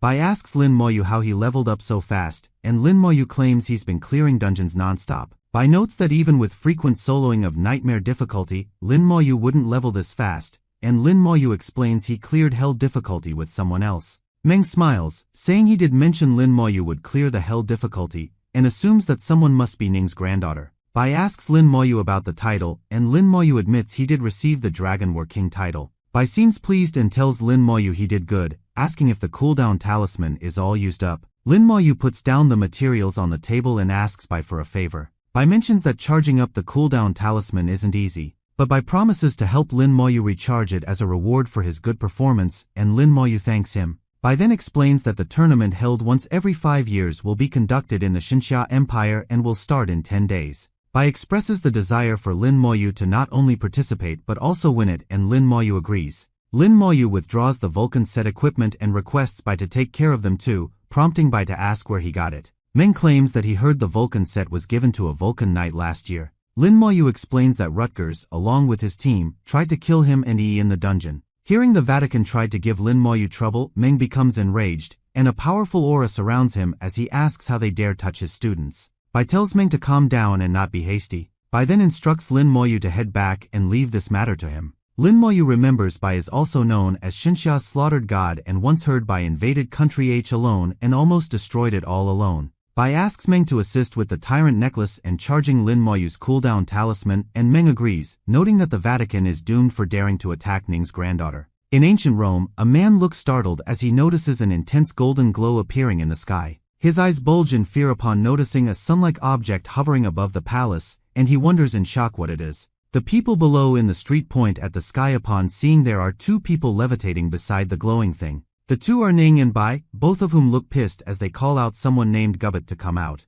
Fire rages around Ning as she asks where the Pope is. The people below shout out that the Pope, along with the elders, have arrived and hope nothing else will happen. Gubai, the Pope of the Vatican, bellows out in anger, demanding to know who dares to mess with the Vatican. Ning appears before the Pope, who recoils in fright, recognizing him instantly. The Pope is even more shocked when he sees Bai, fearing the destruction of Vatican City. Forcing a smile, the Pope asks why they are there and offers compensation if the Vatican has offended them. The people, seeing the Pope look this scared, begin worrying if they will all get killed now. Meng orders the Pope to go and bring Rutgers out to him. The Pope commands his disciples to fetch Rutgers immediately. The Pope then cautiously asks Meng what Rutgers did to offend them. Meng and Bai clarify that Rutgers didn't offend either of them directly. Meng points out that it was his granddaughter whom Rutgers offended. The Pope is struck with fear, knowing that offending Meng's granddaughter is the worst mistake anyone could make. The Pope's followers arrive with Rutgers who, upon seeing the glowing object in the sky, asks if it's the descent of Vulcan. Suddenly, a bright light descends upon Rutgers, lifting him off his feet and pulling him upwards. The Pope informs them that Rutgers is here and notes that he died 2 days ago but has just been resurrected. Ning asks Rutgers if he is the one who called his granddaughter a toy and chased after Lin Moyu. Rutgers is terrified by the menacing aura emanating from Ning. He then begins shouting that Lin Moyu dared to kill him, vowing to kill Lin Moyu and make Yi his toy. Gubai opens his mouth in shock, realizing Rutgers went too far. Turning to Bai and Ning, Gubai desperately tries to plead with them. Ning points out that Rutgers' stigma in the Vatican's divine statue is what allows him to resurrect and decides to destroy that statue. Ning then directs the flaming fire straight towards the church where the statue is located. Gubai bellows out, instructing everyone in the church to run away. Rutgers begins laughing, claiming he will just revive again if killed. The massive fireball consumes Rutgers, turning him to a crisp as it begins descending upon the church. With a deafening crash, the fireball slams into the church, destroying it. Ning vows to destroy the entirety of ancient Rome himself if anyone dares to mess with his granddaughter again. The Pope sighs in relief that they are still alive, recalling what happened to Country H when Bai killed thousands there. The Pope then curses Rutgers for his actions, which caused the statue to be destroyed and the Vatican to suffer great damage. Bai and Ning teleport back to their place. Bai asks Ning when did he become so short-tempered, and Ning reminds Bai that he isn't any different. Bai remarks that as one gets older, they should accumulate virtue and commit fewer killings. Meng tosses the cooldown talisman back to Bai, claiming he's recharged it. Ning takes out his cooldown talisman and asks Meng to recharge it as well. Meng remarks that they could have just handed them over earlier and Ning laughs, saying they forgot. A few days later, hot air balloons fly through the sky, pulling along banners about the upcoming tournament. Lin Moyu checks his watch and notices it's time to sign up for the tournament. The tournament is divided into 3 sections: team, solo, and challenge competitions. Each grouping consists of 10 levels, and the group Lin Moyu is in is the level 20 to 29 group. The championship offers generous rewards in competitions below level 40, including rare scrolls, magic potions, and 50 million gold coins for category champions. The champion for the solo competition can receive a beginner magical potion that increases all basic attributes by 200 points. Lin Moyu notes that the rules and rewards of the challenge competition haven't been announced yet and hopes the rewards will be good. Lin Moyu is currently level 26, and these are his attributes. These are the attributes of his Thanatos scythe. The skeleton warriors, as well as the skeleton mages, are also level 26. Lin Moyu's 3 friends approach him, and Xia Shui asks if he will sign up for the tournament, to which Lin Moyu nods in affirmation. Xia Shui says they wanted Lin Moyu on the team, but couldn't since he was already level 22, and Wan Ming asks his current level. When Lin Moyu reveals he's level 26, the three of them freeze in shock, their eyes widening in disbelief. Xia Shui clasps her mouth in shock at Lin Moyu's rapid level up, while Wenming comments that guys shouldn't level up so fast, prompting Feng Xiu to ask what she means. Feng Xiu teases Wenming, saying she should know exactly what she means. At that moment, Yi arrives, waving at Lin Moyu. Xia Shui turns her head, curious about who Yi is. Yi introduces herself as Lin Moyu's friend. Xia Shui asks Yi if she's really level 25, and Yi nervously admits it's all because Lin Moyu carried her. Xia Shui agrees that it makes sense. She, Wenming, and Feng Xiu all introduce themselves to Yi. Wenming notes that being too exceptional also brings trouble, which Feng Xiu agrees with. Xia Shui and the others decide to find their teammates, with Xia Shui waving goodbye to Lin Moyu. Lin Moyu tells Xia Shui she can contact him if she wants to clear the Tyrant Desert. Yi points out that Lin Moyu is very close to Xia Shui, and Lin Moyu explains they are high school friends. Yi calls Lin Moyu dense, saying she'd chase all the pretty girls if she were him, leaving Lin Moyu puzzled. Tao Tao, Duan Gao, and Miao Yu all arrive, waving at Lin Moyu. Tao Tao says they're here for the tournament, and Yi asks if they've found a party yet. Tao Tao admits they haven't, as others don't like their low levels and aren't willing to team up with them. Lin Moyu then suggests that all 5 of them should team up together. Tao Tao reveals she heard Lin Moyu solo carried 39 people in the Tyrant Dungeon, and she's certain they'll get first place if they team with him. Tao Tao agrees to team up, but on the condition that if they get first place, they will only accept the contribution points awarded by the Academy. Miao Yu supports this condition, saying they don't want anything else. Lin Moyu agrees to this condition. After finishing the tournament registration, Yi thanks Lin Moyu, who says it's nothing. Bai Lixing and his sycophant arrive to register, with Lixing declaring he'll win the championship and his sycophant agreeing, praising his strength. The sycophant pushes people out of the way to make way for Lixing. Lixing notices Yi with a man standing beside her. Recognizing the man as Lin Moyu, Lixing becomes furious. He then steps in front of Lin Moyu and Yi, telling them to stop. Yi sees it's Lixing and calls him an annoying asshole. Lixing demands to know why Yi is walking with Lin Moyu. He notices Yi has her arm around Lin Moyu's arm and gives a jealous look. Yi declares that it's none of Lixing's business that she's with Lin Moyu. Lixing roars in anger, claiming it's his business, and reveals that Yi is his fiancé. Yi, now pissed, shouts back that he proposed, she refused, and that doesn't make her his fiancé. Yi accuses Lixing of spreading lies and tells him to find a healer to fix his brain. Lin Moyu is surprised to see Yi this angry. Yi glances at Lin Moyu, reassuring herself that he won't care about someone like Lixing. Lixing clenches his teeth in anger, declaring it's not over and vowing not to let anyone take Yi from him. Lixing then turns to Lin Moyu, shouting at him for repeatedly opposing him and now even snatching away his woman. Lixing's face twists in rage as he mentions that he hasn't even made Lin Moyu pay for his previous actions. Lin Moyu calmly calls Lixing a stupid clown. Lixing's rage intensifies, and he curses Lin Moyu, vowing to kill him sooner or later. Yi draws her dagger and warns Lixing that he's asking for death. Lin Moyu thinks that if he doesn't kill Lixing now, Lixing will continue to harass Yi. At that moment, a voice asks Lixing who he wants to kill, causing Lixing to look horrified. A terrifying aura fills the surroundings as Lixing opens his mouth in shock, realizing someone has arrived behind him. Hovering off the ground and looking down, Bai asks Lixing if he wants to kill Lin Moyu. Lixing turns upwards in fear and exclaims upon seeing Bai. Bai demands that Lixing answer whom he threatened to kill. Lixing loses his balance and falls back, pleading that he didn't say anything like that. Bai tells Lixing to get lost and warns him never to threaten anyone again. Lixing and his sycophant don't waste a second and flee. Bai descends and lands before Lin Moyu and Yi. Bai asks Lin Moyu if he planned to attack Lixing, and Lin Moyu explains he had to act because Lixing was threatening to kill him. Bai asks if Lin Moyu isn't afraid of Lixing's grandfather, the level 81 headmaster of Bailey Academy. Lin Moyu says he is aware and plans to return to the Yuan battlefield to level up so he can defeat anyone. Bai pats Lin Moyu on the back with a smile, saying Lin Moyu is just like he was when he was younger. Bai then reminds Lin Moyu that fairness and fear are both achieved through one's own strength. Bai notes he's given Lin Moyu the method to raise his level, offers to send help once he gathers materials, and advises him to complete his new task quickly. Bai turns to Tao Tao and the others, complimenting them as well. Tao Tao tells Lin Moyu and Yi to gather and meet at the same place when the tournament starts.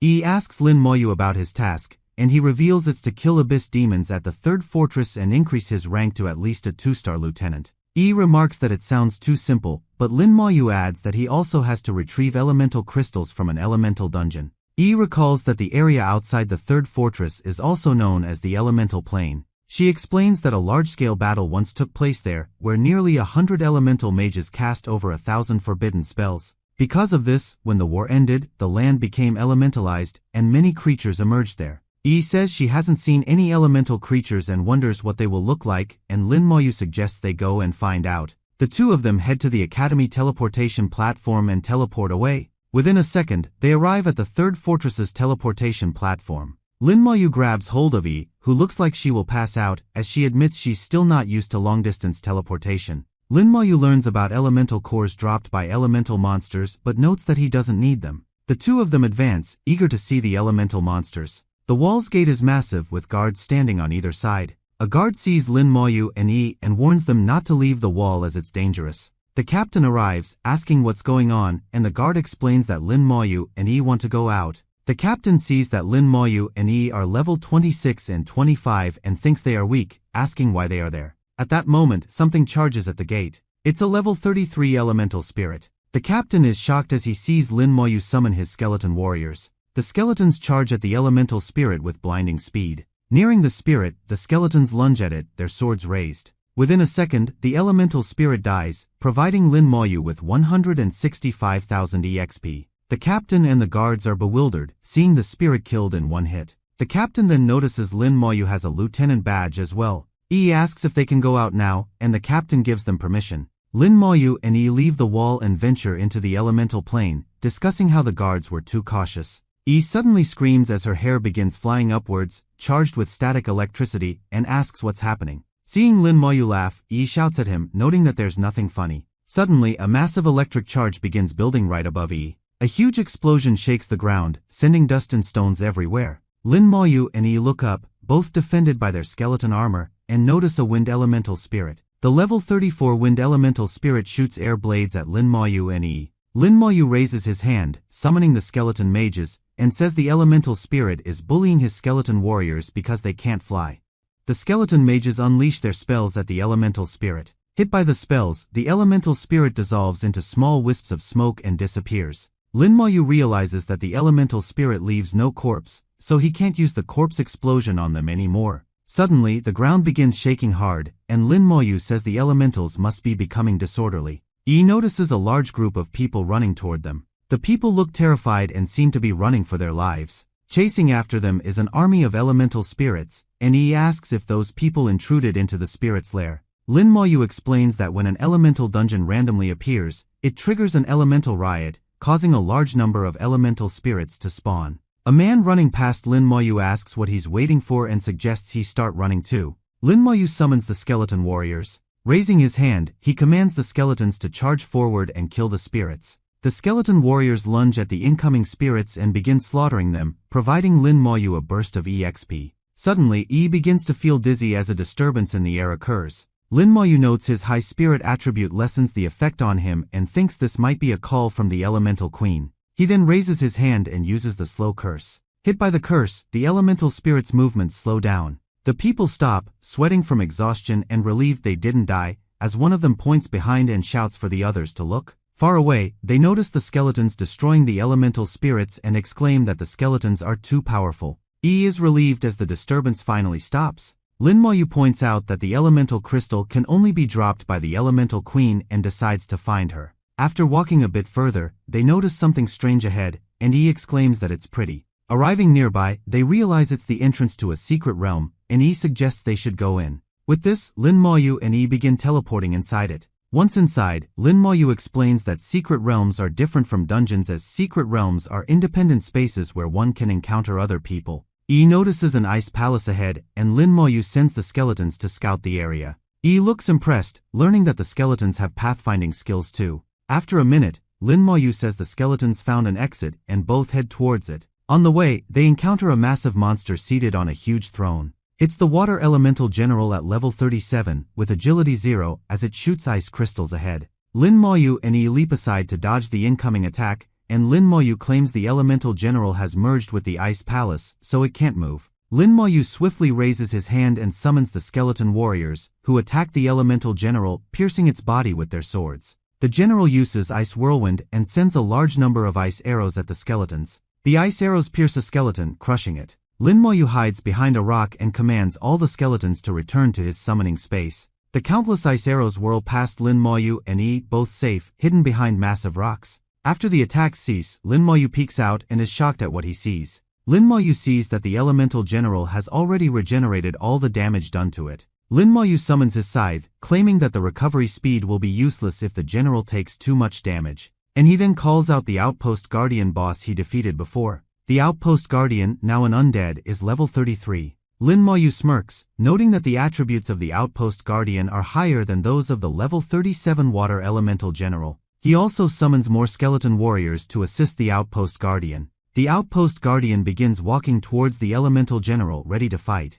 The Elemental General shoots more ice arrows at the Outpost Guardian and the skeletons as they advance. The Outpost Guardian has its wings extended as the ice arrows strike its body in different places. Lin Moyu points out that the same attack won't work against his Outpost Guardian. The skeleton warriors close in on the general and lunge at it. Half a dozen swords pierce the immobile body of the general. The general uses the Sky Flood skill, summoning a large amount of water around it. Lin Moyu gives a startled look as the water begins flowing everywhere, drowning the surroundings. Lin Moyu and he climb onto a large rock, and Lin Moyu agrees that the large AO's attack is a good counter to his skeletons. The elemental general looks ahead and sees all the skeleton warriors have climbed the Outpost Guardian's body to avoid the water. The skeletons then lunge forward at the general. The Outpost Guardian raises its arms and summons a massive energy attack, which slams down upon the general. The general gets crushed into pieces and then dies, providing Lin Moyu with EXP and 10 water element crystals. Lin Moyu recalls the Outpost Guardian into the scythe. He then points the scythe ahead and tries to collect the water elemental general's soul. But since elemental life forms have no corpse and soul, Lin Moyu realizes he can't use his evocation skill to summon them as undead. Lin Moyu collects the element crystals, noting that he can only summon a boss monster for 3 minutes. He notes that the elemental chaos has eased, making it easier to breathe, and Lin Moyu suggests they continue ahead. Walking for some time, Lin Moyu and he notice a place blazing with fire up ahead. Lin Moyu quickly summons skeleton armor for himself and he as they make their way through the hot, fire-filled surroundings. Lin Moyu notes they've encountered glaciers and now a sea of fire, wondering if they'll face wind or lightning areas next. A while later, they see what looks like a volcanic mountain ahead. As they get closer, E says it's not a volcano but a concentration of fire. 2 massive eyes glow from the fire, revealing the Fire Elemental General at level 37, which, like the previous general, is immovable. Lin Moyu summons his skeletons, saying he knows what to do this time. The Fire General raises its hands and shoots a concentrated laser-like energy at the sky, causing a huge explosion.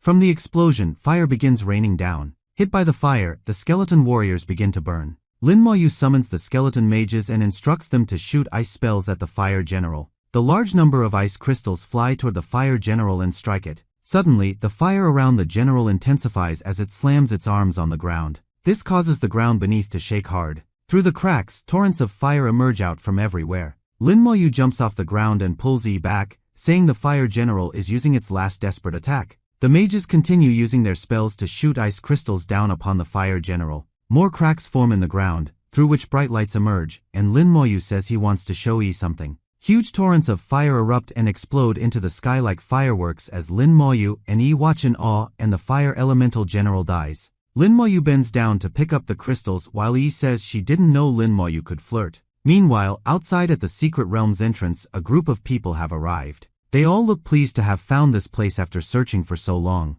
The group leader says someone seems to have already gone in, and the other person looks angry that they've been beaten to it. The group leader claims the aura suggests the people inside haven't been there long and notes it will be easier if those people lead the way. The person holding the cross agrees with their boss. Now that their path is cleared, all they need to do is kill the last boss. Confident, they prepare to enter the secret realm. Once inside, the hooded man analyzes the footprints and directs the team to follow him. Meanwhile, Lin Moyu, E, and the skeletons continue moving forward. Suddenly, something crackling with electricity emerges from the ground. E covers her mouth from the dust as the level 28 Lightning Wind Elemental General reveals itself. Lin Moyu notes that this Elemental General is a merge of lightning and wind elements. Suddenly a powerful bolt of lightning strikes down upon Lin Moyu, but with the skeleton armor around him, Lin Moyu takes no domain. Lin Moyu then uses Slow Curse on the Elemental General. The General's movements get restricted as it's bound by the chains. The General shoots numerous bolts of lightning at the skeletons, destroying many of them. The skeleton mages retaliate with spells that hit the General. The skeletons struggle to attack the General since it's off the ground. Lin Moyu grabs a chain binding the General, annoyed by flying opponents, and pulls the General down, allowing the skeletons to attack more easily. With combined attacks from the skeleton warriors and mages, the elemental general dies. Lin Maoyu tells Yi they should search for the elemental queen. He says that these elemental bosses will reappear once again. Lin Maoyu and Yi continue moving forward. Hovering above the sky is a massive castle built on a mound of earth. Inside the castle, the elemental queen, also the secret realm's ruler, is resting. The skeletons charge at the queen, but Lin Maoyu realizes she is resistant to both physical and elemental attacks. The queen uses elemental starburst, causing an explosion that kills 3 skeletons instantly. Lin Maoyu notices his skeletons are weakened from the previous battles. The queen creates glowing energy balls and shoots 3 powerful lasers at the skeletons. This attack vaporizes 5 skeletons, killing them. Seeing his skeletons destroyed, Lin Maoyu acknowledges that the queen is strong. A bright glow of elemental energy appears, illuminating the surroundings. The queen summons the elemental energy towards her and, extending her arms forward, uses elemental starburst once again. A swirling form of energy appears, pulling the skeletons toward its center. The queen also summons a huge, fast-spinning tornado. 11 skeletons get caught in the tornado and die instantly, and Lin Maoyu admits the situation is difficult, wondering why Bai gave him this task. With elemental creatures having no souls or corpses, Lin Maoyu's skills are mostly useless, so he decides to summon the undead general and outpost guardian. Lin Maoyu realizes he became reckless by confronting the queen directly and thinks of a new strategy. The party that entered the secret realm arrives and notices the fight is underway. The woman asks if they should intervene, but the hooded man suggests they kill Lin Maoyu and Yi first. The party leader instructs Xiao Fei to use her skill. Xiao Fei follows the order and begins channeling the skill. Yi's assassin instinct kicks in, and she senses Xiao Fei's skill. And she quickly turns to Lin Maoyu and warns him of an ambush. A strange circular rune appears around them while fireballs start hurling down from above. Xiao Fei directs the massive fireballs at Lin Maoyu and Yi with her staff. Lin Maoyu finally notices the humans are there and says it's a good timing. The massive fireball slams down upon Lin Maoyu and Yi. However, the skeleton armor around them nullifies the attack as Lin Maoyu commands the skeletons to attack. The skeleton warriors charge forward at the humans. As the skeletons approach, the party leader looks startled and asks where they came from, wondering if they are the queen's minions. The leader then assures the others to not panic. Suddenly, Lin Maoyu's slow curse hits the people, catching them off guard. Lin Maoyu is certain the healers from the party will be able to remove his slow curse with their skills, so he decides to target them first. The skeleton mages use their skills, sending numerous spells straight for the healer of the party. All of the skills strike the healer, resulting in a massive explosion around him. The party leader curses in worry as the healer falls dead to the ground. The leader uses the group provocation skill, sending glowing energy ropes toward the skeletons. Using the group chain skill, the leader causes the energy ropes to wrap around the approaching skeletons, halting their movement. The leader then withdraws a potion and tells the other members to do the same. All of them drink their own potions, which lift the slow curse placed on them by Lin Maoyu. Suddenly, the skeleton mage's skills strike down upon the party, prompting the leader to quickly use the group protection skill. A powerful shield surrounds the party members, protecting them from the skills raining down on them. Yi points out that the party members are all level 40 and their skills are strong after their second evolution. Lin Maoyu also notices that the party used anti-curse potions and wonders if this is the extent of second evolution professionals. Despite this, Lin Maoyu isn't worried as he has the skeleton armor around him and decides not to go easy on the enemies. He then directs the skeletons to charge forward and kill them all. The skeletons, swords ready, rush directly at the party members. The party tries to counterattack and throws every skill they can at the skeletons, but it does no damage. Xiao Fei, looking terrified, asks why the skeletons aren't dying and inquires what they should do. The leader curses, realizing Lin Maoyu is too strong, and declares that they will have to retreat. Lin Maoyu raises his hand and uses the Soul Flame skill. A party member gets hit by Lin Maoyu's attack and begins screaming in agony.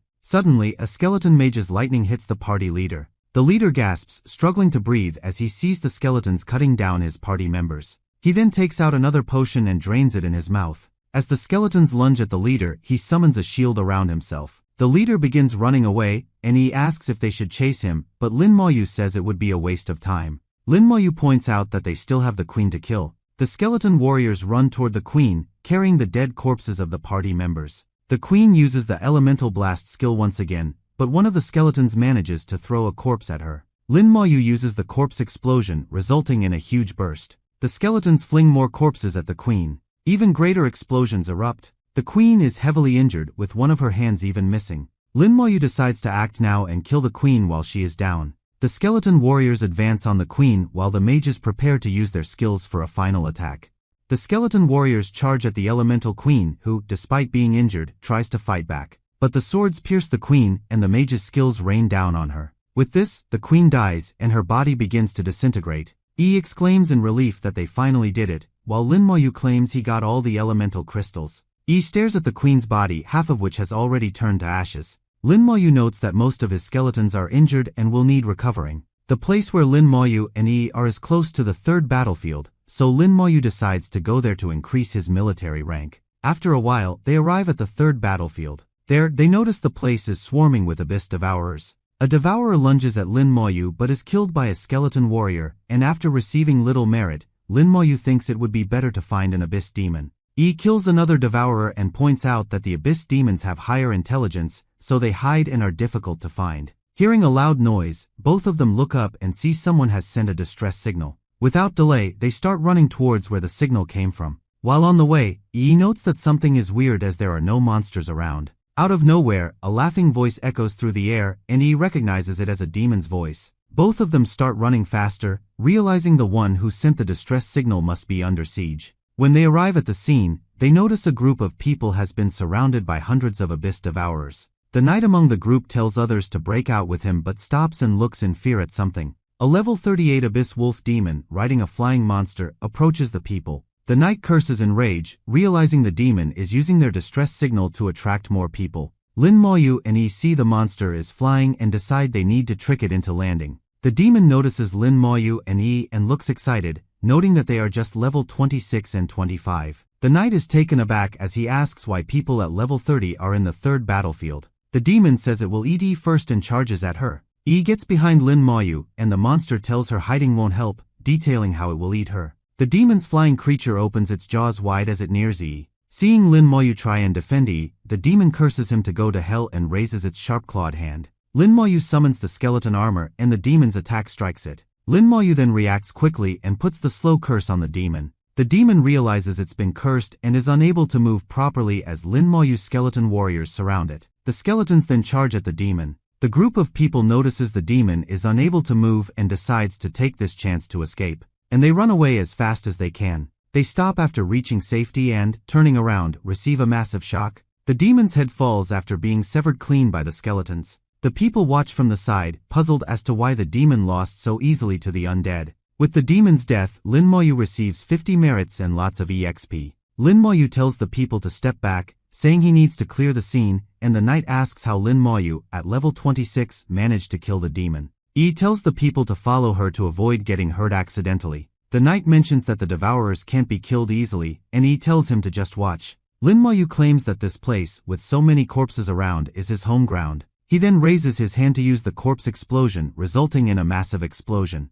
The corpse explosion sets off a chain reaction, causing every corpse to explode. The party members are open-mouthed in shock, seeing the destructive power of Lin Moyu's spell. Gives a pleased look as she reaches the 6-star private rank. Lin Moyu wants to kill more abyss monsters of higher levels to improve his military rank. The knight approaches Lin Moyu, calling him brother, and thanks him for his help. The knight gives a nervous laugh, saying it's an embarrassment for his team to be cornered like this by the demon. The knight explains that the abyss is divided into 3 regions: surface, middle, and deep. The battlefields 1 to 3 constitute only the surface region of the abyss, serving as entrances to the abyss. The entrances make it difficult for powerful demons to emerge, so only weak demons can sneak in. Abyssal demons are similar to humans, with level 40 being their divine line. Demons above level 40 are extremely powerful. In the deepest section of Battlefield 3, some areas overlap with the abyss's entrance, revealing the true abyss with more monsters and demons. The knight explains all this and says this is why they can't wander around there.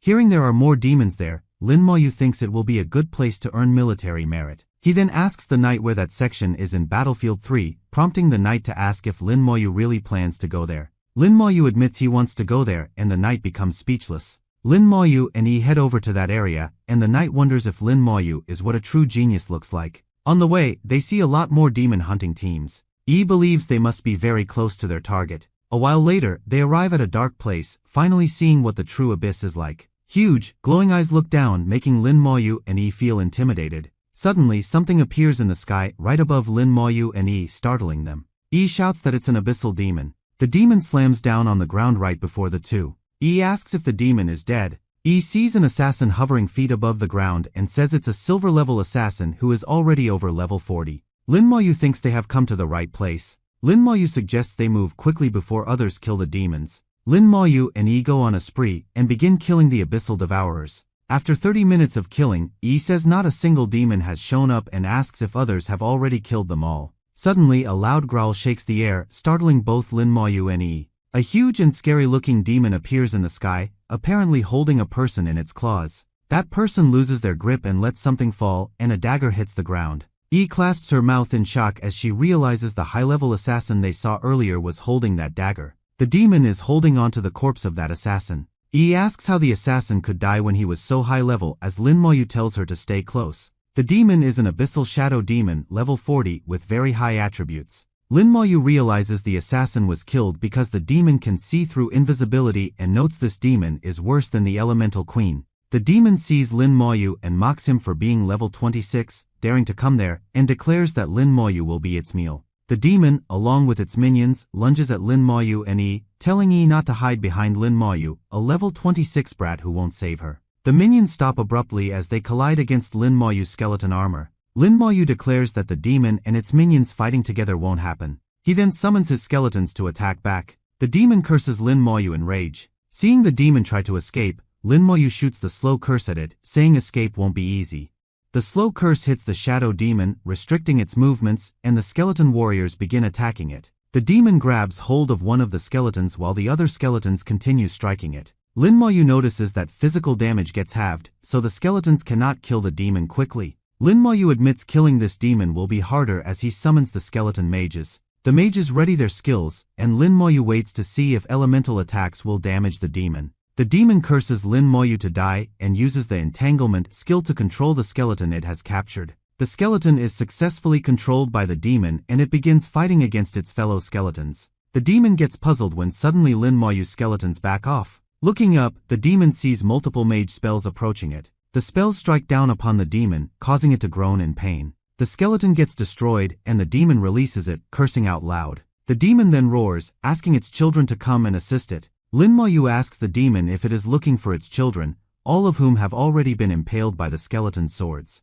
Yi claims she is exhausted as those little demons were too hard to kill. Seeing its children dead, the demon bellows, asking how dare Yi kill them. Lin Maoyu agrees to return the demons' children, and the skeletons throw the corpses back at it. Lin Maoyu raises his hand and uses the corpse explosion on those corpses. The moment the demon grabs hold of its children, they explode, blowing the demon apart as well. With this, the demon dies, and Lin Maoyu receives 500 military merits and a lot of EXP. Yi exclaims that she just got promoted to second lieutenant. She smiles and says her grandfather would be shocked if he knew she got promoted, while Lin Maoyu notes he needs 10,000 military merits to earn 1 star. Yi points out that's why Lin Maoyu hasn't been promoted and suggests they check out a nearby dungeon she heard about. So the both of them start searching for that dungeon. Meanwhile, back at the academy, Meng asks Bai if he is insane for sending Lin Maoyu to the elemental secret realm. Bai points out that even large-scale dungeons couldn't stop Lin Maoyu, so he'll handle it fine and get a chance to kill thousands of hounds for EXP.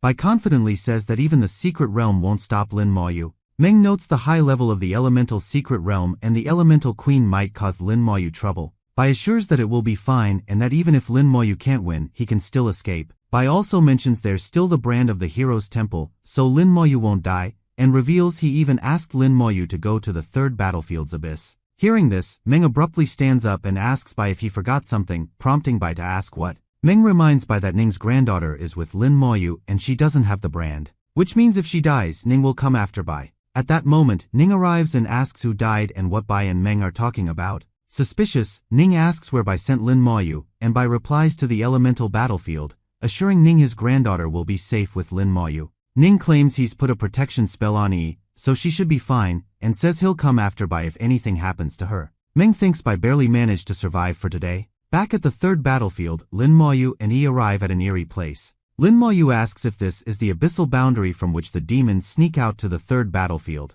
At that moment, a whole army of abyssal demons and monsters exits out of the boundary. The demons notice Lin Maoyu and Yi and begin laughing, saying they will eat them now. Without warning, the skeleton mages start throwing their spells, raining down on the horde of monsters. The demons roar, demanding to know who sneaked up on them, accusing Lin Maoyu of being shameless, claiming they're hurt, and vowing to kill him. Lin Moyu casts the slow curse, catching the demons off guard and binding them with chains that restrict their movements. The skeleton warriors charge forward aggressively, confusing the demons who are bewildered by their sudden and unexpected appearance. With their swords raised high, the skeletons swiftly and efficiently slay the demons and monsters, cutting through them. Within mere seconds, the once clear ground is now littered with the corpses of monsters. Lin Moyu raises his hand and prepares to unleash corpse explosion. The explosions are devastating, killing a large number of demons and earning Lin Moyu significant EXP and military merit from the carnage. Lin Moyu is thoroughly pleased with the battlefield's strategic location, recognizing it as an ideal spot to farm the military merit he desires. More demons begin emerging from the entrance in increasing numbers, their presence adding to the chaos of the battlefield. The skeletons, under Lin Moyu's command, hurl the corpses of the fallen demons at the portal, and Lin Moyu triggers another series of explosions. Before the new waves of demons can fully emerge from the entrance, they are obliterated by the powerful and well-timed blasts. Lin Moyu exclaims with surprise at the efficiency of his attacks, noting that he has already gained approximately 3,000 military merit from this single assault. On the other side of the entrance, an even greater number of demons gather, preparing to pour out and join the fray. But before they can do so, a corpse set with the explosion hurls straight toward the entrance. As the wave of demons falls, Yi happily exclaims about the merits, while Lin Moyu decides to gather more demons before killing them. Once a sufficient number of demons have gathered, Lin Moyu commands the skeletons to resume their assault. The skeletons begin tossing more corpses at the entrance, providing Lin Moyu with ample opportunities to use corpse explosion once more. As dozens of demons fall victim to the explosive blasts, Lin Moyu receives a massive influx of EXP and military merit. In no time, Lin Moyu and Yi advance to 0-star second lieutenants, with Yi surprised at how fast this method of farming merits is. The entrance starts to close, and Lin Moyu believes that the repeated corpse explosions have successfully overwhelmed and started sealing it. However, the entrance stabilizes shortly afterward and remains open. Lin Moyu remarks that they can now farm more demons and advance to 1-star second lieutenants. Suddenly, Lin Moyu notices something unexpected and is startled. He quickly summons skeleton armor around himself and Yi, pulling her to safety from the danger he just noticed. The Demon King's eyes flash with malevolent glee as it declares it has finally caught Lin Moyu in its sight, its presence radiating an aura of imminent danger. The aura emanating from the Demon King overwhelms both Lin Moyu and Yi, filling the air with a heavy, intimidating energy. The Demon King proclaims the end of Lin Moyu and unleashes a barrage of high-speed laser energy attacks aimed directly at him. Lin Moyu realizes with alarm that he cannot dodge the attacks due to their incredible speed. The Demon King's powerful attacks shatter Lin Moyu's skeleton armor, forcing him to utilize damage transfer to mitigate the damage. Dozens of skeleton warriors instantly get obliterated. As more of his skeletons get destroyed at an alarming rate, Lin Moyu casts a concerned glance and notes that this can't continue. Lin Moyu then notices some corpses sprawled ahead and gets an idea, instructing his skeletons to fling them into the air. As more skeletons are destroyed, Lin Moyu raises his hand to trigger the corpse explosion, unleashing a tremendous shockwave. Hit by the explosion, the Demon King bellows in rage at Lin Moyu. Lin Moyu smiles with satisfaction, confident he made the right choice and that the entrance can't remain open much longer. The Demon King curses in rage, vowing never to forgive Lin Moyu and to ensure he never lives peacefully. Lin Moyu smiles and says he too wants to get back at the Demon King and defeat him. He bids farewell to the formidable foe, promising that when they meet again, the Demon King will be blown to pieces. The Demon King's eye gives Lin Moyu a piercing look as it continues shouting angrily while the entrance begins collapsing. Finally, the entrance disappears along with the Demon King. With a concerned expression, Yi asks Lin Moyu if he's okay, and Lin Moyu reassures her, suggesting that they should leave immediately. Lin Moyu looks forward to meeting the Demon King in the abyss one day. Lin Moyu and Yi make their way through the Rocky Mountains. After a while, they arrive at the level 30 dungeon of the third battlefield, where many groups of people are already present. Lin Moyu begins to wonder what the dungeon, with the power of 3 combined, will be like. He inspects the dungeon's entry requirements and discovers that different parties are recommended for varying difficulties. With most of his skeletons fully recovered, Lin Moyu isn't worried about being ambushed by demons. He turns to Yi and suggests they enter the dungeon, to which she agrees. A man approaches Lin Moyu and Yi, reminding them that this is a level 30 dungeon. He warns them about the dangerous monsters inside and suggests they find a party. Lin Moyu thanks the man and assures him that they'll be fine. As Lin Moyu and Yi begin teleporting into the dungeon, the man thinks they're being suicidal, but another notices their lieutenant badges. The worried guy points out that Lin Moyu and Yi are only level 26, while the other explains that a level 24 lieutenant solo cleared a hell difficulty outpost a few days ago. Meanwhile, Lin Moyu and Yi have entered the dungeon and are overlooking a massive cliff. Lin Moyu observes that this is the dungeon where the power of 3 forces is combined. Suddenly Yi shouts, pointing ahead and telling Lin Moyu to look over there. Lin Moyu follows Yi's gesture and sees a massive battle about to begin. Lin Moyu points out that the professionals in the battle are phantom shadows fighting against the abyss demons. Down in the battle, a mage summons a massive spider web-like thing to restrict the demons from advancing. In a flash of blurred light, several figures arrive, flying through the air. They are human mages who are ready to join the fight. A mage, hovering high above the battle, raises his staff, ready to cast the forbidden curse, elemental destruction. He shoots beams of elemental energy from the sky, striking the ground below. Hundreds of monsters get burnt to a crisp. A massive demon appears, likely the boss, towering several feet over the battlefield. It extends its wings wide and shoots a powerful beam of energy forward. The mages and the demons' attacks collide midair, causing a massive explosion. Lin Moyu and Yi shield their eyes from the intense bright light. Yi slowly looks ahead and exclaims that everything is gone. The battlefield ahead is silent, with no sign of life, as Lin Moyu wonders if this is the origin of the elemental planes. Yi asks if what they saw earlier was a battle of forbidden curses and elemental powers colliding, and Lin Moyu says it might be. And Lin Moyu suggests they continue moving forward. It's dark everywhere, with a massive, statue-like stone figure standing tall in the center. This place seems to be swarming with monsters, their glowing eyes visible in the darkness. Lin Moyu quickly summons his skeletons, and Yi draws her daggers, both ready to fight. Suddenly a level 34 battlefield wolf demon starts charging at Lin Moyu. Lin Moyu's skeleton mages fire their spells at the oncoming demon. A small outburst occurs when the spells strike the demon. However, the demon is still alive and it lunges forward. Lin Moyu is startled to see the demon survive and wonders if it's due to the abyss influence. Lin Moyu claims the demon's defense and health have been enhanced and thinks it should die with more hits. The skeleton warriors finally manage to kill the demon with continuous strikes. Lin Moyu notices there's no corpse and realizes the demon must be made from abyss powers. Yi points out that Lin Moyu can't use corpse explosion now, and Lin Moyu agrees that he'll have to deal with the demons one by one. Lin Moyu admits it's difficult to see due to the limited visibility. Yi's eyes begin glowing, and she explains that as an assassin, she'll help find the demons so Lin Moyu can kill them. So Yi and Lin Moyu work together, with Yi locating the demons and Lin Moyu eliminating them. Yi spots another demon and the skeletons lunge at it. A while later, Lin Moyu notes that it's too easy for the hell difficulty, and Yi agrees that something feels off. Lin Moyu and Yi are battling a monster when Lin Moyu uses the soul flame, finally killing it. With this, Lin Moyu and Yi both level up, reaching level 27 and level 26 respectively.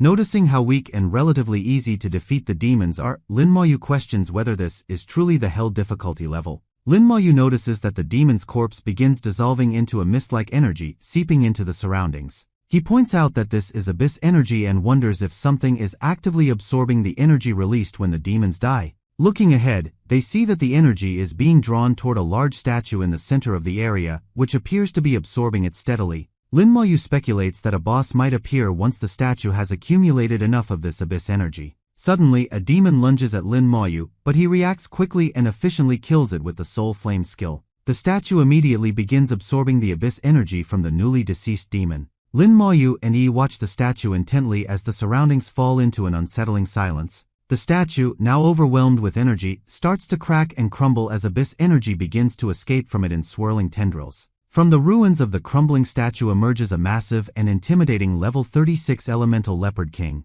The leopard king lets out a thunderous roar and swings its massive paws at Lin Moyu and Yi, while Lin Moyu quickly summons skeleton armor around him and Yi. And they both leap sideways to avoid the powerful swipe from the Leopard King. Lin Moyu notes that the Leopard King is incredibly fast and feels thankful he has the skeleton armor. He instructs Yi to retreat to a safer distance as he summons his scythe and begins to use the evocation skill. The outpost guardian, summoned by Lin Moyu, emerges and takes a formidable stance before the Leopard King, ready to engage it in combat. Lin Moyu casts a slow curse on the Leopard King, significantly hindering its movements and reducing its agility. The outpost guardian seizes the opportunity and lunges straight at the Leopard King. And it strikes the Leopard King with a powerful blow, leaving a deep cut from which abyss aura begins flowing out. Lin Moyu notices this and understands something and promptly instructs all the skeleton warriors to begin their assault on the Leopard King. The Leopard King lets out an enraged roar as the skeleton warriors start surrounding it from all sides, preparing for a coordinated attack. With a swift and forceful motion, the Leopard King slams its massive paw into the outpost guardian's chest.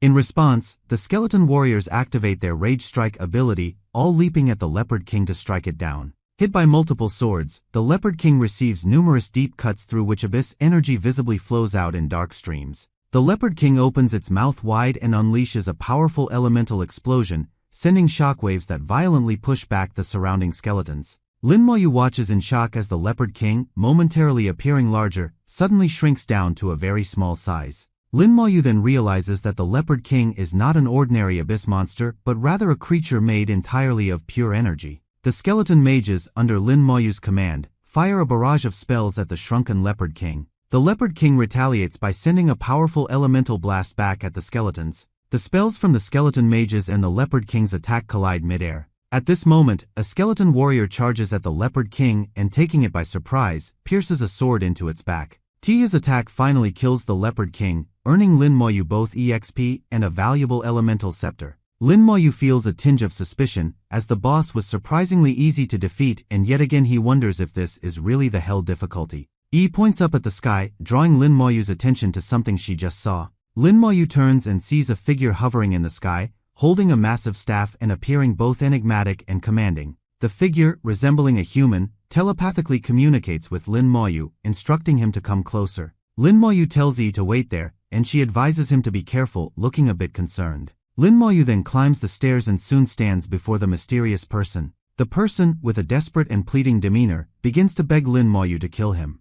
The person continues shouting frantically, pleading for Lin Moyu to kill him as quickly as possible. He is the Great Elemental Mage, a formidable level 39 Hell Dungeon leader, and warns with desperation that if Lin Moyu doesn't strike him, he will be killed in return. The mage then unleashes a powerful elemental attack that rushes directly at Lin Moyu with terrifying speed. Reacting swiftly, Lin Moyu summons the skeleton armor around him, all while wondering why the boss looks like a human. A skeleton jumps directly in front of Lin Moyu, takes the full brunt of the mage's devastating blast and gets destroyed completely. The mage's even attack strikes Lin Moyu, but his skeleton armor nullifies the damage. Lin Moyu exclaims that the mage's skill is incredibly strong, realizing that this is the true power of a mage with 40,000 spirit. With no other choice, Lin Moyu summons more skeleton warriors, determined to fight back. The skeleton warriors charge at the mage, their swords raised high ready to strike. However, the mage raises his staff and summons a magic shield around himself, blocking the attack. The skeleton warriors' swords clash against the shield but can't pierce through, leaving Lin Moyu to admit that the shield's defense is higher than that of even the strongest knights. Deciding that he needs to use a skill that can bypass such defense, Lin Moyu opts for the Soul Blaze. The Soul Blaze attack flies toward the mage and easily passes through his shield, leaving the mage bewildered. The mage gives a piercing look as the flames hit him, but he seems unaffected by the attack and roars with laughter, asking Lin Moyu to kill him and get the answers he seeks. The skeleton mages bombard the mage with multiple spells, trying to weaken him further. But the mage summons a wave of water around himself, neutralizing all the incoming spells with apparent ease. The skeleton warriors, undeterred, leap upwards at the mage while the skeleton mages continue their assault. A bright light suddenly illuminates all the skeletons, followed by a blast of energy bellowing downwards. The energy attack hits a skeleton mage, silencing it immediately and rendering it powerless. Lin Moyu turns his head, noticing that the silenced skeleton mage is now completely confounded. The mage raises his staff again and shoots multiple wind shackles at the skeleton warriors, binding them and rendering them unable to move. With his skeletons now unable to fight, Lin Moyu decides to rely on his own strength, and he charges forwards at the mage. He looks up at the mage and notes that this is the first time he's fighting a boss entirely on his own without relying on anyone. Lin Moyu raises his hand, points it at the mage boss, and fires the Soul Blaze, aiming at the shield still surrounding him. Ignoring the shield, the Soul Blaze strikes the mage, landing a direct hit. The mage overcomes the effect of the Soul Blaze as a bright red glow begins forming around him. He then raises his staff and summons a massive meteorite, engulfed in flames, right above himself. And he sends the meteorites hurtling down towards Lin Moyu. Looking up, Lin Moyu observes that the scale and power of the mage boss is far beyond that of a typical second job transfer mage. Deciding not to dodge this attack, Lin Moyu withdraws some potions and decides to strengthen his skeleton armor instead. He summons the skeleton armor, which now appears massive and more formidable than ever before. The meteorites slam down upon Lin Moyu, but the skeleton armor withstands the impact, deflecting all the destructive force. The mage tries to silence Lin Moyu, but Lin Moyu points out that his skeleton armor is immune to all control effects as he takes the spirit recovery potion.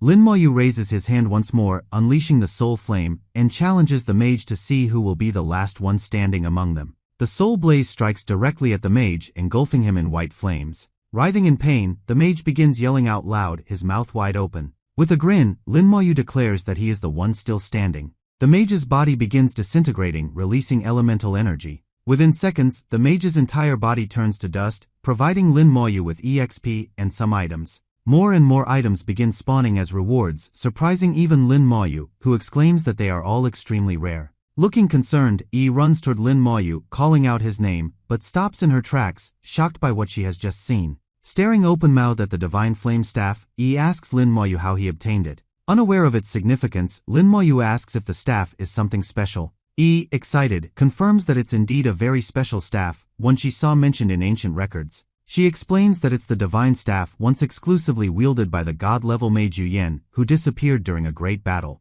Then tries to grab the staff but quickly jerks her hand back in pain. Suddenly, the staff begins glowing brightly, and from its tip, a man dressed in a white cloak emerges. Instinctively, Lin Moyu summons the skeleton armor around himself and for defense. The figure reveals himself to be the remnant soul of Yuyan, assuring Lin Moyu and that they have nothing to fear. Recognizing Master Yuyan, gives a shocked look. Yuyan curiously asks if she knows who he is. Lin Moyu bows and greets Yuyan, while explains that she's seen his portrait in the Xinxia Museum. Yuyan is pleased people remember him despite his death years ago as he urges Lin Moyu and to listen to his words. Lin Moyu and listen intently as Yuyan explains how a space rift appeared on the third battlefield long ago. The rift connected the human world and the abyssal world, allowing the great demon king to lead a massive invasion, which Yuyan's legion fought. After a long battle, Yuyan's team finally launched a forbidden spell, defeating the great demon king and his army. Yuyan reveals that he obtained a space crystal, which records a location in the abyssal world,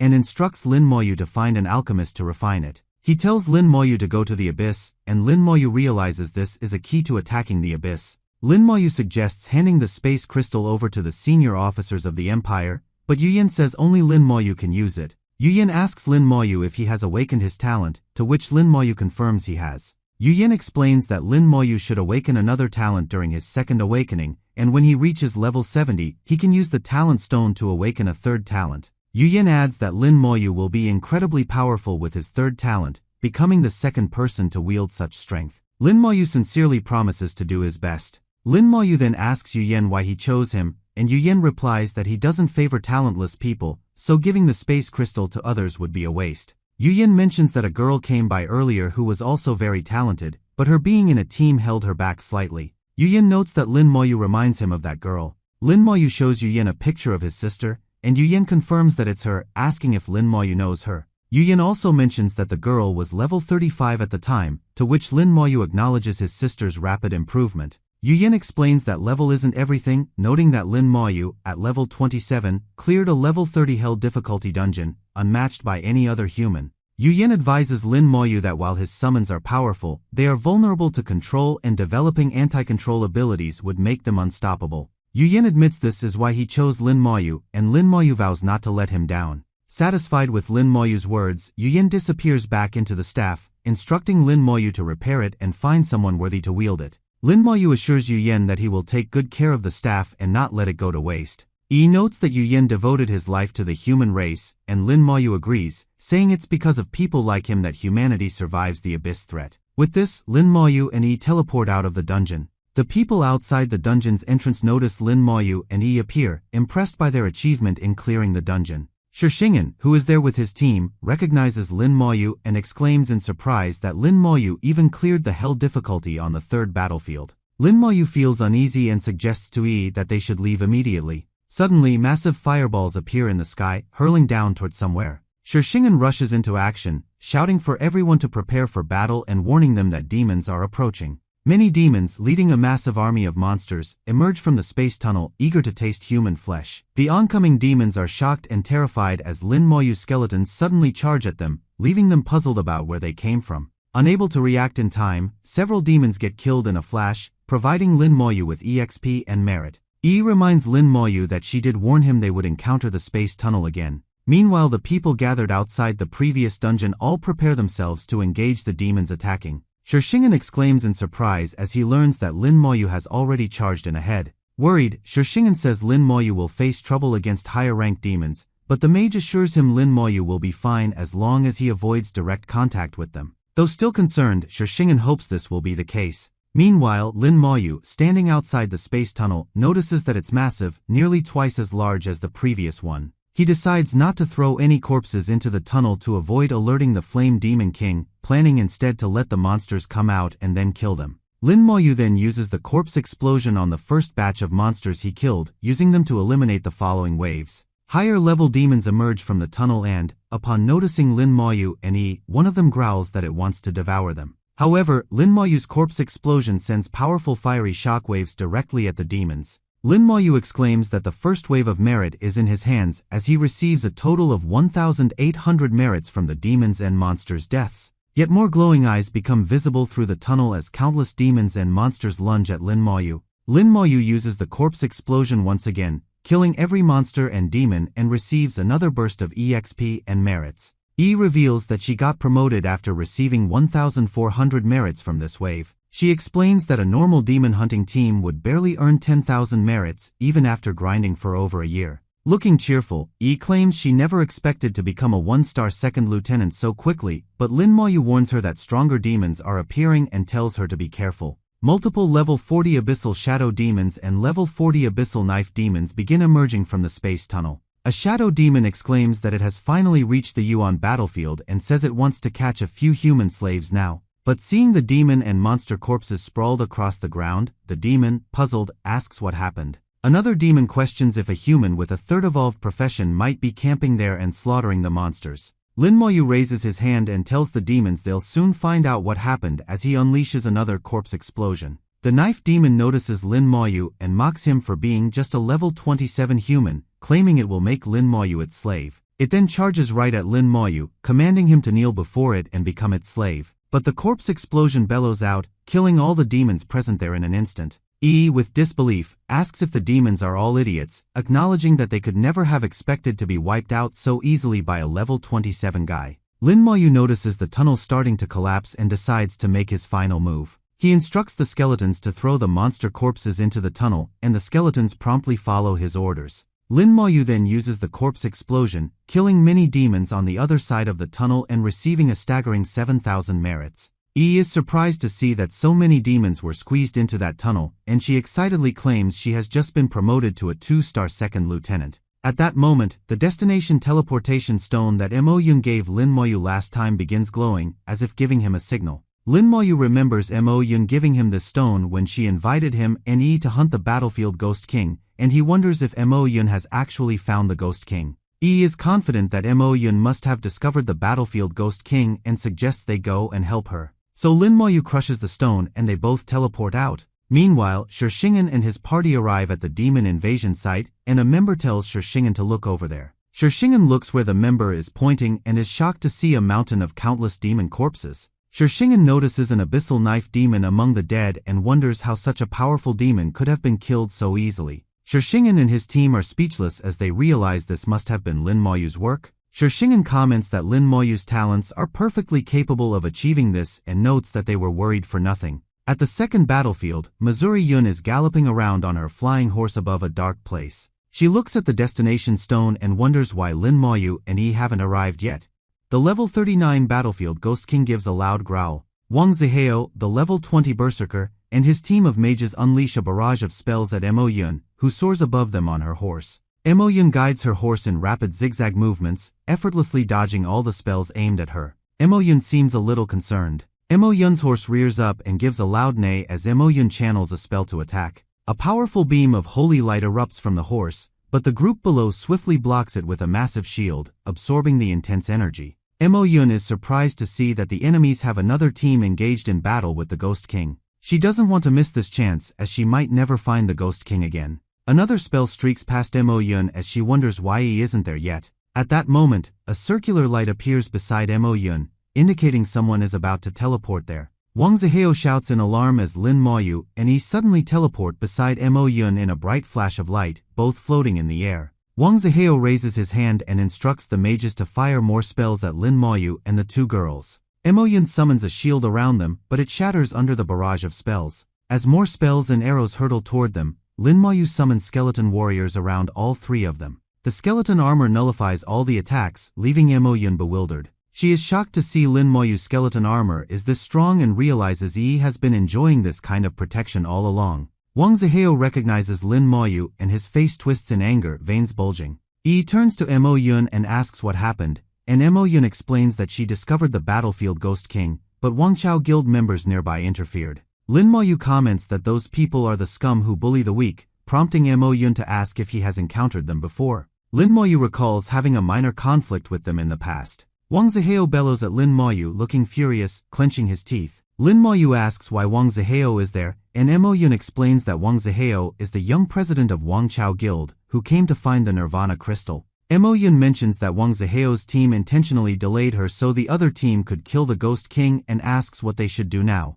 Lin Moyu instructs Mo Yun to go and delay the other team from defeating the boss, saying he'll deal with Wang Zihao's team and join her later. Mo Yun gallops away, telling Lin Moyu and Yi to be careful as they begin descending. Wang Zihao withdraws his swords and, glaring at Lin Moyu, blames him for not getting accepted into any academy. Wang Zihao goes into berserker form, snarling in anger that it's all because of Lin Moyu that he has nothing left. Yi comments that Wang Zihao's brain isn't normal, while Lin Moyu notes that Wang Zihao is just envious. Wang Zihao commands his team to stop waiting around and kill Lin Moyu. The level 38 knight obeys Wang Zihao's order and charges at Lin Moyu. As the team rushes toward Lin Moyu, Wang Zihao claims his team is experienced and that Lin Moyu, just a newbie, will die today. Lin Moyu raises his hand and summons his army of skeletons. The knight is struck powerfully by a skeleton, spitting blood as he stares in bewilderment at the sudden attack. The other attackers stop advancing and watch in horror. Even Wang Zihao begins sweating in fear, puzzled by what's happening. A mage tries to heal the knight, who is now on his knees after taking the powerful blow. Wang Zihao turns to his mages and archers, bellowing for them to attack and kill Lin Moyu. Lin Moyu watches in silence as numerous spells hurtle toward him. Lin Moyu then summons his mages, instructing them to go and play. The mages counterattack, sending various spells back at the enemy team. The skeleton mages' spells fly towards Wang Zihao's party, completely taking them by surprise. As the spells begin bombarding them, the group starts panicking and fleeing for their lives. Wang Zihao is frozen in shock at the sudden appearance of the skeleton mages, which he had never encountered during the exams. One of the members is incinerated to a crisp by the powerful fire. A healer among them realizes they can't win the fight and notes that even with 20 more healers, they wouldn't stand a chance against the skeleton mages. Realizing it's useless, everyone turn around and begin fleeing from the scene. Only Wang Zihao, who isn't running, demands to know where his team is going and declares that escaping isn't allowed. No one listens to Wang Zihao as he continues bellowing that he wants to kill Lin Moyu for stealing his glory. Lin Moyu sees Wang Zihao's team trying to escape and raises his hand to use corpse explosion, declaring that there's no escape. Wang Zihao looks over at Lin Moyu and sees his hand raised, preparing to use a skill. His eyes widen as he recognizes the skill and witnesses the massive explosion shaking the very air. As the explosion nears him, Wang Zihao shields his face and shouts in horror. The explosions continue unabated, killing everyone they reach. Wang Zihao watches as his team falls like flies, most already dead. The explosions result in a thick cloud of dust filling the air, obscuring vision. Lin Moyu walks toward Wang Zihao, who notices Lin Moyu's badges and realizes he is a 2-star second lieutenant. Wang Zihao falls back in fear, crawling away from Lin Moyu, shouting that Lin Moyu can't kill him. Lin Moyu raises his hand and prepares the skill Soul Flame, stating he doesn't have the habit of letting enemies escape. Meanwhile, Wang Zihao's other team continues their engagement with the battlefield Ghost King. Suddenly, a bright white light descends, and Mo Yun arrives on her horse, having sent the holy light attack. A fireball hurls towards Mo Yun, but she blocks it by summoning a shield around herself. Below, two twice-evolved members of Wang Zihao's team look up at Mo Yun, calling her annoying and hoping Wang Zihao will come to assist them. Suddenly, a great wave of fire sends two corpses hurling toward them, startling the two members. The two men notice the corpses and, upon closer inspection, realize the uniforms belong to Wang Chao Guild. Bewildered, the twice-evolved elder realizes Wang Zihao must have been defeated as another massive explosion occurs. The twice-evolved elder raises his hands to produce a shield and asks who attacked Wang Zihao. Lin Moyu and Yi, accompanied by the skeleton warriors, arrive at the scene. Mo Yun is shocked to see that Lin Moyu has dealt with Wang Zihao and his team so quickly. She is even more shocked when she sees the skeletons carrying the corpses of people from Wang Ziheo's team. Lin Moyu instructs his skeletons to throw those corpses and raises his hand to use corpse explosion. A massive explosion erupts before Mo Yun's eyes, filling her vision with blinding light and deafening sound. She quickly directs her horse to retreat to avoid the dangerous shockwaves. Seeing Lin Moyu's destructive power, Mo Yun understands why he could effortlessly solo farm hell difficulty dungeons. The twice-evolved elder shouts for support to heal the injured quickly. He instructs the survivors to come to him and form a defense line. As the skeletons advance, the enemy team groups up and summons a shield around them. The skeleton warriors lunge at the enemy despite their shield. Lin Moyu turns to Mo Yun and tells her they should now deal with the battlefield Ghost King. Mo Yun, still shocked by Lin Moyu's strength, agrees. Thus, Lin Moyu and the two sisters stand before the level 39 battlefield Ghost King, now focusing on defeating it. Lin Moyu withdraws the scythe and uses it to summon the outpost guardian. Mo Yun, her mouth agape in shock, asks how many more tricks Lin Moyu has, saying she can't fathom his abilities. Lin Moyu informs Mo Yun that he isn't proficient in holy damage and tells her to handle that part, which she agrees to do. Mo Yun commands her horse to take flight, soaring high above the ground as she prepares to attack the Ghost King. Mo Yun unleashes a brilliant beam of holy light that streaks through the air and crashes down upon the battlefield Ghost King, engulfing it in a blinding radiance. The battlefield Ghost King growls and turns around, raising his hand to unleash the life steal skill, sending a surge of red energy streaking toward Mo Yun. Mo Yun holds tight onto her horse as the attack hurls toward her and manages to dodge it at the last moment. Lin Moyu decides to disrupt the battlefield Ghost King's skill and attacks him with the slow curse. Hit by the curse, the battlefield Ghost King's entire body becomes bound with chains. Lin Moyu commands the outpost guarding to charge and restrict the battlefield Ghost King's movements. The outpost guarding lunges at the battlefield Ghost King and strikes him in the chest, leaving a large cut. The battlefield Ghost King punches the outpost guard back with force, and Mo Yun, witnessing this from above, wonders how many more skills Lin Moyu has left. The battlefield Ghost King focuses his eyes and delivers a powerful punch to the outpost guard, sending it reeling backward and off its feet. Lin Moyu realizes the outpost guarding is struggling and decides he has to find a new soul soon. He looks up at Mo Yun and tells her to focus on restricting the battlefield Ghost King while he deals the attacks. Mo Yun gallops forward, ready to attack with Holy Light again. The powerful wave of Holy Light strikes the battlefield Ghost King once more. Mo Yun curses, realizing the battlefield Ghost King isn't taking much damage from her attacks. Meanwhile, the battlefield Ghost King looks up at Mo Yun, roaring loudly as he unleashes the Bewitch skill. The skill hits Mo Yun, causing her face to go blank, her eyes out of focus. Lin Moyu realizes with alarm that he forgot to put the skeleton armor around Mo Yun, noting that she is now under the battlefield Ghost King's control. Suddenly, Mo Yun jumps off her horse and begins to fall, but a skeleton warrior leaps up and catches her just in time. Lin Moyu instructs Yi to take care of her sister while he deals with the battlefield Ghost King. He turns to face the battlefield Ghost King, who is busy battling the outpost guard, and admits that the battlefield Ghost King is quite powerful. So Lin Moyu decides to take the battlefield Ghost King's soul next. He then raises his scythe and summons the outpost guard back into it. The battlefield Ghost King raises his finger, pointing at Lin Moyu, and uses the skill Nihility. Lin Moyu is ready for the incoming attack with his skeleton armor around him. The skeleton armor nullifies the battlefield Ghost King's attack. Lin Moyu raises his hand and summons the skeleton warriors, telling them it's time to work. Grinning, Lin Moyu attacks the battlefield Ghost King with the Soul Blaze skill.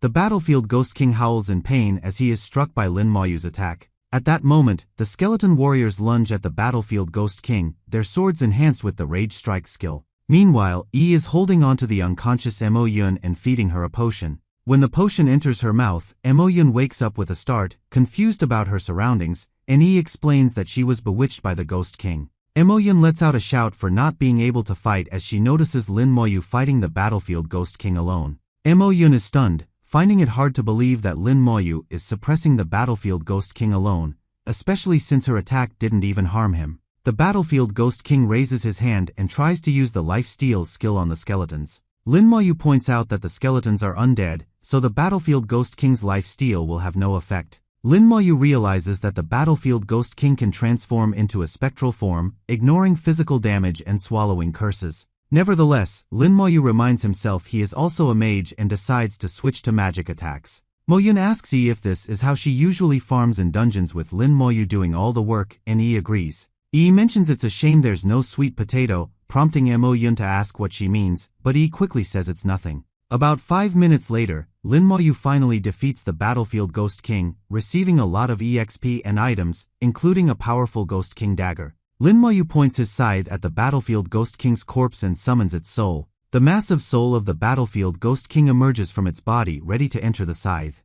Lin Moyu looks up at the level 39 Battlefield Ghost King's soul and analyzes its stats. Although its weakness is holy control effects, Lin Moyu is still pleased with its overall strengths. Meanwhile, Mo Yun is speechless, shocked at how easily the battle was won and that Lin Moyu solo killed the Ghost King. Lin Moyu walks toward Mo Yun and hands her the Nirvana crystal obtained from the Battlefield Ghost King's death. Mo Yun, in awe of the crystal, says she's searched for the Battlefield Ghost King for ages and is thrilled to finally have the Nirvana crystal. She notes that with this crystal, she will now have 60% confidence in evolving her profession and looks forward to lifting the glory of her family. With a warm smile, Mo Yun thanks Lin Moyu for his help in obtaining the Nirvana crystal. The Battlefield Ghost King drops several items, including its heart, but Mo Yun only wants the crystal and tells Lin Moyu to take the rest. She asks Yi to find an alchemist to forge the heart into a necklace for Lin Moyu, but Yi notes that Lin Moyu is Bai's disciple and doesn't need her help. Mo Yun's eyes widen in shock at hearing Bai's name and is even more surprised that Lin Moyu has connections to such powerful people.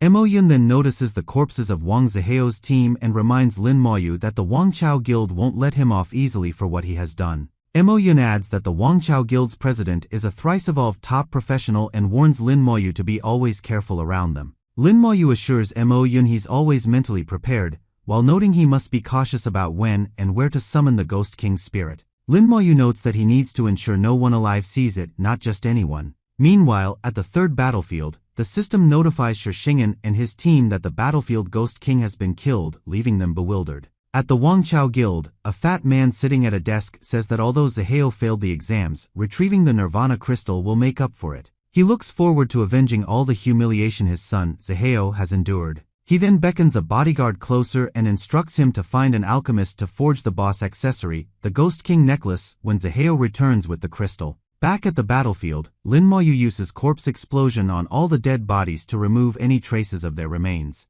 Yi notes that without evidence, no one can blame Lin Moyu, and Mo Yun adds that she'll hide her Nirvana crystal to avoid suspicion. After erasing all traces of the fight, Lin Moyu and the two sisters crush the teleportation stone and leave the area. Bai and Meng, sitting at their usual table, remark that with the great competition starting in 2 days, Lin Moyu should be returning soon. Meng asks Bai if he is worried about whether Lin Moyu accomplished the task, prompting Bai to turn red and cough awkwardly. Meng informs Bai that the Battlefield Ghost King was just killed and asks if that might be Lin Moyu's doing. At that moment, Lin Moyu teleports back to them. Lin Moyu bows and greets Bai and Meng. Bai asks Lin Moyu if he has completed the mission. Lin Moyu shows the crystal and confirms that he has finished the mission. With a pleased look, Bai remarks that it's not bad. Bai then notices that Lin Moyu is already a 2-star second lieutenant and, in shock, asks if Lin Moyu cleared out a demon's home. Bai knows that to achieve 2-star second lieutenant, Lin Moyu must have earned over 20,000 military merit and, considering he was with Yi, he must have killed over 400 demons.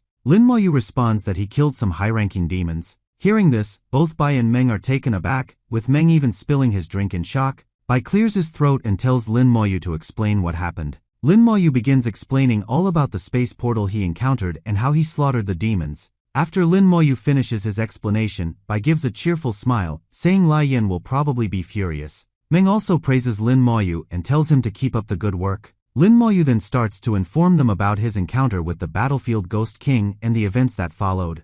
Meng is wielding a large, glowing crystal radiating multiple colors, surrounded by intense flames and light. It's an abyss teleportation stone, and Meng has just added a human's coordinates to it, enabling travel to and from the abyss. Meng hands the stone to Lin Moyu, explaining that its use is limited to 1 hour, and since it's soulbound to Lin Moyu, only he can use it. Lin Moyu bows down and sincerely thanks Meng. Bai advises Lin Moyu to keep the stone safe for his 3rd job evolution and says he'll find someone to repair the divine staff in meantime. Lin Moyu summons the demon staff and says that only a few such staffs exist among humans. Lin Moyu also beings out the Ghost King heart, showing it to Bai. Upon seeing the heart, both Bai and Meng are startled in shock. Meng asserts that he was right to believe Lin Moyu was the one who killed the Battlefield Ghost King. Bai clears his throat and asks Lin Moyu if he has the Nirvana crystals since he defeated the Battlefield Ghost King. Lin Moyu admits that 5 crystals were dropped, and he has 3. Bai asks for 2 to help Lin Moyu with the 2nd job evolution. Bai promises Lin Moyu an 80% chance of upgrading his profession during the second job evolution and a 30% chance of awakening his second talent. Lin Moyu realizes Bai must have made many sacrifices for his job evolution and thanks him sincerely. Meng pushes a cup of tea towards Lin Moyu, asking why he still calls Bai Lord Bai Shen. Lin Moyu gazes intently at the tea in silence for a moment. Then Lin Moyu walks towards Bai, offering him tea and addressing himself as Bai's disciple. Bai takes the tea from Lin Moyu's hand. Bai accepts Lin Moyu as his disciple, and Lin Moyu now realizes he has another kin in this world alongside his sister and grandmother. Bai praises Lin Moyu for his work in the past few days, suggests he rest and prepare for the competition in Nanhong City the next day, and Lin Moyu assures him, calling him master. After Lin Moyu leaves, Meng asks Bai if he's happy now, but Bai dismisses it, saying it's not about happiness, his years of savings are nearly depleted. Meng then mentions that when Lin Moyu and Yi were battling the battlefield Ghost King, they offended the Wang Chao Guild and killed its young president. Hearing this, Bai becomes enraged, calling the Wang Chao Guild trash, and vows to teach everyone in that guild a lesson. Meng points out that Lin Moyu might be planning to settle that problem himself, which is why he didn't inform Bai, and suggests Bai not interfere. Bai claims he isn't foolish enough to interfere, as Meng mentions that Ning has likely found out Yi went to the third battlefield and will come after Bai soon. The next day, the arena for the competition is all set and ready in Nanhong City, with thousands already gathered. There is major hustle and bustle among the large crowd of professionals. Lin Moyu is among the crowd with his team, all impressed by the large number of people present. Tao Dao notes that the officials said 90% of teams get eliminated in the auditions, but she's confident their team will make it easily. After a while of waiting, Lin Moyu's team is called for their audition. Tao Dao leads the team forward, assuring them they will pass the audition. They pass through the portal and arrive at the Xinxia Tower, where they must go through a tunnel by defeating the monsters along the way. Tao Dao instructs Duan Gao to buff them. Tao Dao states that they will fight the monsters, and if they struggle, Lin Moyu will step in, to which Lin Moyu agrees. The first monster they encounter is a level 27 Abyss Dog Demon, though it's a fake one. Lin Moyu notices that this fake demon is 4 levels lower than a real dog demon and feels confident his team can handle it easily. Tao Dao charges forward and slams her shield into the dog demon. She then raises her shield and bashes it forcefully against the demon's head. The impact causes the demon to become dizzy, and Yi takes the opportunity to flash behind the demon. Yi then lunges at the demon and kills it in a single strike, declaring that she has become much stronger after following Lin Moyu for so long. Tao Dao smiles and suggests they move on now. Lin Moyu reflects that, based on his previous experiences, this audition will become harder later on. Meanwhile, outside, the audience watches a large screen displaying all 30,000 teams in the audition, with any eliminated team shown on the screen. Back at the audition, 3 dog demons charge ahead, and Yi uses the Fatal Strike skill, piercing her dagger into one demon as it lunges at her. She also shoots an energy attack at another demon, striking it squarely on its side. Yi then activates the implosion skill, causing the demon's body to blaze. As another demon charges, Tao Dao raises her shield to defend herself. After blocking the attack, Tao Dao swiftly swings her sword and slashes the demon. Looking at the team standings in the audition, Bai questions why Lin Moyu is progressing so slowly, with his team only at 23 points while most teams have reached 40. Bai asks Meng if he can explain the reason, but Meng refuses to do so. Meng remarks that it's just an audition test and asks Bai if he lacks faith in Lin Moyu. Bai deems it nonsense and, forcing a smile, says if Lin Moyu doesn't win back the crown, he will have to deal with the consequences. Meanwhile, back in the audition, Tao Dao is leading the charge with her shield held high, as the others follow closely behind. They encounter a level 29 Abyss Dog Demon hovering off the ground with its wings outstretched. Tao Dao bellows out, warning the team to be careful, while Miao Yu claims she's exhausted and has used up all her spirit. Lin Moyu notes that this boss is indeed the Abyss Dog Demon and realizes that Tao Tao and the others must be reaching their limits. The boss begins summoning its minions, which frightens Miao Yu, prompting her to ask Tao Tao what they should do. Tao Tao looks desperate, knowing her team has used up all their stamina fighting monsters, making the encounter with the dog demon troublesome. Lin Moyu steps forward and tells the others to take a break and leave the demon to him. Miao Yu and Duan Gao both sit down on the ground, looking exhausted, and say they can't take another step forward. Tao Tao smiles and apologizes for burdening Lin Moyu with the demon. Lin Moyu says it's okay. He then summons the skeleton warriors. Tao Tao gives a startled look as she senses Lin Moyu's skeletons appear much stronger than before. The dog demon's minions lunge forward at the skeletons. The skeletons spring into action, swinging their swords at the incoming monsters. Tao Tao is bewildered as she watches the skeletons one-shot the monsters with blinding speed. The dog demon joins the battle, flying straight at Lin Moyu. However, a skeleton warrior jumps in front of Lin Maoyu and takes down the dog demon with a single strike. Miao Yu and Duan Gao are both left in shock, their jaws dropping as they witness the boss get killed so easily. The dog demon begins disintegrating, allowing Lin Maoyu's team to pass the trial. The audience learns that Lin Maoyu's team killed the boss so quickly that they climb to the top of the scoreboard in an instant. Lin Maoyu and his team get teleported back from the tower, and they inspect the scoreboard, surprised to see themselves at the top. Yi points out that Lin Maoyu is also participating in the individual contest and wishes him good luck.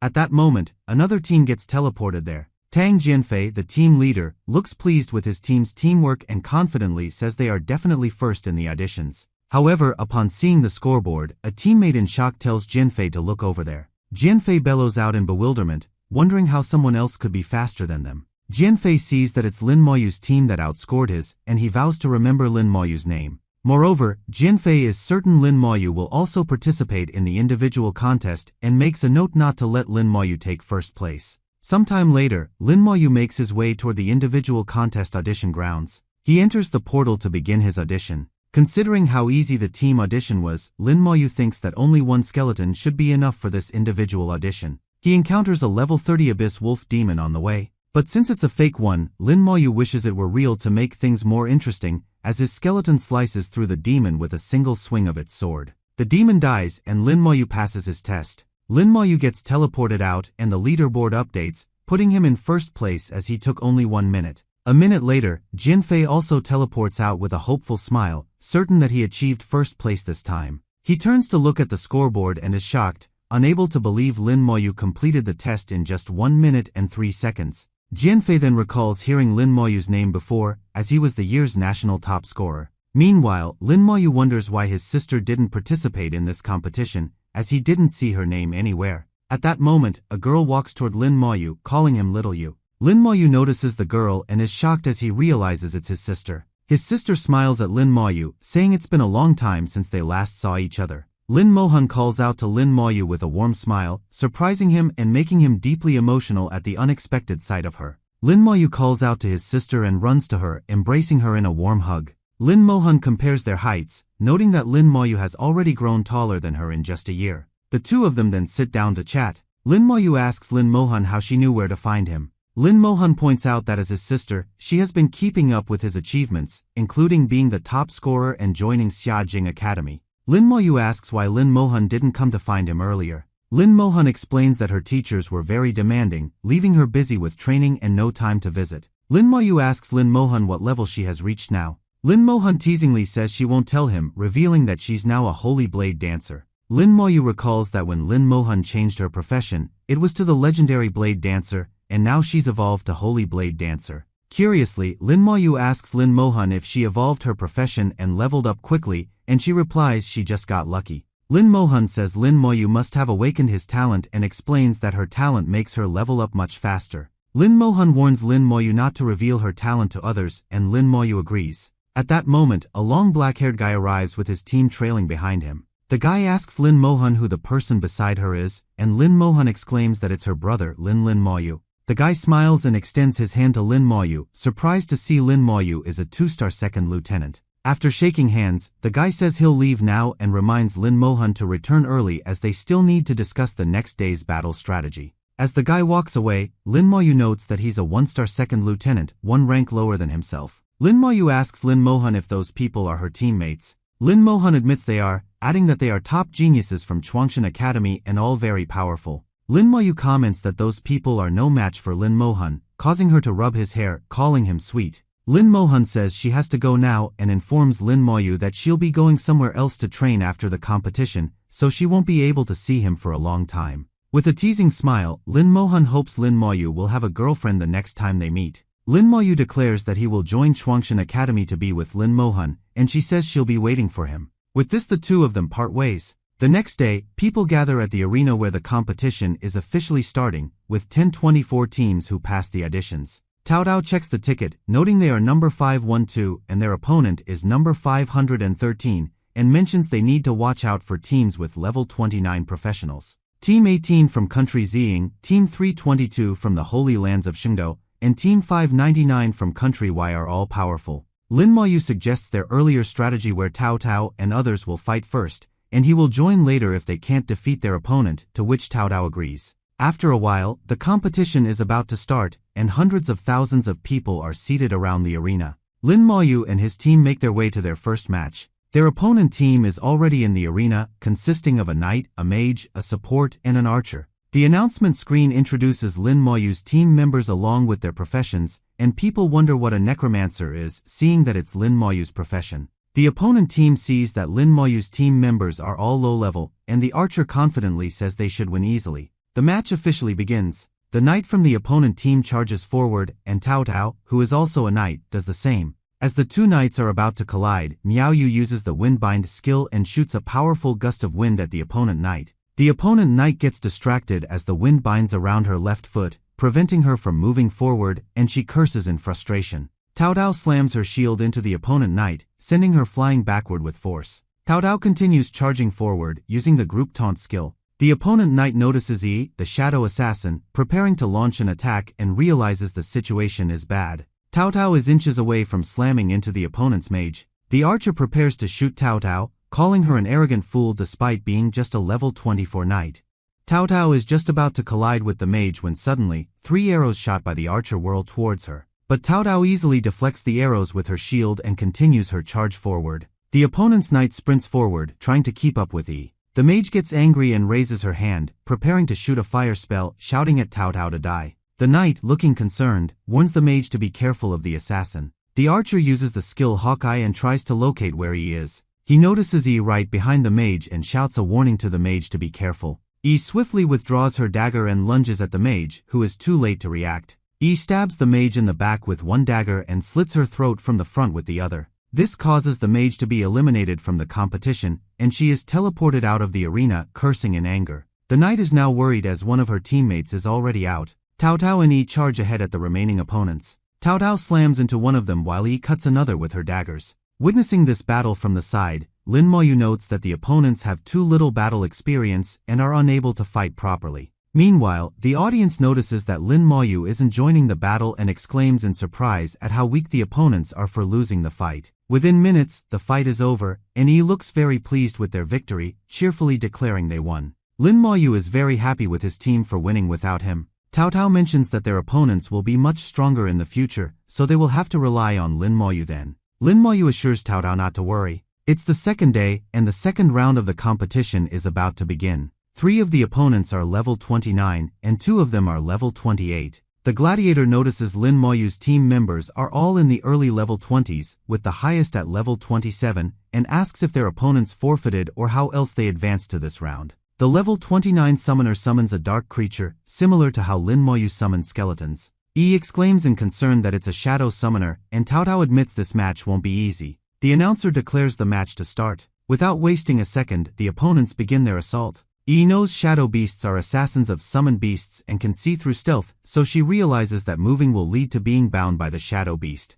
Miaoyu points out that the opponents have no knight and asks Cao Cao what they should do. Cao Cao says they'll have to improvise and change their strategy. Lin Maoyu, who hasn't joined the battle, watches intently from the side. The gladiator, noticing Lin Maoyu, wonders if he's not going to act and says that Lin Maoyu's team is underestimating his team. Cao Cao bellows out, ordering her team to disperse. Suddenly, a powerful beam of light comes hurling towards Cao Cao, and she uses her shield to defend herself. Crouched behind the shield, Cao Cao exclaims that the skill is really powerful. The gladiator lunges forward, his sword raised high to attack. He slams the sword onto Cao Cao's shield with massive force. Meanwhile, Yi has gone into stealth mode and is sprinting away from the shadow beast, which has already bound her. A huge fireball comes hurling towards Miaoyu from behind, which Duan Gao notices and warns her to watch out. Duan Gao then lunges forward and pushes Miaoyu aside, taking the force of the skill onto himself, telling Miaoyu she's the team healer, so she can't be injured. Duan Gao gets eliminated and teleports out of the arena, hoping Miaoyu will hold on.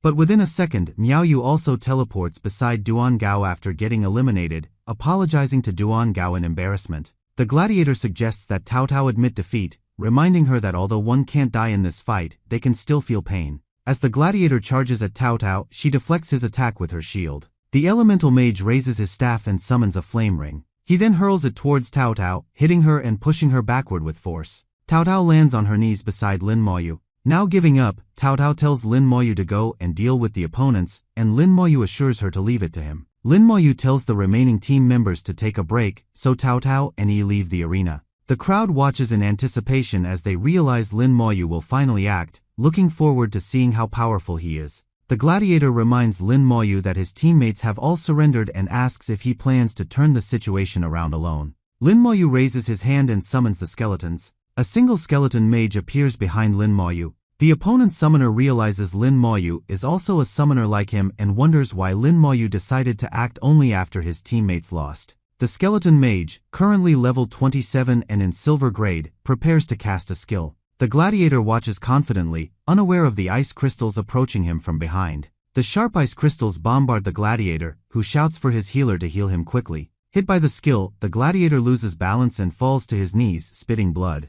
Wondering why the healer isn't healing him, the gladiator turns around and sees no one there. His eyes widen in shock, and a bewildered look replaces his confident expression as he realizes that the single attack killed all his teammates. The four opponents get teleported out of the arena, all with puzzled looks on their faces, wondering how and why they were eliminated so suddenly. Inside the arena, the gladiator forces himself onto his knees as the skeleton mage prepares another attack. The ice crystals once again fly toward the gladiator and strike him, inflicting pain. The spectators erupt into cheers, impressed by Lin Moyu's summoning ability and one-shot victory, realizing his earlier involvement would have ended the fight in seconds. Cao Cao suggests that they should let Lin Moyu fight immediately from the next match as the opponents are getting stronger, and he agrees. The next day, the third round of the tournament is about to start. Lin Moyu's opponents discuss what they should do, knowing that Lin Moyu carried them through the Tyrant Desert dungeon. They decide they are not worthy of fighting against Lin Moyu and make up their minds to quit. They bow to Lin Moyu, wish him luck in becoming the champion, and admit defeat. Lin Moyu is puzzled by his opponent's gesture. He giggles, saying those people are quite aware, while Cao Cao mentions that those people are from the same academy and recognized Lin Moyu. The audience is unhappy about seeing teams surrender just like this. Meng tells Bai that Lin Moyu is acting extravagantly and asks if that's okay. Bai mentions that it's fine and claims even he would want the whole world to know he's not to be trifled with. Meng says that having such a high profile will only invite more enemies and points out that the Ying Nation and the Holy Lands of Shingdo are not honest people. Bai smirks and says that if those enemies dare to act, he will give them real pain. Meng asks Bai if this is why he's allowing Lin Moyu to keep such a high profile, and Bai claims he already discussed this matter with Lin Moyu before. Bai then reveals that Lin Moyu agreed, and not just him, but the old man on the other side also agreed to let Lin Moyu's sister be the bait to lure out all the venomous snakes. Meng notes that the Necromancer and Holy Blade Dancer are qualified and siblings, making people envious, while Bai assures he'll protect Lin Moyu and his sister, stating that greater talent attracts bigger threats. Meng says he hasn't killed in a long time and declares it's time to warm up a little. The next round is about to start, and people are already gathered in the arena. Facing Lin Moyu's team is the team of Tang Jianfei, the level 29 divine swordsman who is looking forward to defeating Lin Moyu. The audience gasps, realizing Jianfei's profession is the legendary divine swordsman, and they wonder if he will be the one to end Lin Moyu's legend. Yi warns Lin Moyu to be careful of Jianfei, and Lin Moyu assures her he's got this. Lin Moyu realizes Jianfei's profession is the evolved form of Feng Xiu's profession. Seeing Lin Moyu walk forward alone, Jianfei asks if he will fight alone, and Lin Moyu agrees. Jianfei bellows at his team to fall back and decides to fight alone with Lin Moyu as well. He then withdraws his sword, claiming he always wanted to fight one-on-one with Lin Moyu, and reveals he watched Lin Moyu's first two matches. He raises his sword and charges at Lin Moyu, claiming Lin Moyu's skeletons won't have any effect on him. Jianfei, from the Tang family known for divine swordsmen, is at the top of his profession, leading the audience to believe he might defeat Lin Moyu. Lin Moyu raises his hand and summons a skeleton mage. He calls out Jianfei, pointing out that he's actually a man for daring to charge like that. Jianfei's face twists in anger, and veins bulge on his forehead as he declares he won't allow Lin Moyu to mock him in such a tone. As he nears Lin Moyu, Jianfei uses the elemental sword body and enhances his body and sword, ready to strike Lin Moyu.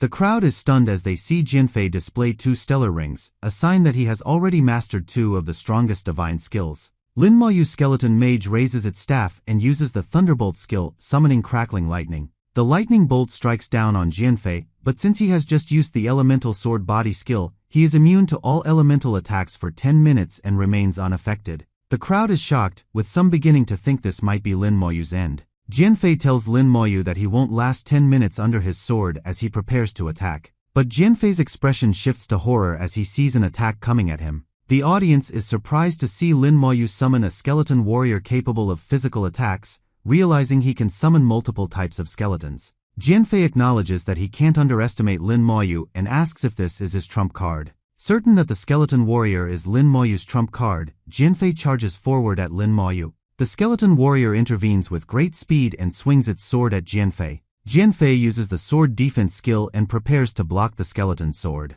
The skeleton's sword strikes Jianfei's sword with such force that Jianfei is pushed back slightly. Bewildered by the skeleton's strength, Jianfei asks what kind of summon it is to be so strong and fast. Jianfei then tightens his grip on his sword and activates the Berserker Sword skill, causing his eyes to glow and radiating a stronger aura. This skill increases all of Jianfei's attributes by 10 times. The crowd notices the new skill and begins discussing its power. Jianfei swings his sword, using the Flying Tiger Strike skill, and destroys the skeleton warrior. The crowd goes crazy as they see Jianfei's attack suppress the skeleton warrior, certain that Lin Moyu is done for. Jianfei, pleased with himself, says he wants to see what other moves Lin Moyu has as he charges at him. Lin Moyu, remaining calm, raises his hand and summons 2 more skeleton warriors. Seeing more skeletons being summoned, the crowd is bewildered, believing Lin Moyu must have reached his limit. The 2 skeletons stand by Lin Moyu's side waiting for his orders. Jianfei, now slightly concerned, insists that 2 skeletons aren't enough to defeat him and claims he has many more skills yet to be shown.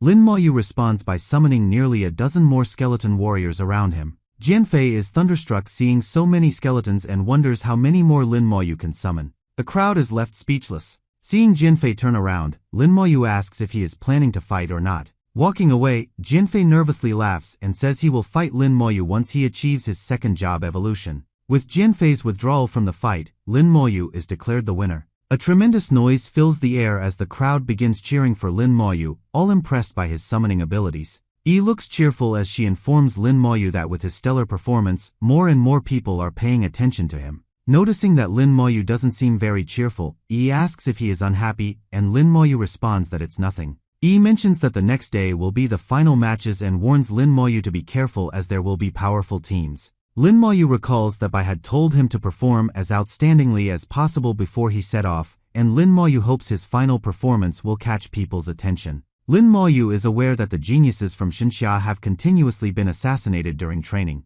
Acting as bait under Bai's instruction, Lin Moyu hopes those assassins will come for him this time as well. Suddenly, a man points ahead and shouts for everyone to look. Over by the stage, a few artifacts seem to have just appeared, all hovering off the ground. The man explains that the starter magic potion increases attributes by 200 for those below level 40, and the scroll guarantees a new skill. Lin Moyu realizes these legendary items will be the reward for the winners. Lin Moyu decides to closely examine these items once he becomes the champion, but for now, he directs his attention to the task ahead.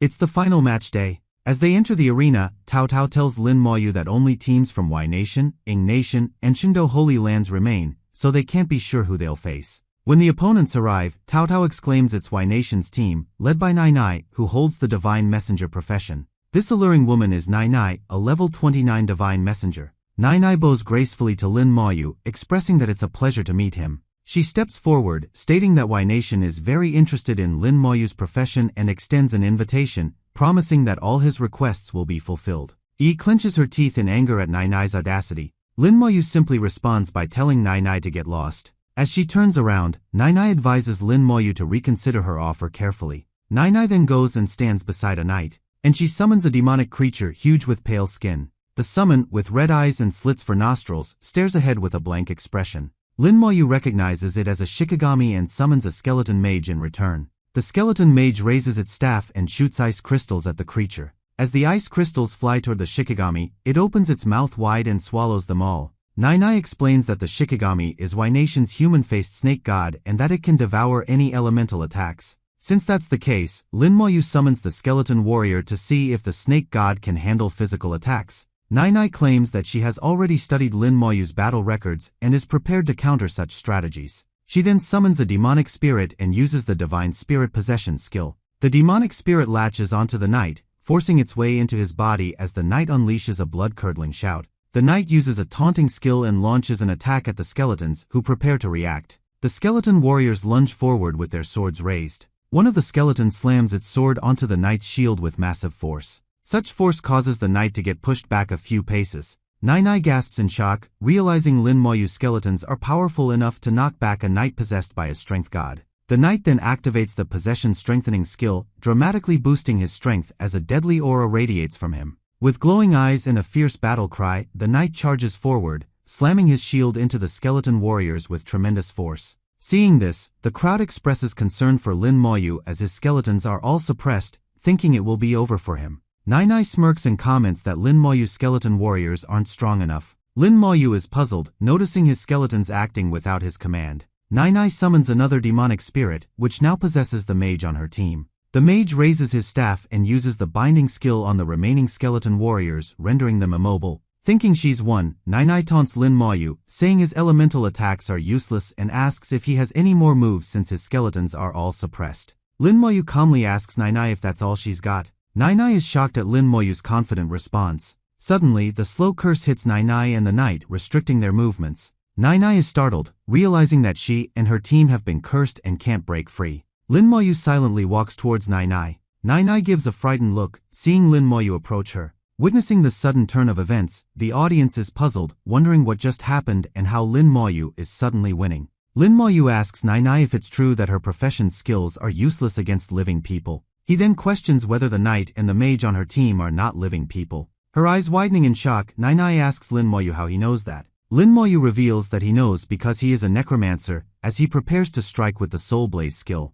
Nai bellows at her puppets to move out of the way. Now, the entire audience realizes that Nai is using dead professionals as her puppets, deeming it too evil. Lin Moyu's Soul Flame skill hits Nai, causing her to scream out in agony. The Soul Flame engulfs Nai, forcing her to teleport out of the arena, defeated at last, unable to believe she really lost. Nai reveals that she felt a pain as if her soul was burning and thinks to herself that it would be great if Lin Moyu were part of Y Nation. A loud voice booms through the arena, declaring Lin Moyu the winner of the match. Tao tells Lin Moyu that the team match champion will be decided today, but she doesn't know who they'll face in the final. A while later, the audience begins cheering and shouting that the Star Gladiators from Shungdo Holy Lands were defeated by Xiajing Academy. All the members of Shungdo Holy Lands lay on the floor, defeated. Su Sheng, the leader of Xiajing Academy's team, looks down at the defeated team and mentions that their differences are too great. As they walk out of the arena, Su Sheng asks who their final opponent will be, and the man beside him replies that Lin Moyu's team won, so it will be them.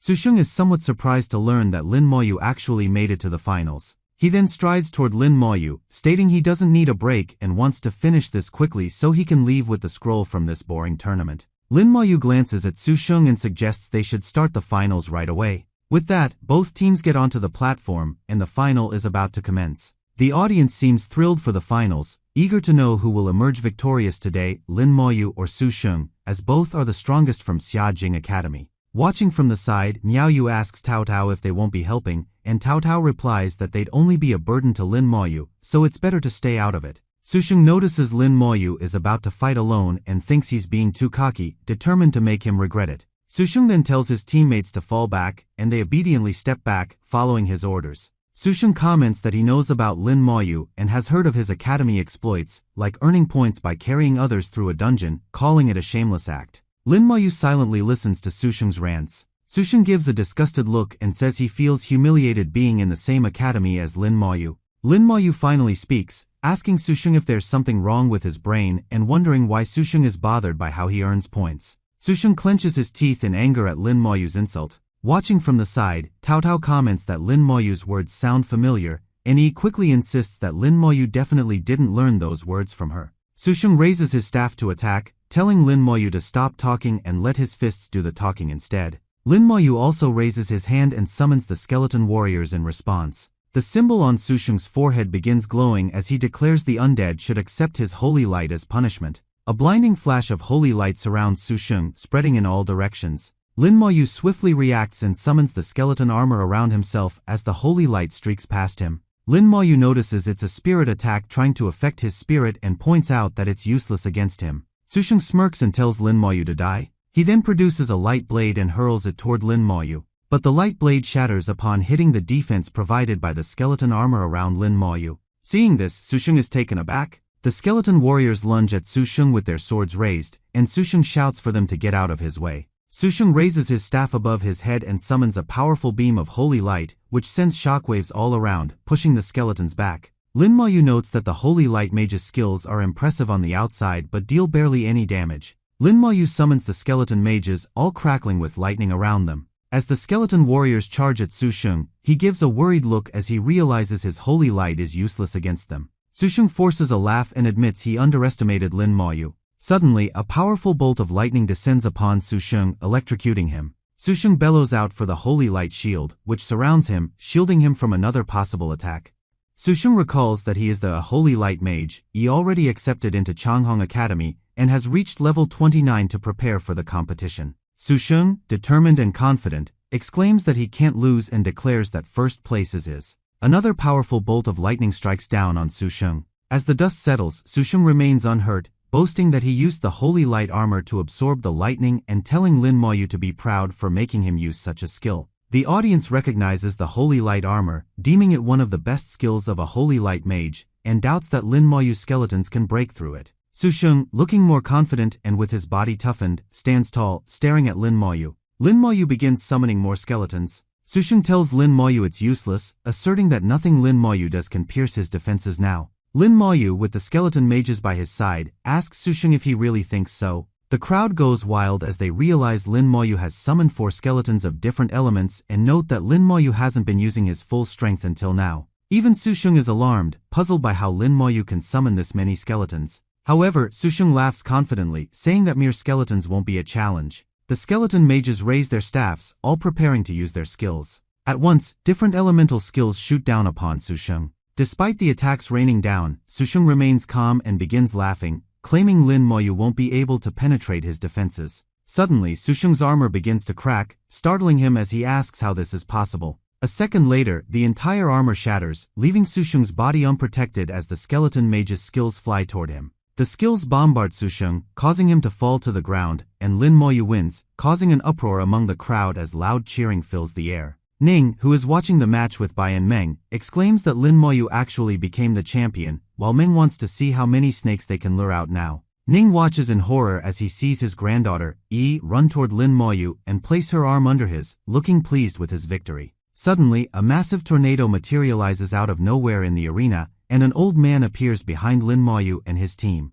The people around gasp in shock, sensing the powerful aura emitted by the old man and are certain he must be level 80 or above. The old man, one of the 12 Empire Council members, tells Lin Mayu he's not bad and that he has potential. The old man then summons the tournament rewards. He introduces himself as Su Wei and tells Lin Mayu he can seek him out if he needs any help in the future. Lin Mayu wonders if Su Wei is trying to recruit him. Su Wei then directs the rewards toward Lin Mayu's team and Lin Mayu thanks him. As Lin Mayu reaches for the pouch of gold, something dark and cursed transfers from the pouch to his hand. Meng notices this and says the fish is taking the bait. Lin Mayu feels a strange sensation and inspects his hands, wondering if he might have been mistaken. Yi asks Lin Mayu what's wrong and Lin Mayu says it's nothing. Bai asks who the fish was, and Meng speculates it might have been Su Wei himself, though it's only 80% certain. Ning exclaims that if it's actually Su Wei, then it will be a big problem since Su Wei is a member of the demon worship cult. Meng offers to go and make sure they are 100% certain since Su Wei is also one of the 12 council members.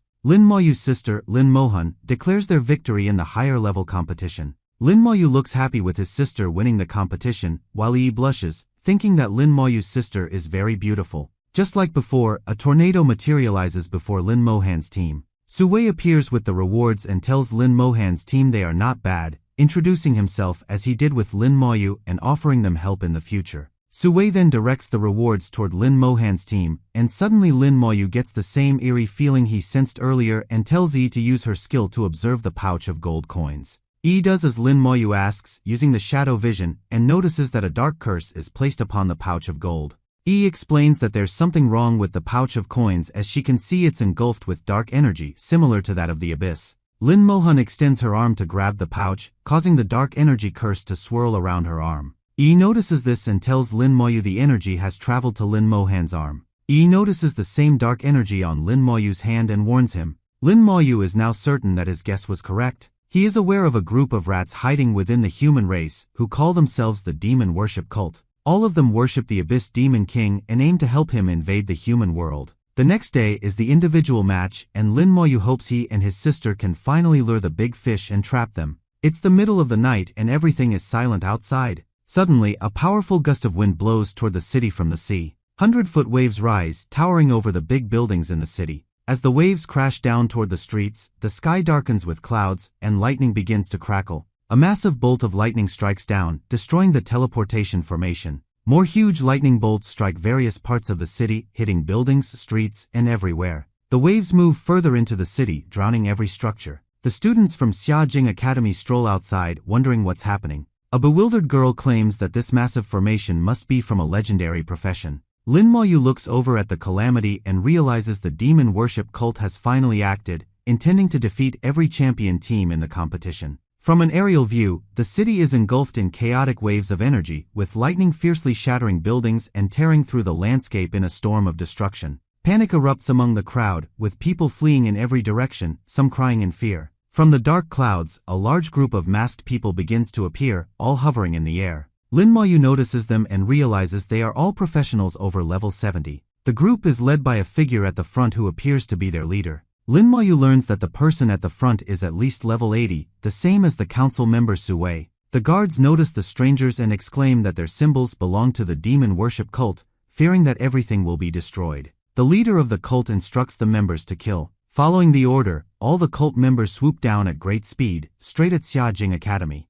A fierce battle erupts between the Xiajing students and the cult members. Suddenly from the sea, a large number of abyss monsters emerge to join the battle alongside the cult members. The demons snarl their teeth, eager to feast on human flesh. The knights from the academy notice the demons and prepare to engage. Lin Moyu springs into action and summons his skeleton warriors. A demon notices Lin Moyu standing on a building's top and commands the monsters to go and kill him. Lin Moyu watches as hundreds of flying monsters charge at him. Lin Moyu challenges the monsters to come at him, saying he's been waiting for them for a long time. The cult leader mentions that Lin Moyu's courage is admirable, but it's a shame since his fate is sealed, and claims that the talented never live long. A voice disagrees, saying he's been living quite well despite his talents, causing the cult leader to turn in surprise. It's Bai who notes that the cult leader anticipated his arrival and addresses him as Su Wei. Su Wei removes his mask, pointing out that he knew he couldn't hide from Bai. Su Wei lets out an evil laugh, his eyes glowing as a powerful aura of abyss energy surrounds him, claiming he has enough support to challenge Bai.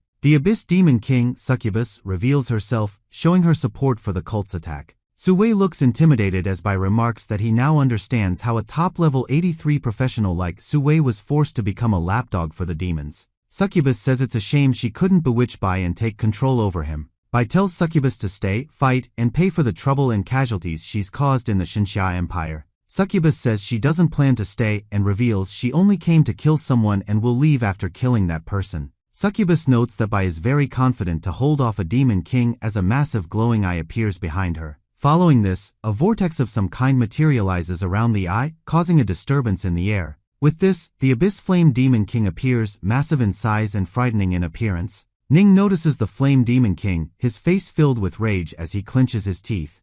With the Flame Demon King's appearance, Succubus smirks, saying it's fair now and suggests Bai face it one-on-one. Succubus then launches an attack, shattering the shield surrounding the Xiajing Academy. With the barrier down, the massive horde of demon begin charging forward. Out of nowhere, a powerful blast of holy light incinerates dozens of demons at once. Su Sheng, who launched the holy attack, grins and notes that he didn't lose the competition because he was weak, but because Lin Moyu was too abnormal. Two cult members spot Su Sheng and immediately lunge toward him. Succubus mocks, saying resistance is futile, and adds that the final struggle before death is cute. She licks her lips, claiming that the flesh and blood of geniuses are the tastiest, expressing her desire to drag them to the abyss and feast on them slowly. Bai responds, telling Succubus that there is always a purpose behind the existence of geniuses. The entire city appears to be under a powerful barrier created by the demons. Suddenly, the Tower of Xinxia appears there and whirls upward with massive force, forcing its way out of the barrier. Succubus, taken aback, bellows that they were tricked and realizes that Meng is here.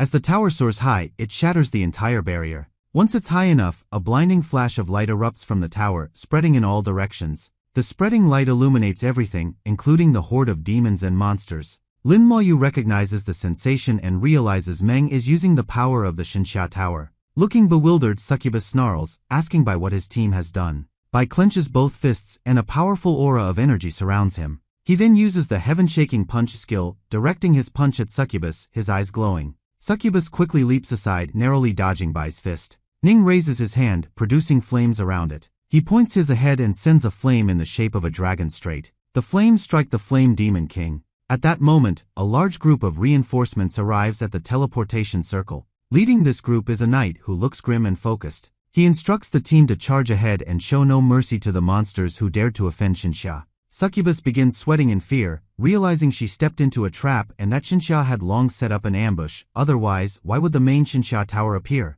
She starts to worry that her army will now lose the battle and fears for her own life even more. Suddenly, a loud voice booms out, declaring that Succubus and her monsters can't escape, causing her eyes to bulge in terror. As Succubus turns around, she notices a figure who has just appeared, with a massive, glowing energy palm looming behind him. Succubus quickly bites her own arm, letting blood flow out, which she uses as a sacrifice to open the abyss, now even more concerned. As the abyss begins opening around Succubus, the stranger sends his energy hand hurling toward her to catch her. Suddenly, a large hand emerges from the abyss, grabbing the energy palm, preventing it from advancing. A different demon's voice shrieks, warning that if anyone dares make another move, there will be countless casualties, and the city's inhabitants will perish. Bai and Ning both become alarmed upon hearing this new voice. A huge, darker figure warns Heihua that he will definitely die next time. From the abyss, a gigantic hand grabs Succubus and the Flame Demon King. The abyss then begins closing as that hand starts disappearing within it. A second later, the abyss completely vanishes.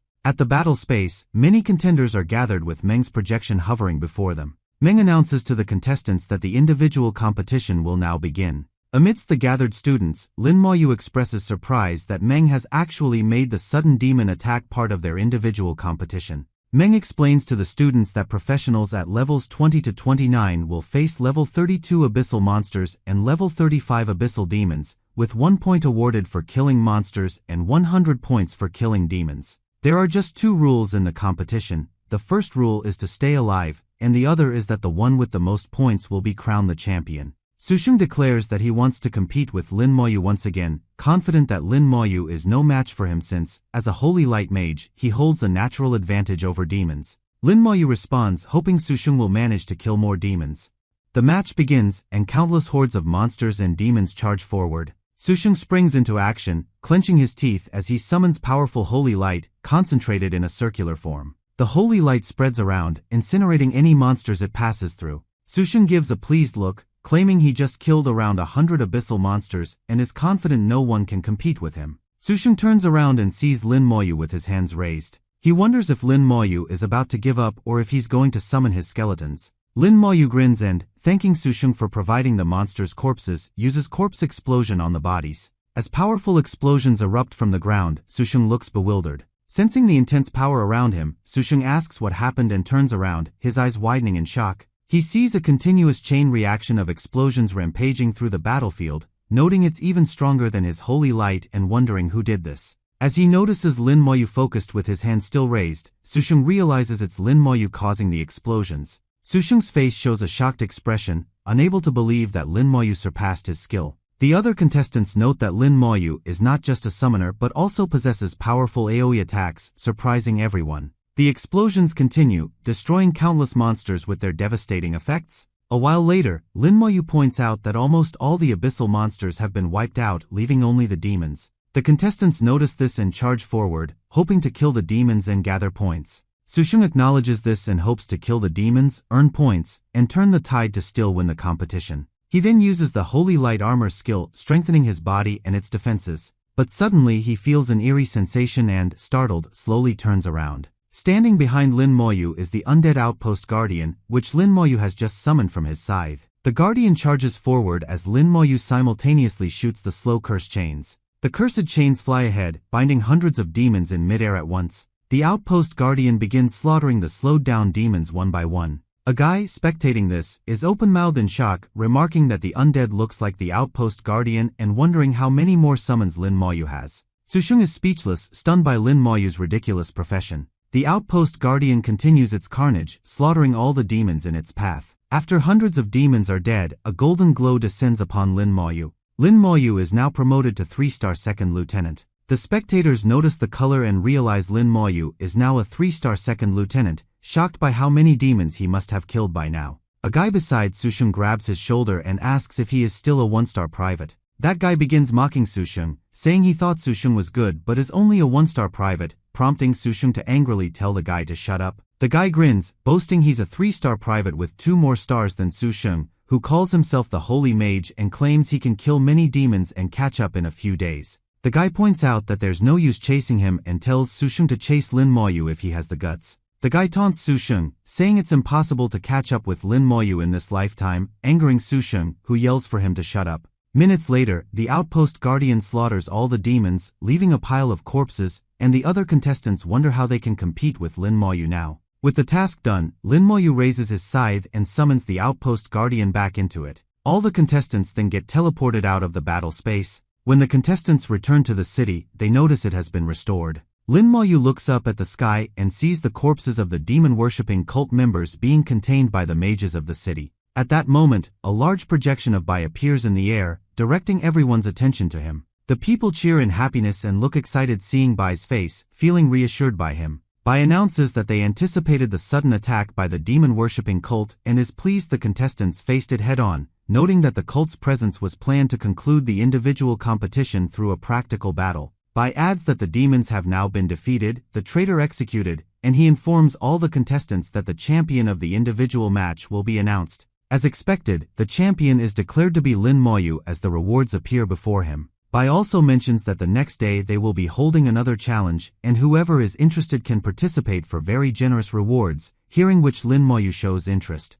Lin Mohan walks up to Lin Moyu and asks if he is alright. Lin Moyu smiles and says he is fine. Lin Mohan says she might have to leave immediately and Lin Moyu asks her if she will participate in the challenge tomorrow. Lin Mohan walks away, waving at Lin Moyu, saying she is almost at level 45, so she won't participate and will let Lin Moyu take the spotlight. Once Lin Mohan leaves, Yi arrives, and Lin Moyu asks why she didn't come earlier, as he wanted to introduce her to his sister. Yi blushes and mutters that she wasn't mentally prepared. Lin Moyu then asks Yi what happened in the city while he was at the individual tournament. Yi explains that the Abyss deployed the Demon King Succubus and the Flame King, but they were stopped, with Xiajing Academy guards killing everyone from the demon-worshipping cult. Yi adds that a powerful ally joined their side, terrifying the Demon Kings into attempting an escape, forcing Bai and others to let them go to avoid more casualties. Lin Moyu asks if the Flame Demon King was the same one they faced last time and Yi confirms it. Lin Moyu admits that the Flame Demon King is very hard to kill and vows to find and defeat him sooner or later.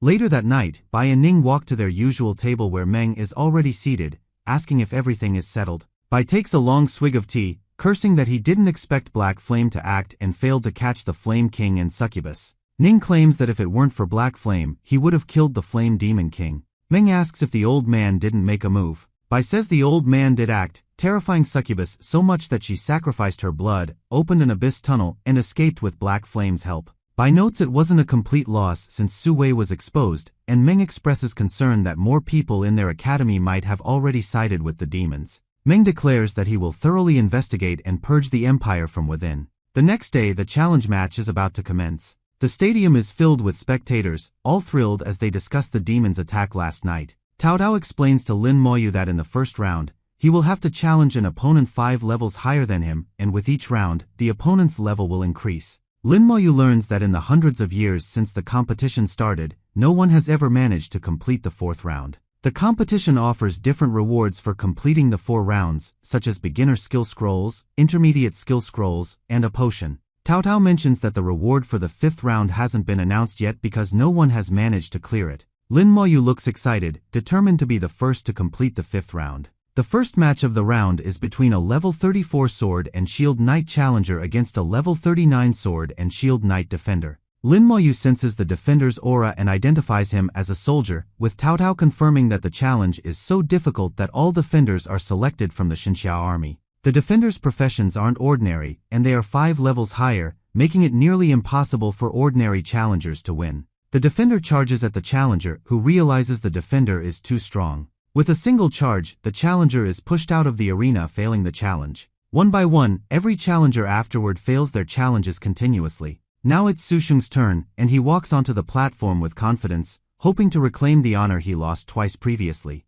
Sushung, a level 29 Holy Light Mage, will face a level 34 Sword and Shield Knight. Sushung raises his staff and summons the Holy Light. The defending knight uses extreme defense and charges forward at Su Sheng. Su Sheng responds by shooting a holy light ring at the knight. The light ring strikes the knight, pushing him backward. The knight braces against the push, counters with a flash slash, and Su Sheng summons a holy light shield for defense. Su Sheng looks confident, eager to see if his holy light shield will outlast the knight's extreme defense. Their fight continues, with both appearing equally strong. However, after a while, Su Sheng successfully defeats the knight and completes his first round. The crowd gets pumped up and excited, finally seeing someone pass the first challenge, and they agree that Su Sheng is indeed extraordinary. Su Sheng, looking tired, admits his shield would have shattered if the fight had continued a bit longer and feels lucky to have won. Su Sheng receives a scroll as his reward. Now it's Lin Moyu's turn as he makes his way to the arena, and the audience is confident he can clear this round. Some even believe Lin Moyu might break the record, while others deem it impossible. The level 32 mage defending against Lin Moyu bows sincerely, addressing Lin Moyu as Sir, and apologizes for the actions he is about to take. Seeing the defender bow respectfully to Lin Moyu, the audience is left utterly shocked, as they realize this gesture signifies that Lin Moyu holds a higher military rank than the soldier. Their astonishment deepens upon discovering that Lin Moyu is a 3-star second lieutenant at level 37, leaving everyone wondering how he achieved such a rank at a relatively low level. The defender, taking the initiative, raises his staff high into the air and uses a skill to conjure flames, directing them with precision towards Lin Moyu. In response to the incoming threat, Lin Moyu calmly summons an array of skeleton warriors and skeleton mages to his side, readying them for the confrontation. As intense flames hurl sharp, fiery crystals at Lin Moyu, one of the skeleton warriors lunges forward, deflecting the flames away Lin Moyu. The defender, startled by the sudden appearance of the skeleton, is taken aback as the relentless skeleton warrior charges straight at him.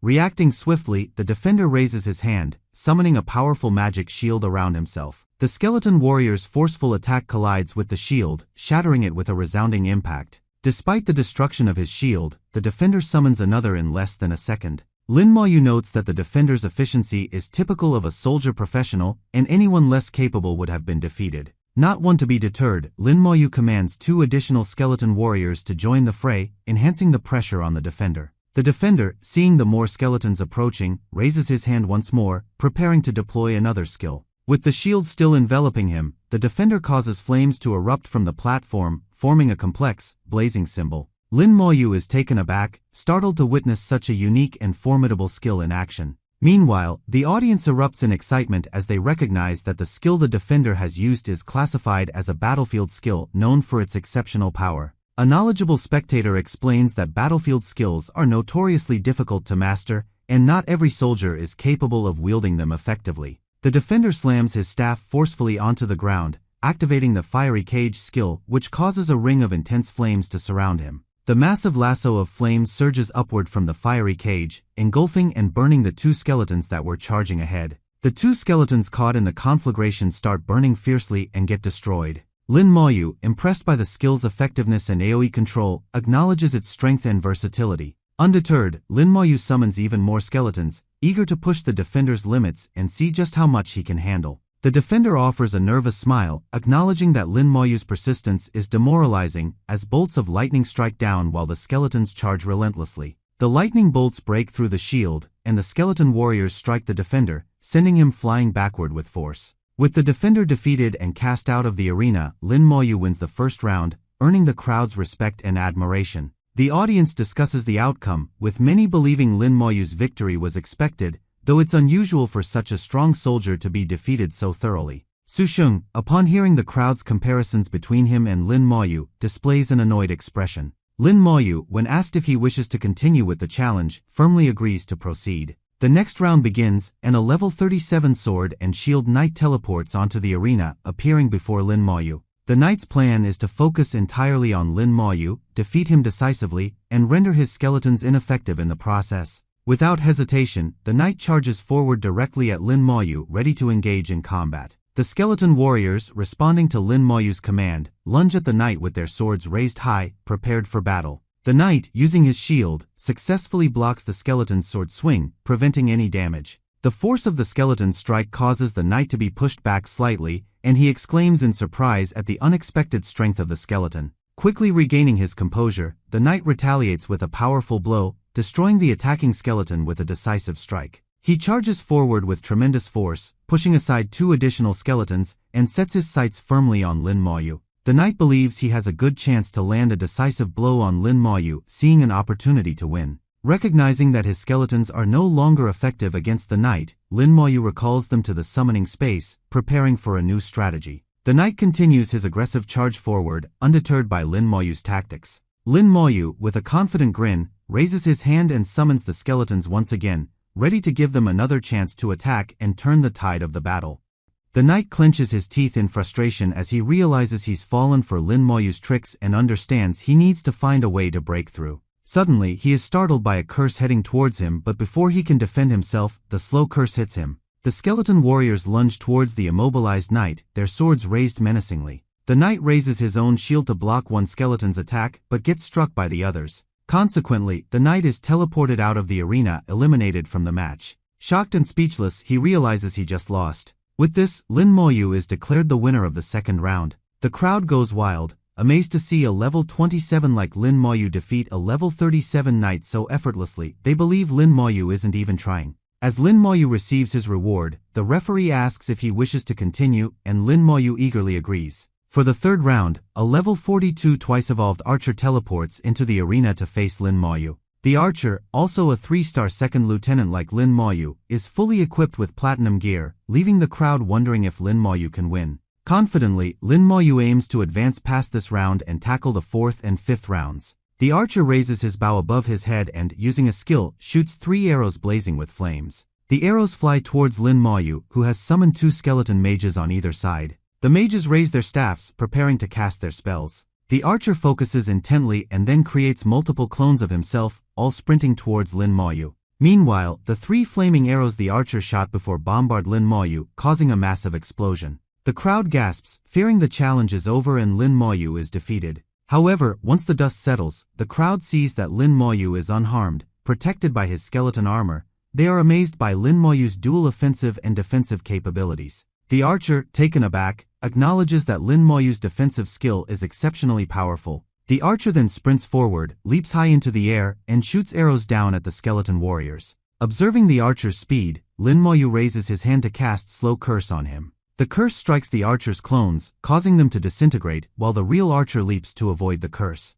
Before the curse can reach him, the archer swiftly raises his bow and shoots an energy shot at the chains. Hit by the purifying arrows, the slow curse chains shatter into pieces. The archer then aims his bow at Lin Moyu and, using a skill, shoots a silent arrow. The arrow is effortlessly deflected by Lin Moyu's armor, leaving the archer stunned as his attack proves utterly futile. The crowd once again erupts in excitement, witnessing such a powerful defensive skill from Lin Moyu and agreeing that his profession is flawless. As both sides reach a stalemate, the crowd holds its breath, eagerly anticipating the next move. Lin Moyu contemplates deploying more skeletons, as his current ones are struggling to keep up with the archer. Determined, Lin Moyu decides to use the Soul Blaze skill. The archer creates more clones, positioning them to shoot arrows at Lin Moyu simultaneously. Lin Moyu raises his hand and prepares the Soul Blaze skill. The archer drops his bow and begins howling in agony as the Soul Blaze strikes him, while his clones disintegrate. The crowd is stunned, unable to comprehend what has happened, as they have never witnessed the Soul Blaze skill before.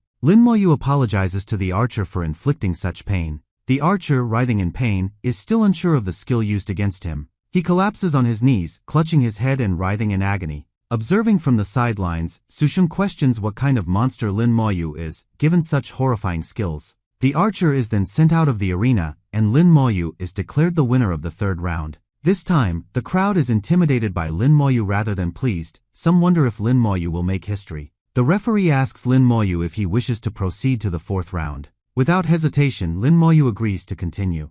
The defender for the fourth round is a level 45 sword and shield knight. The crowd notices that the level 45 opponent is only 3 levels higher than the previous round and wonders why no one has cleared this round before. For additional defenders, all level 45 with different professions, appear behind the knight. The crowd now realizes why this fourth round is so challenging, as the challenger must battle against 5 opponents simultaneously, and questions how level 27 Lin Moyu can stand up to them. The knight is a 9-star second lieutenant and a formidable warrior, while his teammates are all at least 5-star second lieutenants. Despite the formidable opponents, Lin Moyu remains calm, understanding why no one has cleared this round before. The opponents smile at Lin Moyu, with the knight complimenting him on reaching the 4th round and telling him to be proud. Lin Moyu smiles back, thanks the knight, and declares his intention to clear the 4th round too. He begins summoning a large number of skeletons around him. The crowd looks terrified and starts moving backward, unable to believe their eyes. The entire arena is soon filled with Lin Moyu's skeletons as he summons every last one of them. The audience gasps in horror, realizing it's essentially an army. Even the knight is left speechless. Su Sheng and another onlooker stare in shock, bewildered by how anyone can fight against such a massive number of skeletons. Lin Moyu raises his hand, giving the skeletons the command to charge forward. The skeleton mages raise their staffs, preparing to cast their spells. As the skeleton warriors and spells advance towards the 5 defenders, the knight stands at the front, using the group defense skill. The archer draws an arrow ready to shoot, while the mage also prepares to use her skill. The skeleton mage's spells strike the knight, who manages to block them all. As the spells continue to rain down, the knight admits he can't hold on much longer and instructs his team to hurry. The archer and mage counterattack with their own skills, while the healer enhances their powers. Arrows and spells fly towards the skeleton warriors as they charge forward. Many of the skeleton warriors and mages are hit by the skills. One skeleton mage is destroyed, while the skeleton warriors manage to withstand the attacks. The assassin among the defenders sneaks towards Lin Moyu in stealth. However, Lin Moyu senses the assassin and quickly summons the skeleton armor.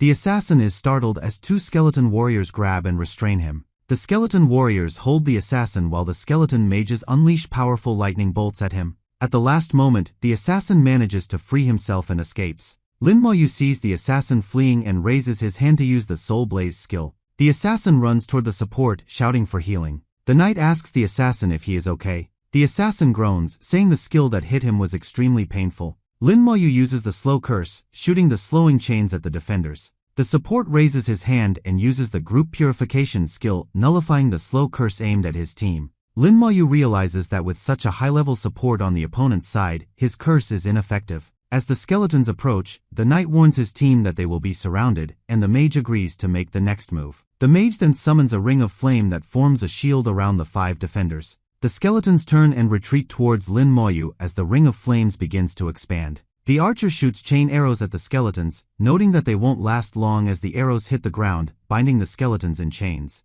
The group decides to go straight for Lin Moyu, aiming to end the fight quickly before they become fatigued. The crowd holds its breath in concern, believing Lin Moyu is now at a disadvantage with his skeletons in disarray and him being defenseless. Led by the knight, his team charges at Lin Moyu, determined to end the battle before exhaustion sets in. The archer prepares to shoot another chain arrow. Lin Moyu observes the defenders charging towards him and remarks that this is the first time he has felt so exhilarated fighting such strong opponents. He raises his hand, confidently declaring that their moves will be useless and asserts that he will win.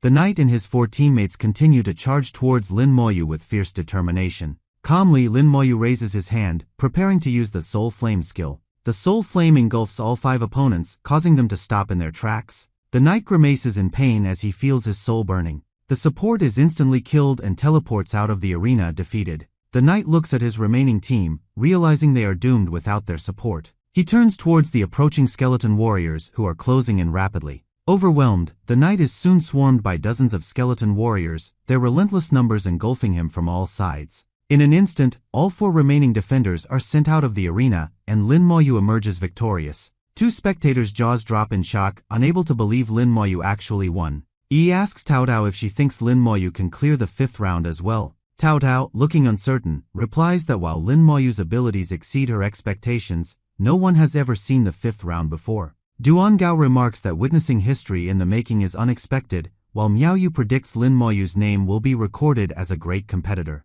For clearing the 4th round, Lin Moyu receives 2 intermediate scrolls. The referee, now sweating with concern, asks Lin Moyu if he wants to continue. Lin Moyu firmly and clearly agrees to advance to the next round. The audience is in awe, shocked to witness the unexpected 5th round, a difficulty level they never thought they'd see today. A mage arrives, flying into the arena, and informs Lin Moyu that the 5th round will start in 3 minutes. The mage explains that the rewards for this round are a high-level magical potion and a flashing high-level skill scroll. The crowd whispers excitedly, realizing these legendary items are only usable by thrice-evolved professions. Lin Moyu, surprised, learns that the magical potion can permanently increase attributes by 20,000 and the skill scroll guarantees learning a high-level skill. Understanding the significance of these rewards, Lin Moyu recognizes why Bai considered this challenge the most important. Suddenly, a tense atmosphere fills the air as few figures begin teleporting onto the platform. Lin Moyu turns to see that the new arrivals are all level 50 rare professions, forming a mage party.